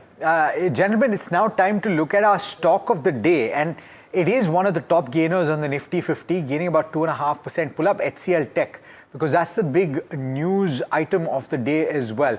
The Nifty 50 back above 24,000 or very close to that mark. So keep one eye on the benchmark Nifty 50 as well. HCL Tech, by the way, trading with gains of about 3.4% at this point, at the high point of the day. And this is after the company has led the funding round for Sarvam AI, India's premier sovereign AI offering. Let's go across to Jasmeet to understand from HCL Tech's perspective why this is possibly a pretty strategic move that could lead to tailwinds down the line. Jasmeet? Well, Alex, thank you for that. As rightly said, this is something which will be in focus on the back of how it will have an impact, cross impact over HCL Tech. Well, just to give you a brief about overall IT Pack, they have been acquiring a lot of AI companies on the back to win that AI race and to fill the gap in wherever they lack. Now, this is an interesting one, given that HCL Tech is the first one to invest in Indian AI company. That is a sovereign LLM model itself, which is in focus, and that's why the stock is gaining about 3%. Let's quickly understand the details of the particular acquisition. While HCL Tech leads the overall strategic investment round for Sarvam AI and invests nearly $150 million. That roughly forms 1,400 odd crores and increases its stake to 10 odd % in this particular entity. When you look at the overall valuation of this particular counter, post-money, the valuation for Sarvam AI goes over $1 billion. It's at $1.5 billion. What's interesting to mark here is the overall valuation. The valuation that the company is paying for this particular acquisition of 10 odd % is roughly at 315 times for the FY26 revenue, which stands at roughly 45 odd crores. So there is a risk for this particular acquisition, but it's something to watch out of how does the overall top line path out going ahead. While if you look at the overall funding, why this has been made, the Sarvam AI will be using the particular funding to accelerate its research and development and to invest further into the models and make it better. Now, how will this help overall HCL Tech? That's something which will be a key focus. Starting with the first point, we have seen the investment will be funding research and development, what HCL Tech is investing. But for HCL Tech, this particular investment will lead to overall development of AI models. Further, it will also help company to gain more order in terms of the government and regulatory. It will also develop industry-specific languages, given Sarvam AI has a lot of language LLM tools which will be used by HCL Tech to make those accessible to the global clients. Further, to accelerate the sovereign AI for government and regulatory bodies. Let's quickly understand what are brokerages telling about the same. While we see the brokerages have been divided, but still positive and bullish about this particular acquisition. While we have Morgan Stanley, which maintains equity on particular counter with target price of rupees 1410. Now, they said the overall investment in sovereign AI may provide a strategic advantage for the company, given they're first moving into this overall LLM space. Further, they also make a note that this may offer sovereign AI edge with government and regulatory firms, which will be a key advantage for the company going ahead, and we might see few government order wins for the company as well. Now, when we look at the other key aspect, we also make a note that with the minority stake, it's still the impact on this particular entity becomes limited, given though Sarvam AI becomes a big tomorrow, but still HCL Tech just holds 11% stake, which will be a key focus. Further, the current investment could turn obsolete also, given if the overall top line doesn't become the FY24, Sarvam AI had zero revenue. Then in FY26, they marked the first revenue of 45 odd crores. So the risk of obsolete becomes a key concern to watch out for. While I also have other brokers note Nomura on this particular counter, which maintained by with a target price of rupees 600 odd rupees. They say this is first of its kind acquisition and quite unusual than what we have seen earlier. While they also make a note that this will leverage and expand Sarvam's multilingual AI capabilities which the Sarvam is known for. Further, when you look at the key valuations, HCL Tech currently trading at 5-year low valuations, this particular counter, though we did see that the overall Q4 was strong for the company. Now, when you look at the overall buy call, the company has 15 buy rating, that's roughly 33%. Even the brokers in terms of the buy rating are divided, where we have 15 buys and rest are sell and hold calls. If we look at the return potential of this particular counter is 24%, while this comes in after the up moves of today's trade. Now it's a wait and watch of how does the overall AI equation pans out going right for this particular counter. Okay, thank you, Jasmeet, for that, and that stock is almost at the day's highest levels. Sunny, how are you looking at HCL Tech in terms of the acquisition that they have made in terms of Sarvam AI? I mean, do you think there are tailwinds for a HCL Tech over here? Because a lot depends on how Sarvam AI actually performs and delivers overall. Definitely, I can link this to a similar investment which Info Edge did in 2011-12 in Eternal, when nobody used to talk about food delivery and quick commerce, and now 10-15 years down the line, that has created humongous wealth for Info Edge. Obviously, a small bet from an HCL Tech perspective in terms of LLM or SLM model of AI is concerned. But I'm sure definitely they would have some option to increase the stake in case there is an success which they see in terms of monetization of Sarvam AI as a platform. So I think it's a long-term bet. Let's see whether it turns out to be a good investment for HCL Tech. But definitely it's a strong indication that now even traditional IT services company are seriously thinking about diversification of revenue and are willing to bet on AI-related business model. And just to remind you, HCL Tech was the first company to start reporting separately AI-related revenue and its opportunities going forward. So I think definitely positive in long term. Anyway, valuations have also turned comfortable post recent correction in IT stock. So it's a long-term bet for HCL Tech, and hope that FY28 will be a better year in terms of growth, as we all know that FY27 HCL Tech has guided for 1 to 4% kind of growth, which is slightly on a muted side looking at a current valuation. I do want to point out once again, before we get to the conversation on metal, the impact on Dixon Tech, because the market looking very closely at this deal.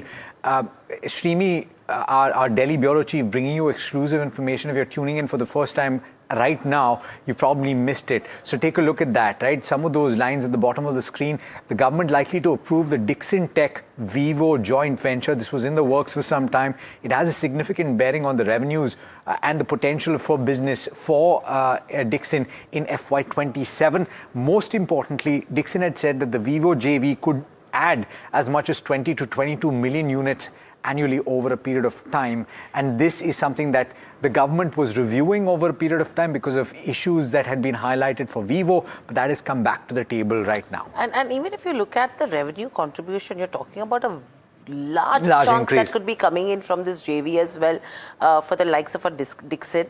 And volume growth is what you've already mentioned. And they've said that if approved, the partnership could actually boost Dixon's growth by almost 45 to 50%. Versus the current 15 to 17% that we are seeing for a Dixon. And this is organic growth that we're talking about without it. So 15 to 17% is the organic growth when it comes to Dixon Technologies. And this JV could boost it by 45 to 50%. So that's the numbers that we're talking about. And that's the exact reason why you're seeing this kind of a surge that's coming in terms of the stock price as well at the day's highest levels. I mean, I think there is no stopping right now. 2.7% up move coming in on a Dixon Technologies. And an interesting story. Which is quite significant. So if you consider, of course, it's a liquid counter, but it's not the easiest to trade as well, right? It's 12,300 rupees a pop. So considerable volume spike as well in this particular counter, gaining as much as 2.7%. Now, on the other end of the spectrum, though, Hiral, stocks that are not doing particularly well in trade today, and those are the aluminium pack, right? And you have Hindalco, that's the worst performer on the benchmark Nifty 50, and you have Nalco that's underperforming as well, even more so, down about 4.3%. This has to do with the move in the underlying commodity, aluminium prices cracking overnight. We will speak very shortly on what the implications are for these companies. But before we do, let's give you some context. And Parth's joining in to tell you about what the performance has been over a 3-month period, not just right now. So what are the trends that you're seeing? Absolutely. So it's very surprising, first of all, that broader market has done well, but today the aluminium stocks are in pressure. If we talk about the stock performance, then Hindalco has fallen 3.5% today, while Nalco has fallen over 4.5%. Both of these counters have corrected over 15% in June. So this is not just a one-day thing. It has been going on in the last 10 to 15 days as well. If we have a look at the reason, then the main reason behind it is the crash in LME prices, aluminium prices. Overnight, these prices dropped by 4.4% to settle at $3,379 per ton. This is the lowest level that they have seen since March 27. Also, the prices have cracked nearly 10% since the start of this month. So this is the main reason why these aluminium stocks are in pressure today.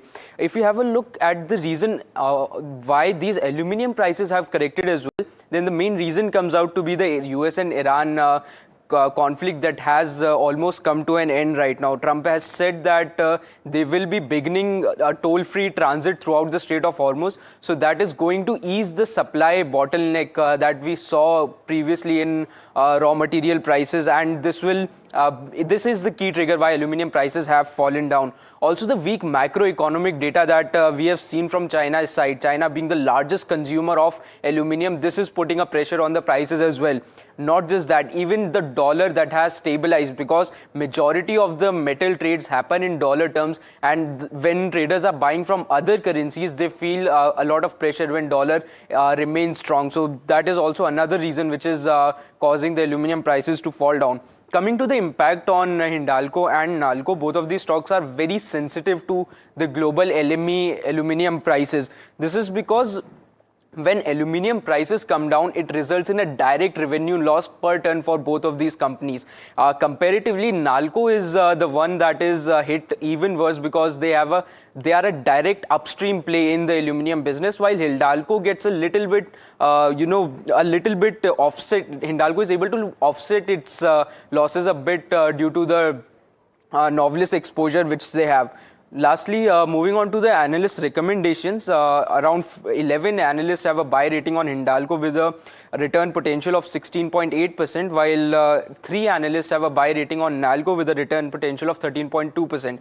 Valuation side as well, Hindalco trades at a premium to its 5-year EV by EBITDA, with Hindalco's EV by EBITDA 5 years standing at 6.05 times versus current of 6.54 times. And in terms of Nalco, we saw current EV by EBITDA at 7.35 times versus 5-year average of 6.14. So a premium is what we are seeing in both of these counters. Yeah, I mean, valuations are expensive, but there is further upside that remains from what analysts make out of it. Thank you for that. Rakesh Arora joining in as well. Rakesh, good afternoon and welcome to the show, and thank you for being patiently waiting. We did have a breaking news in terms of Dixon JV being approved, and hence we had to keep you on wait. This is Hiralia. My question to you is, with what's happening across aluminium companies, 2 aspects. A 10% correction is what we've seen in terms of where LME prices go.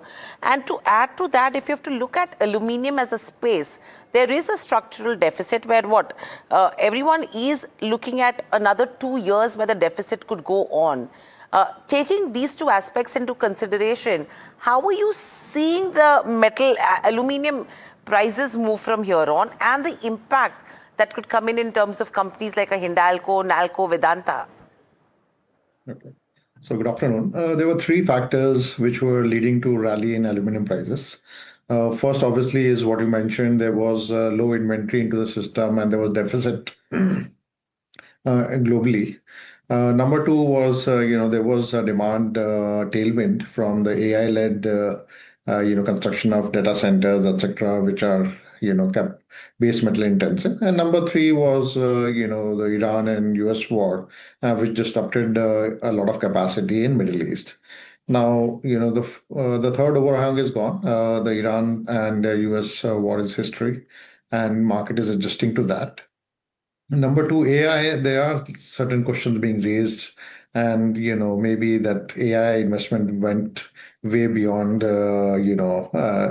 much faster than what people would have expected, and maybe there's a little bit of slowdown there. And number 3 is, the demand supply. There was low inventories, but now as I see, we are expecting large capacities coming up in Indonesia, And also, China has been producing at full throttle at their 45 million ton ceiling, which they put in 2017. And inventories are running up because China's economy is, kind of slowing down. So the inventory in China has reached more than 1.3 million ton of aluminium. So all these three things are pointing to that we have hit a ceiling on aluminum price. What is the fair price? According to me, it is around $2,600 to $2,700. So yes, it has corrected around 10%, but commodities can swing 30-40%, and so there's still a lot of downside to aluminum prices. Yes, I understand you're talking about $2,800 per ton. I was just reading a couple of analyst reports where an average, what I'm looking at, is $3,200 to $3,000 per ton over the next 2 years is what they are baking in. There is a major differential coming in there. Do you see prices bouncing back to those levels then? So, very short term, it's difficult to forecast. But second half of 2026, we are seeing almost 0.8 million ton of new capacity in Indonesia. And that would put a lot of pressure. Another dynamic that you need to see is that when you look at the raw material for them, which is alumina, those prices crashed from $800 to $300 a few months back, and now refusing to go up from there. So the cost pressure is hardly anything from the raw material side. There was some cost pressure from the energy side, which is also receding.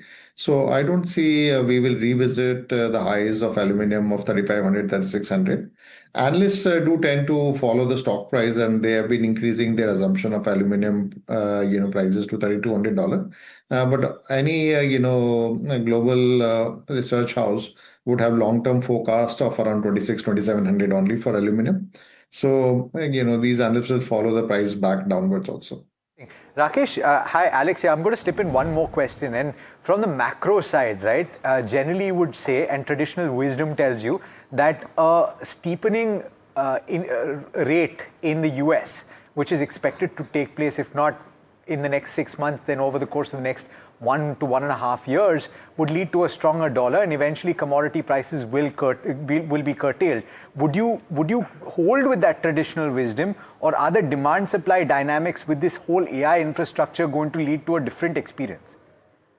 No, I think there's no shortage of aluminum globally, and there are a lot of capacities coming up. So I don't think the conventional theory of a stronger dollar and weaker commodity is going to get disrupted anytime soon. So that is bound to actually play out. So I'm with you on that. Finally, how would you play, if at all, the metal space? What is your preference in pecking order? So, the stocks have just started correcting, meaning like yesterday I was discussing on another channel about Vedanta Aluminium. The fair price that we thought was 432.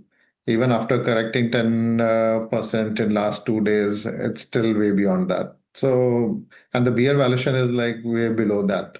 So we are far away from, this correction. So I would suggest investors to, use any rebounds to really, exit and get into sectors which are looking much more attractive. And what would those be?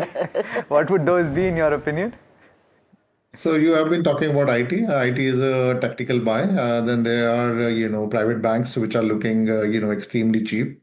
So one half of the market is not really working, and maybe it is time for those stocks to come back.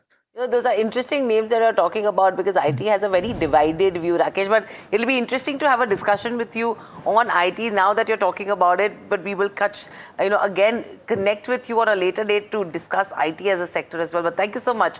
Always helpful to take your views. So book profits in terms of metal names where you can. That's the word coming in from Rakesh Arora. We'll quickly slip into a short break.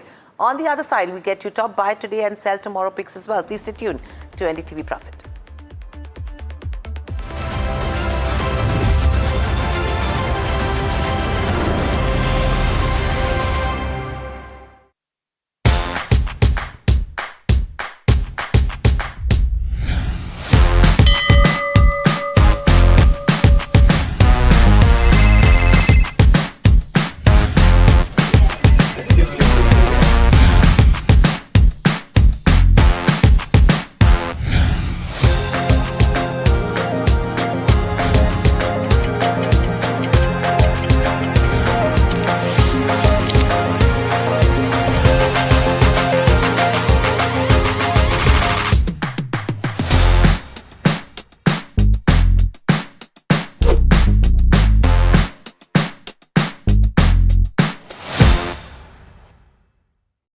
This is where the future shows up first.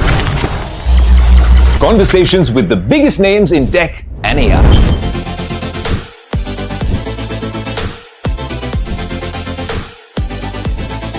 Putting tech through its paces. No fancy jargon or spec sheets, just what matters. If it's shaping the future, you'll see it here first. The Tesla Model Y. This is Tech 360. Real talk, real reviews across the NDTV network.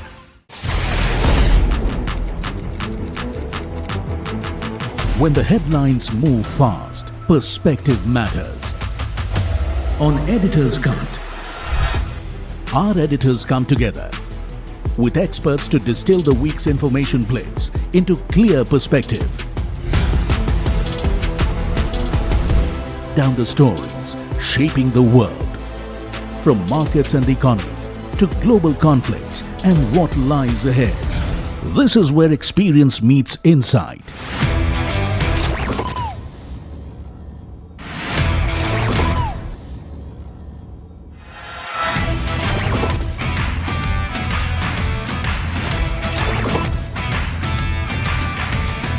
No noise, no hype, just sharp takes on what to watch next. Editor's Cut, every Friday, 3:30 p.m. only on NDTV Profit. India Inc.'s most respected names chose India Inc.'s best and brightest. These kind of awards and jury lineup, you are truly giving it the right weightage. I think it's heartening to see talent that there is across India Inc. We should be awarding companies and individuals who have focused not only on growth but also on bringing good governance. Be part of jury and vote on the people, the men, the women, the companies in India who have the right stuff is a great opportunity for us. For us, the biggest thing is trust. That's what we provide. We need leaders in India that can help take India being a global superpower. We've got a fantastic jury and we've left all decisions to the wisdom of the jury. Who will earn India's top business honors? Find out at the NDTV Profit Business Leadership Awards. Coming soon. He has been tracking markets for over a decade, spots the trends before they hit the screen. And he is now bringing his analysis to the show that the market watches. Watch Sharad Dubey on Know Your Company, a show that puts the most traded stocks under the scanner. We dissect the company so that you, the investor, don't have to get the management to answer questions relevant to you. Watch Know Your Company weekdays at 11:30 a.m. to understand your next big bet. India Inc.'s most respected names chose India Inc.'s best and brightest. I'm delighted to be chairing of such distinguished fellow businessmen, bankers. It's just lovely to be back on this NDTV jury. I have been a fan of NDTV for a long time. Many of the nominees are extremely close together in terms of what they've done. Gender parity to be reflected while we choose leadership as well. It's also important that how they are reshaping the industries. We've got a fantastic jury and we've left all decisions to the wisdom of the jury. Who will earn India's top business honors? Find out at the NDTV Profit Business Leadership Awards. Coming soon.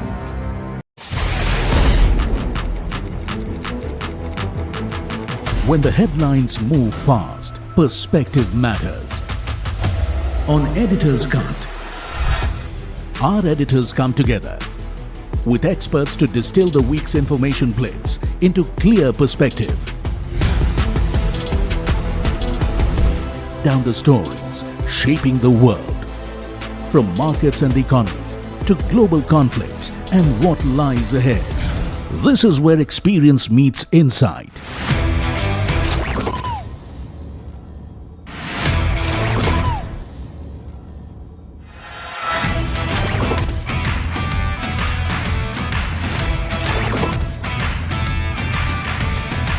No noise, no hype, just sharp takes on what to watch next.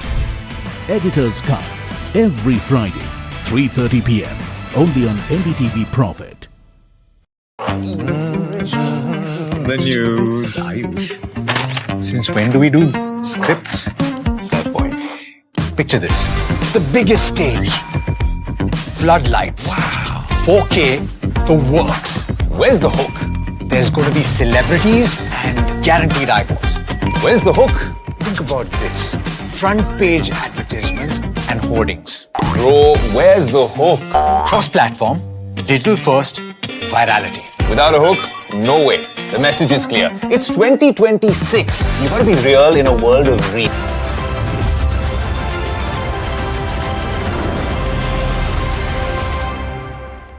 Welcome back. You're watching India Market Close, and it's turning out to be an action-packed one.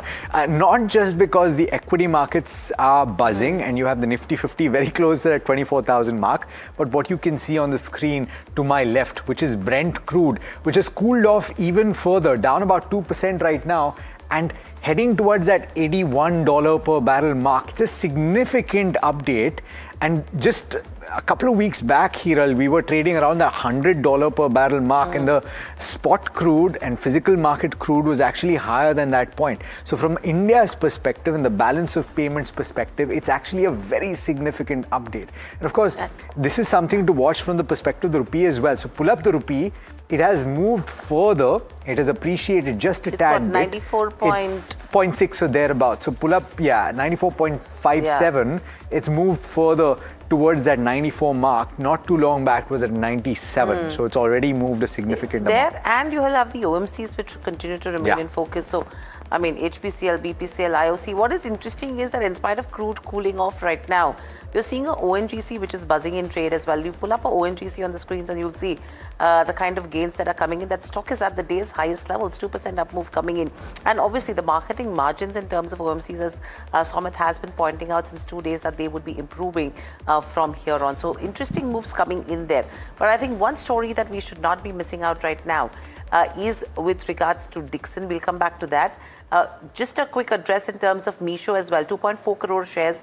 3 block deals have happened on this one. Sellers are not to be known, neither the buyers. And that stock not seeing major moves, but 0.9% lower. It did see that sharp spike coming in there on the, sharp dip coming in there on the back of the block deal that has happened. But that's a large one. 2.4 crore shares is what you're talking about. But moving on.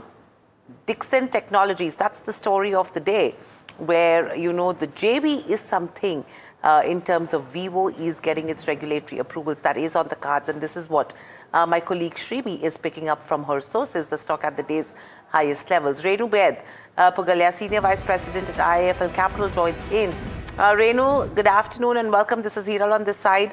We're talking about Dixon Vivo JV, where a lot of hurdles that I'm assuming they have had to cross to reach this stage. This is not final, but this is what sources are indicating.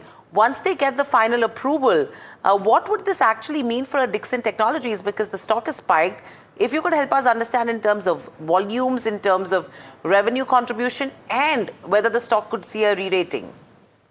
Sure. Thank you.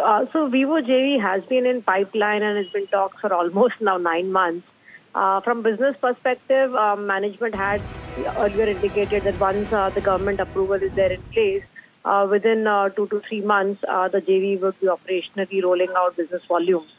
So management had guided for close to 33 million units, which is flat smartphone volumes for fiscal 27. And if we have the JV approval coming in, assuming by second half we kickstart the business volumes, that should easily add up between 5 to 10 million units to annual smartphone volumes for them between second half of this year.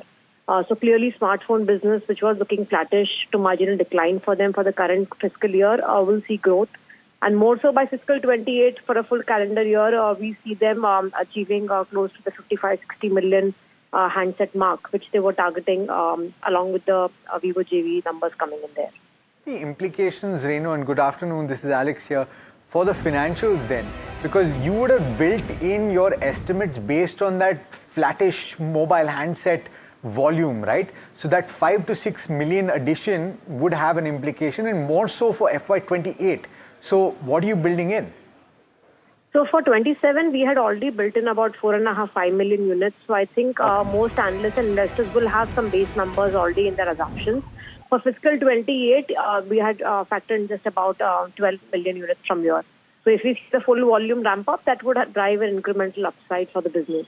But more so, I think from a sentiment perspective, as in when we see the announcement, this will at least address a long-term overhang on the stock, overhang which has been there now for almost 3 quarters. So there will be better visibility and clarity on the business volumes and the market share that we're looking up for Dixon. Renu, I would want your call as well in terms of what is your rating on the counter and your target price, because this morning itself you had a CLSA note which did come in and they had downgraded the stock to an underperform from a hold. And what they were indicating is that the positives in terms of Dixon are already priced in. High memory prices is something that they were seeing it as a negative. Delay in backward integration is something they looked at it as a negative, and they were expecting growth to decelerate in the medium term, and they said that the risk reward was unfavorable for a Dixon. To counter that, how are you looking at, what's your call on the counter? So we have an ad recommendation on the stock. Our target price is actually nearing the current CMP itself. But if the JV approval comes through, then I think we will have a positive tail impact on the numbers. With regards to other developments, it is broadly memory prices have been up for almost now 15 to 18 months. So this has already been baked in the numbers, forecast and the stock price. I would say market also has been expecting, at least for the last couple of weeks, announcements and progress on the JV side. So formal announcements may actually see some profit booking from investors also who are looking from a shorter term perspective. But from a medium term growth perspective, I think once given the oil price have also started to stabilize, plastics and input cost over the next 2 quarters will start to taper off. So to that extent, the margin headwinds will ease. Backward integration benefits from mobile PLI ECMS scheme should start flowing in from the 4th quarter of the year. So I would say the negatives or the concerns have already been known and there in the market for some time. Yes, the near term, 1st quarter, probably 2nd quarter also would be weak. But thereafter, we expect performance to improve. So, which is where we have an ad recommendation on the stock. You have an ad recommendation on the stock. All right, Renu, thanks so much for joining us for that quick perspective. Pleasure speaking with you as always. Sure, thank you. All right, let's cut across straight to Donald Trump, President of the United States, speaking at the G7 meet. Listen in. Almost $19.1, $19.2 trillion invested in the United States. The record was 10 years ago from another country when it was hot. But we have the hottest country in the world right now. But Qatar's been a great investor. We really rekindled ourselves when I met with you last year, a year ago, probably 13, 14 months. That was a good trip. And it was me. So me, last me, I think. Yeah, I mean, a year. Yeah. That was a great trip, and we established. We've been friends for a long time. We've known each other for a long time, but Qatar is investing tremendous amounts of money in our country, and we appreciate that. Our country is we're building more factories, AI. We're leading AI by a lot. We're building automobile factories. We're building more than we've ever built in the history of our country. No country is ever doing what we're doing right now. No country has ever been able to do. And those factories will be opening over the next year and a half. Some are already open very soon. The pharmaceutical companies are coming back. The car companies are coming back from Germany, from Japan, from so many other places, Mexico and Canada. They're all coming back. We lost them foolishly years ago because we had presidents that didn't really know what they were doing. They should have never lost them. But they're all coming back in beautiful, brand new, gleaming factories. In fact, there are a couple of big old plants. And I said, are you going to use that plant? And they said, no, we're building brand new. They're knocking it down. Everything's built brand new, beautiful. It's jobs. And the auto business, we're going to bring back probably, we lost 57% of our automobile business. I think we're going to bring it mostly back. And for chips, we were the king of chips, and then it got stolen from us. We went from being the king to having basically no chip business. The CHIPS Act that was done by buy. All right, so we'll keep bringing you updates over the course of the day from that G7 summit. But in the meanwhile, let me go across to my colleague Somit Sarkar, who's joining in with all the chatter from the dealing rooms. Somit, very interesting updates coming through on Dixon earlier today and the stock impact there as well. But what are the individual counters that you're focused on? Well, the first name is on Trent. Now, what dealers are indicating here is that one of the analysts of an MNC broking firm is pushing sell calls on the counter, and this is largely because their channel checks are indicating that the Q1 sales for Trent could be on the weaker side. So keep an eye out for this counter. The stock was up around 5% yesterday in trade. For Reliance Industries, there are buy flows on the DI desk. Dealers are expecting Jio IPO announcement to come in anytime soon. On June 19, do remember that Reliance Industries will be holding their annual general meeting. For JSW Infra, the fundraise is on card, and this is largely because to dilute the promoter holding. But what dealers are now indicating is that GQG could be an anchor investor in this fundraise of JSW Infra. For Shyam Metallics, there are buy flows on the PMS desk ahead of the analyst meet. Dealers are expecting strong commentary to come in from the management side. And lastly, when it comes to Laurus Lab, wild moves are something that we are seeing. The stock was down nearly 3% at one point of time, and this was largely on the back of a buzz of a block deal coming into the market. But what now dealers are indicating is that the block deal size will be very small, and hence we are seeing this recovery coming in the share prices of Laurus Lab. So keep an eye out for that counter as well. All right, quite a few buzzers there. Thanks so much, Somit, for bringing us those details. Keep an eye on all of the stocks that that Somit has just highlighted for you.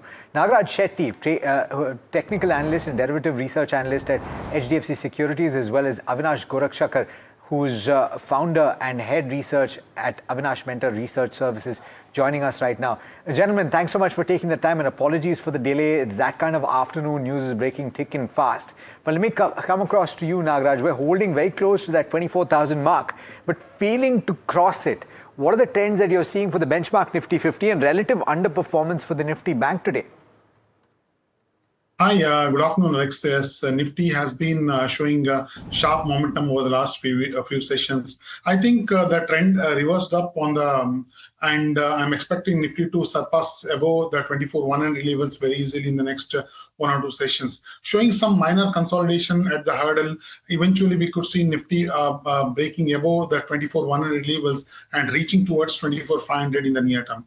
As far as Bank Nifty is concerned, Bank Nifty was outperforming, in fact, the Nifty over the last many weeks, showing some consolidation. That is cannot be said as an underperformance, but just a breather pattern is forming at the higher levels at the hurdle. I think this is just a temporary pause before the further upside in the near term. So next upside levels to be watched around the 58,500 in the near term. Okay, so that's with regards to where Bank Nifty goes as we speak. But in terms of Bank Nifty as well, if you can help us understand any picks that you have overall in terms of markets, because you're seeing some bit of momentum that is coming in, Nagaraj. Nifty frontline and mid-cap PSU banking are looking very positive. If you take up PSU banking bets like a Bank of India, Canara Bank, and Union Bank, they are looking very positive at the lower levels. They have bounced back very well, forming some basis PSU banking stocks in the near term. Got it. We seem to be having a little bit of an issue with Nagaraj's frame. But Avinash, let me come across to you for a view on what you're seeing today that is looking interesting, because there are a few pockets where there is significant underperformance.